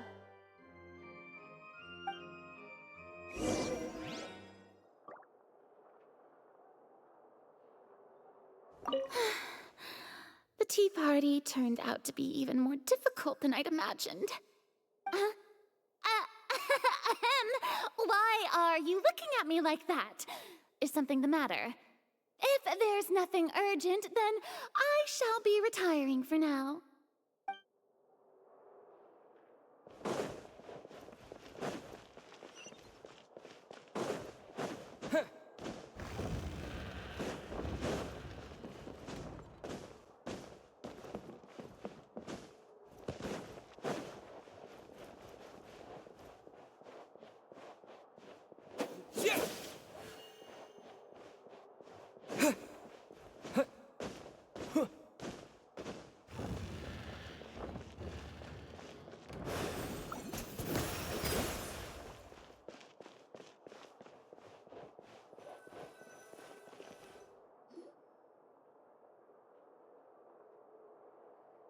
I'm glad that you were willing to come with me. Of course, Child was just an excuse. I have no interest in your dealings with him. That's what Paimon thought. You lent your aid to the children of the House of the Hearth. As their father, I would like to express my gratitude. Do I look like an irresponsible father to you? The House of the Hearth is very important to me. You should know that I care deeply about my children. That was all. Formal topics should be discussed in formal settings, and informal topics in informal settings.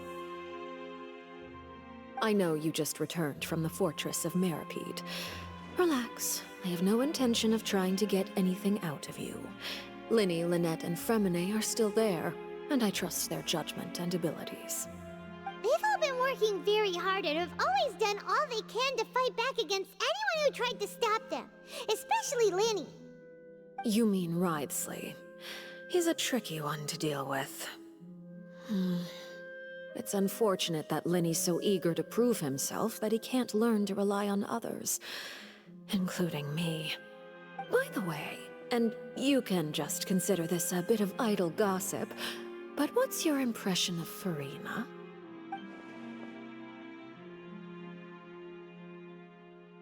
You are outside of our disputes, and the freest person in all of Fontaine, able to move around most easily. Allow me to share my perspective with you. And that's everything that happened during the trial. Master Child was declared guilty and immediately transported to the Fortress of Meripede. Didn't he say he was coming here on vacation? Does he not feel an ounce of shame for all the trouble he has caused?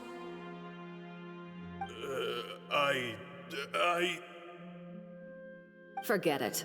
He did give us an opportunity. I will be meeting someone shortly.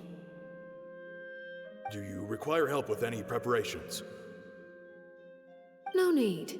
I will take care of it myself. I need to meet with Furina, the Hydro Archon. She is at the heart of Fontaine. But what's fascinating about her is that she often seems more like a celebrity than a working Archon. Oh? Come over here, you little critter, you!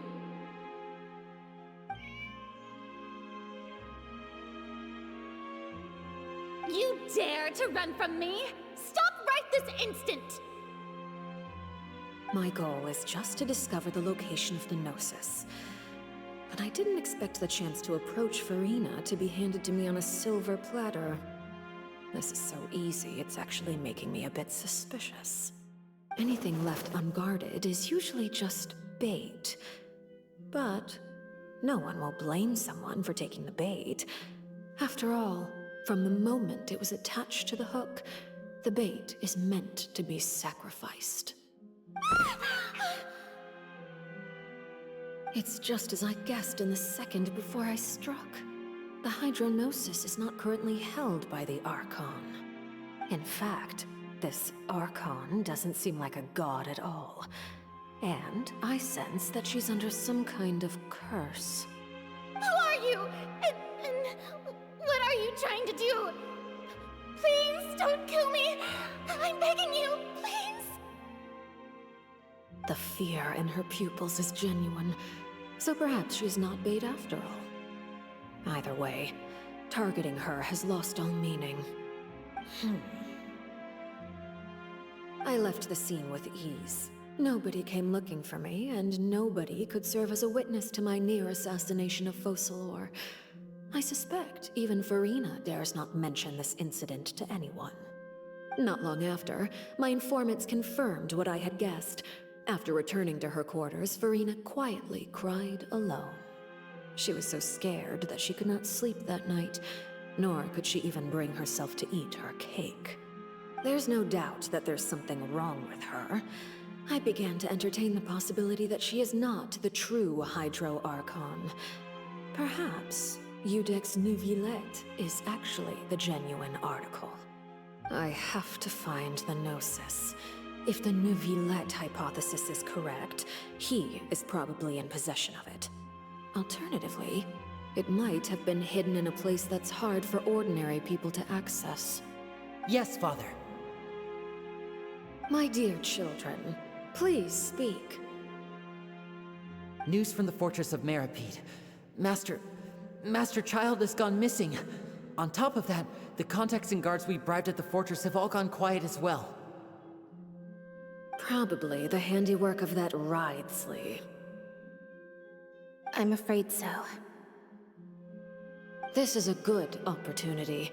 The value of a Harbinger is much higher than most would imagine. We now have an excuse to exert diplomatic pressure on the Fontaine authorities. Set up a meeting for me. I would like to meet the Hydro Archon and Iudex Neuvillette.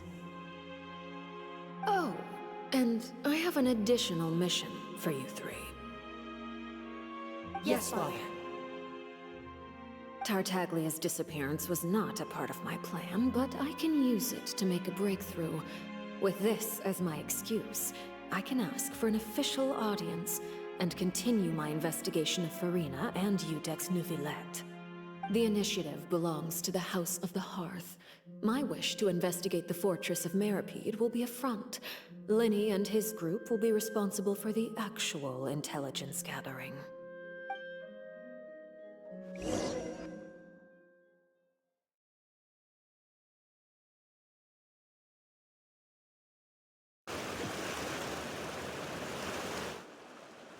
You should know the rest. Linny's group is quite close to you, so they wouldn't have hidden anything from you. You attacked the Hydro Archon? It wouldn't mean anything, even if you shouted it from the rooftops. After all, even Farina herself is still pretending that nothing of that sort ever happened. Alright then. I've now had 2 chances to enjoy tea with Farina. I have to say, the leadership of Fontaine is even more inscrutable than I had imagined. I once surmised that Iudex Neuvillette must be the Hydro Archon, but now, that doesn't seem right to me either. I am a servant of Her Majesty the Tsaritsa. Over my years of service, I've learned how a real Archon conducts and carries themselves. Whether Iudex Neuvillette or Farina, neither fits the bill. It's hard to imagine either of them as the Archon. Of course, that is all just how I feel. Gut feelings often do not require justification. It is, however, quite amusing to me that after all my years working in intelligence gathering, I've come to realize I am at a complete loss regarding the identity of the god of the land of my birth. Don't you think Fontaine is quite intriguing? A catastrophe looms, yet many secrets have yet to rise to the surface.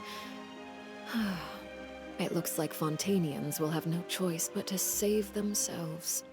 Ultimately, though, one must survive in order to do anything else. Should the need arise, I would be happy to cooperate with you. You don't need to commit to anything right now, of course. I have a feeling that the situation will continue to evolve, and as your name is often connected with noble deeds, I'm sure we will work together someday.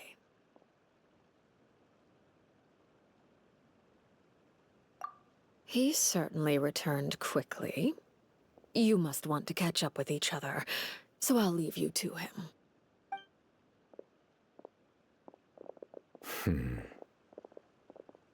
Neuvillette, is it over? For now, yes. But this issue will prove quite thorny in the long term. I'm concerned that sooner or later the prophesized events will occur. Thank you for protecting Farina.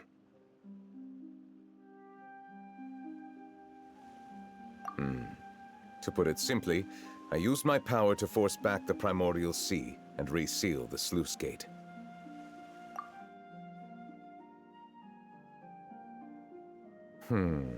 So as expected, the Knave has turned up the pressure on Farina. She's trying to feel her out, though I'm still unsure as to her motives. Permission granted. Whoa. It can't be that you're the real Hydro Archon, Archon, right? But that's just a speculation on our part, though. You can't tell us? Then that's okay. We can talk about something else. We won't try to force you. You guys in Fontaine are super strange. If by the phrase, you guys, you are referring to Farina and I, then although I'm not sure just what you are trying to imply, I must clarify that I do not share her positions on a multitude of topics. I believe so. The fortress has a long and complex history. It has seen much grief and suffering. And now, another catastrophe will soon be upon us. I mourn this turn of events. Huh? Why is it raining all of a sudden?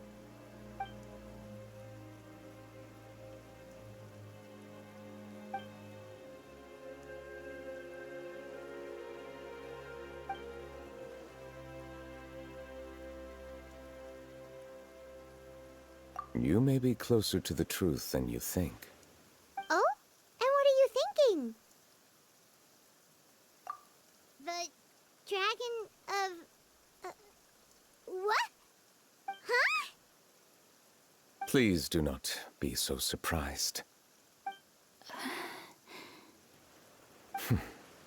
Farina?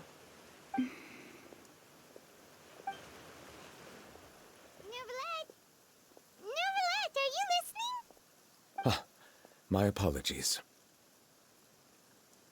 We were just guessing randomly. We didn't guess right, did we? You're not actually the dragon sovereign of water, right? Well, if you don't want to confirm or deny... You guessed correctly. I sincerely hope you'll be able to keep this a secret for me. Right, of course. We'll definitely help you keep it a secret. There's still something Paimon wants to ask you, though. Please, go ahead. Well, if you are the dragon sovereign of water, and you were able to force back the primordial sea from the fortress, then since Fontaine's prophecy is all about seawater, couldn't you just use your power to solve the crisis? None of the currently living dragon sovereigns in the world, myself included, possess our full dragonhood. They say that when the first usurper arrived on Tivat, they seized a part of the dragon's power. Today, that stolen power is the basis of the Archon's authorities.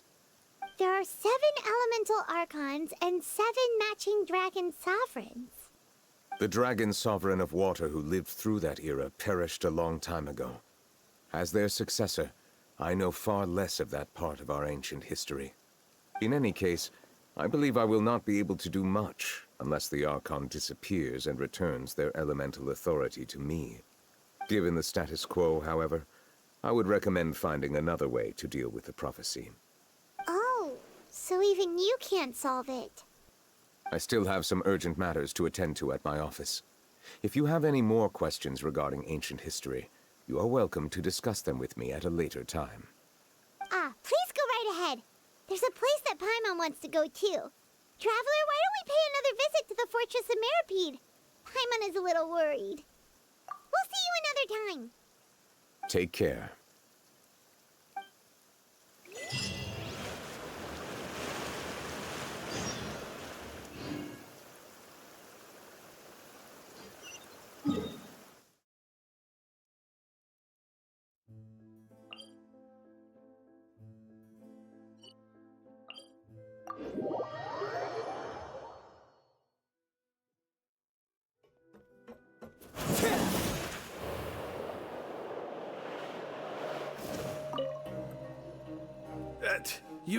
You guys are back?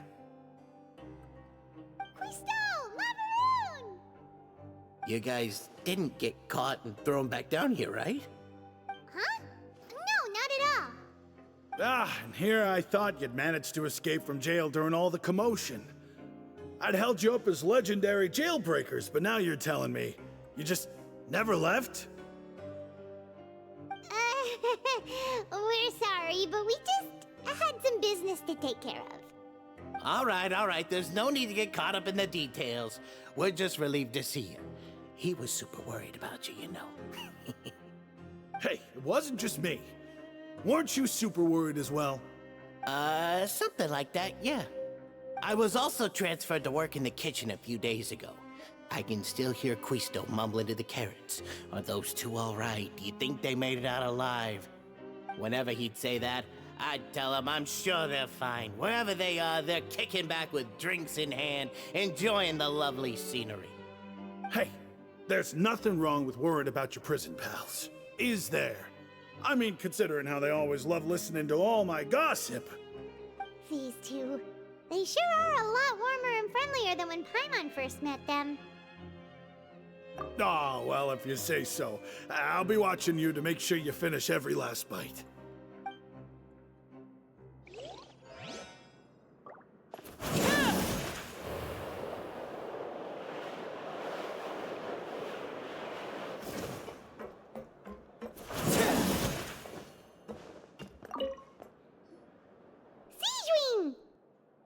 Traveler, Paimon, you're back! Are you still doing all right? Did either of you get hurt? We're fine, but what about you guys? It was such a huge mess. How bad was it? A few people sustained superficial injuries, but that's about the extent of the damage. Monsieur Nervillette paid us a visit. It was all thanks to him that we managed to suppress the crisis for the time being. Of course, we must also thank you for the help you provided. How did Nervillette know that he was needed here? Well, Monsieur Nervillette has strong resonance with the hydro element. When the water level rises, he can feel the waves produced. I ran into the bombshell bros while bandaging the injuries of the wounded. They were mumbling the whole time about how you just ran down without a word. I'm so relieved to see that you're both all right. If you're not too pressed for time, please stay with us a few more days. Just let me know if you get a craving for any particular dish, so I can have Mr. Walsey get your meals prepared. Oh, and please feel free to visit the infirmary for a break at any time. I'd like to take the opportunity to spend some more time observing your facial muscles as well. Your happy smiles are quite contagious, you know. They're so memorable, and I've missed them immensely while you were gone.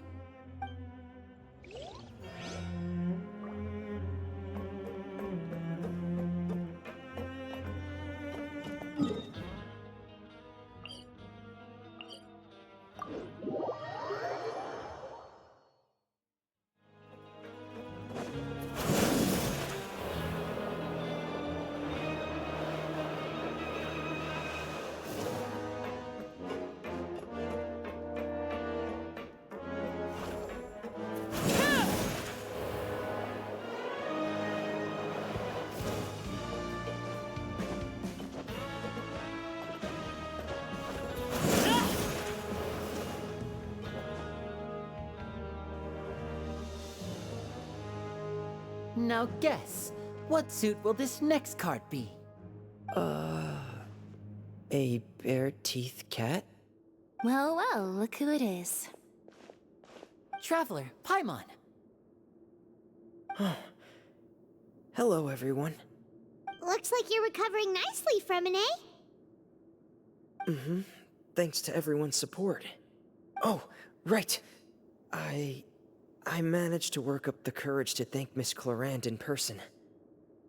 Whoa, how did she react? She told me that it was nothing. It was as if saving a life wasn't a big deal to her at all. She also told me not to worry about it. She didn't want to stress you out, that's all. She's right, and it's best not to dwell on it. Yeah. Okay, but check this out. We went back to the opera house and we met the knave. You met Father? Did she say anything to you? She said a few things that were, a bit hard to understand. And also that she's looking forward to working with us in the future. Her attitude towards you is even better than what we'd imagined. That's fantastic. You should believe her.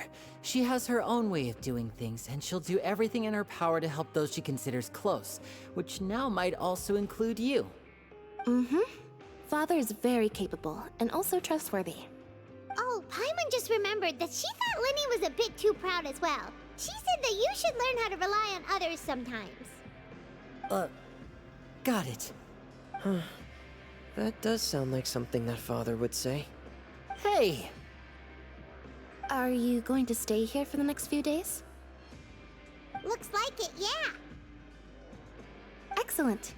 I will host a tea party. For real? Then Paimon wants another serving of cake. Another implies that you were already served some delicious cake while you were up there. How lovely. Well, next time, you're going to have tea and snacks with us.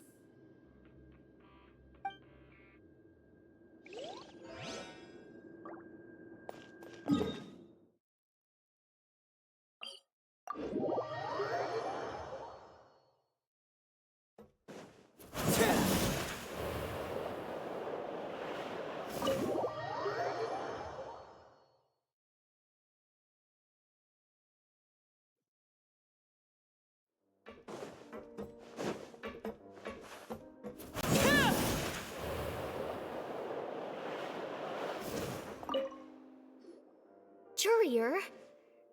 Miss Sijween told me you still haven't eaten. Yeah, I was working on something, so I forgot. That's no excuse for... Huh? It's you two. Courier, Lurvine, we're back! Hello there. It's been quite the mess here recently. How have you been? And you? Are you still taking the secret passageway from the infirmary to work on the ship? Yep. That is still top secret, though.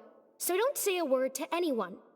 It can be a bit annoying when there are lots of people in the infirmary, but I still prefer taking that route over the one from the Duke's office. I mean, the infirmary does make it easier for you to slack off. Oh yeah? Then why are you also here so much? You two really are just using your jobs as a cover for your relationship, aren't you? Not at all!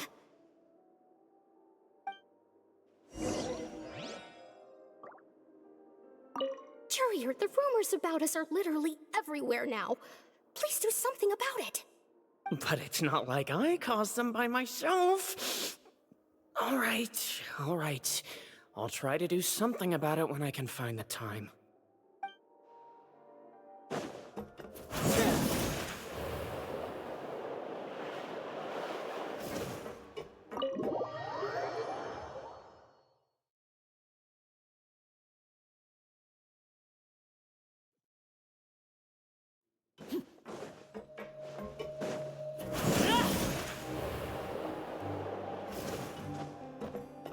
If you can find the time, please stay at the fortress for just a while longer.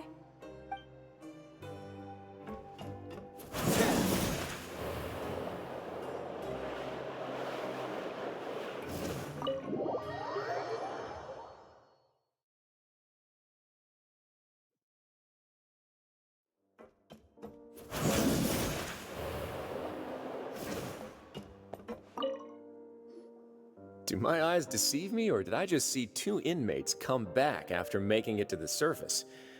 Some strange winds blowing of late. We wanted to see how the fortress is doing. Is everything still alright? We're fine, for the most part. Neuvillette came down and took care of the worst of it. If that's the case, why don't you just ask him to stay here? Oh, yeah, what a brilliant plan. Let's go convince the Eudex himself to exchange the courts of Fontaine for a puddle of water in the middle of nowhere. He came here in a hurry and left without even stopping for a cup of tea. He did remember to take Miss Sijween's gift with him, though. He sure sounds super busy. Miss Clorand has left as well. She also took her gift from Miss Sijween. Were the gifts milkshakes? Neuvillette got the milkshake. Clorand received lipstick instead. Those aren't even remotely alike.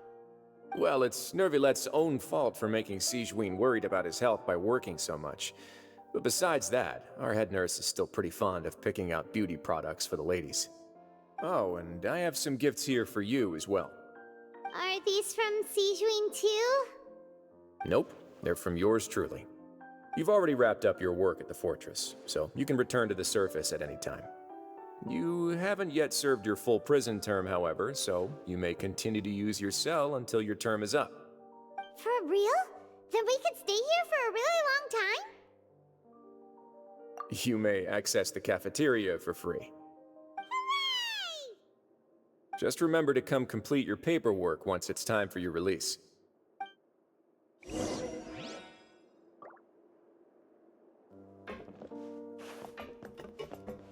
Your file can't be closed until we've completed your paperwork, so don't forget to come find me again when you're done serving your sentence.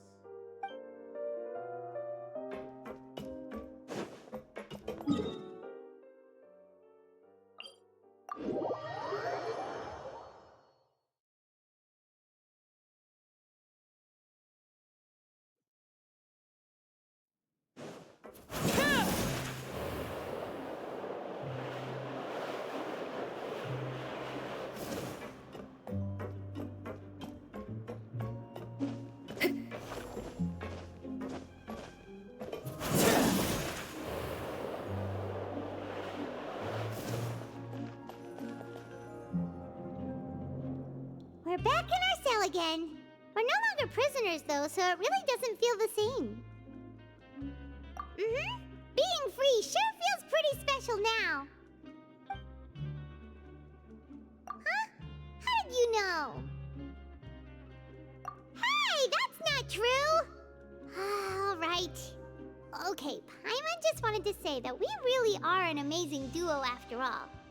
It's like we've now gone to so many places together and become friends with so many people. We've never stopped traveling or stopped meeting new friends. There are so many bad things in the world, and we're just two people, but we've still been solving problems no matter where we go. Isn't that pretty cool? You're counting Paimon today? Aren't you the only adventurer here? Then let's ask Catherine to give Paimon an adventurer handbook as well. Paimon will also be an adventurer from today forward. Just our thoughts making Paimon giddy. Paimon's gonna crash, so you sleep soon too. The last time we fell asleep here, we woke up to a whole mess outside our cell. The primordial seawater nearly rose up. That was so scary. We should be safe now, right? All right then. Good night to you, traveler.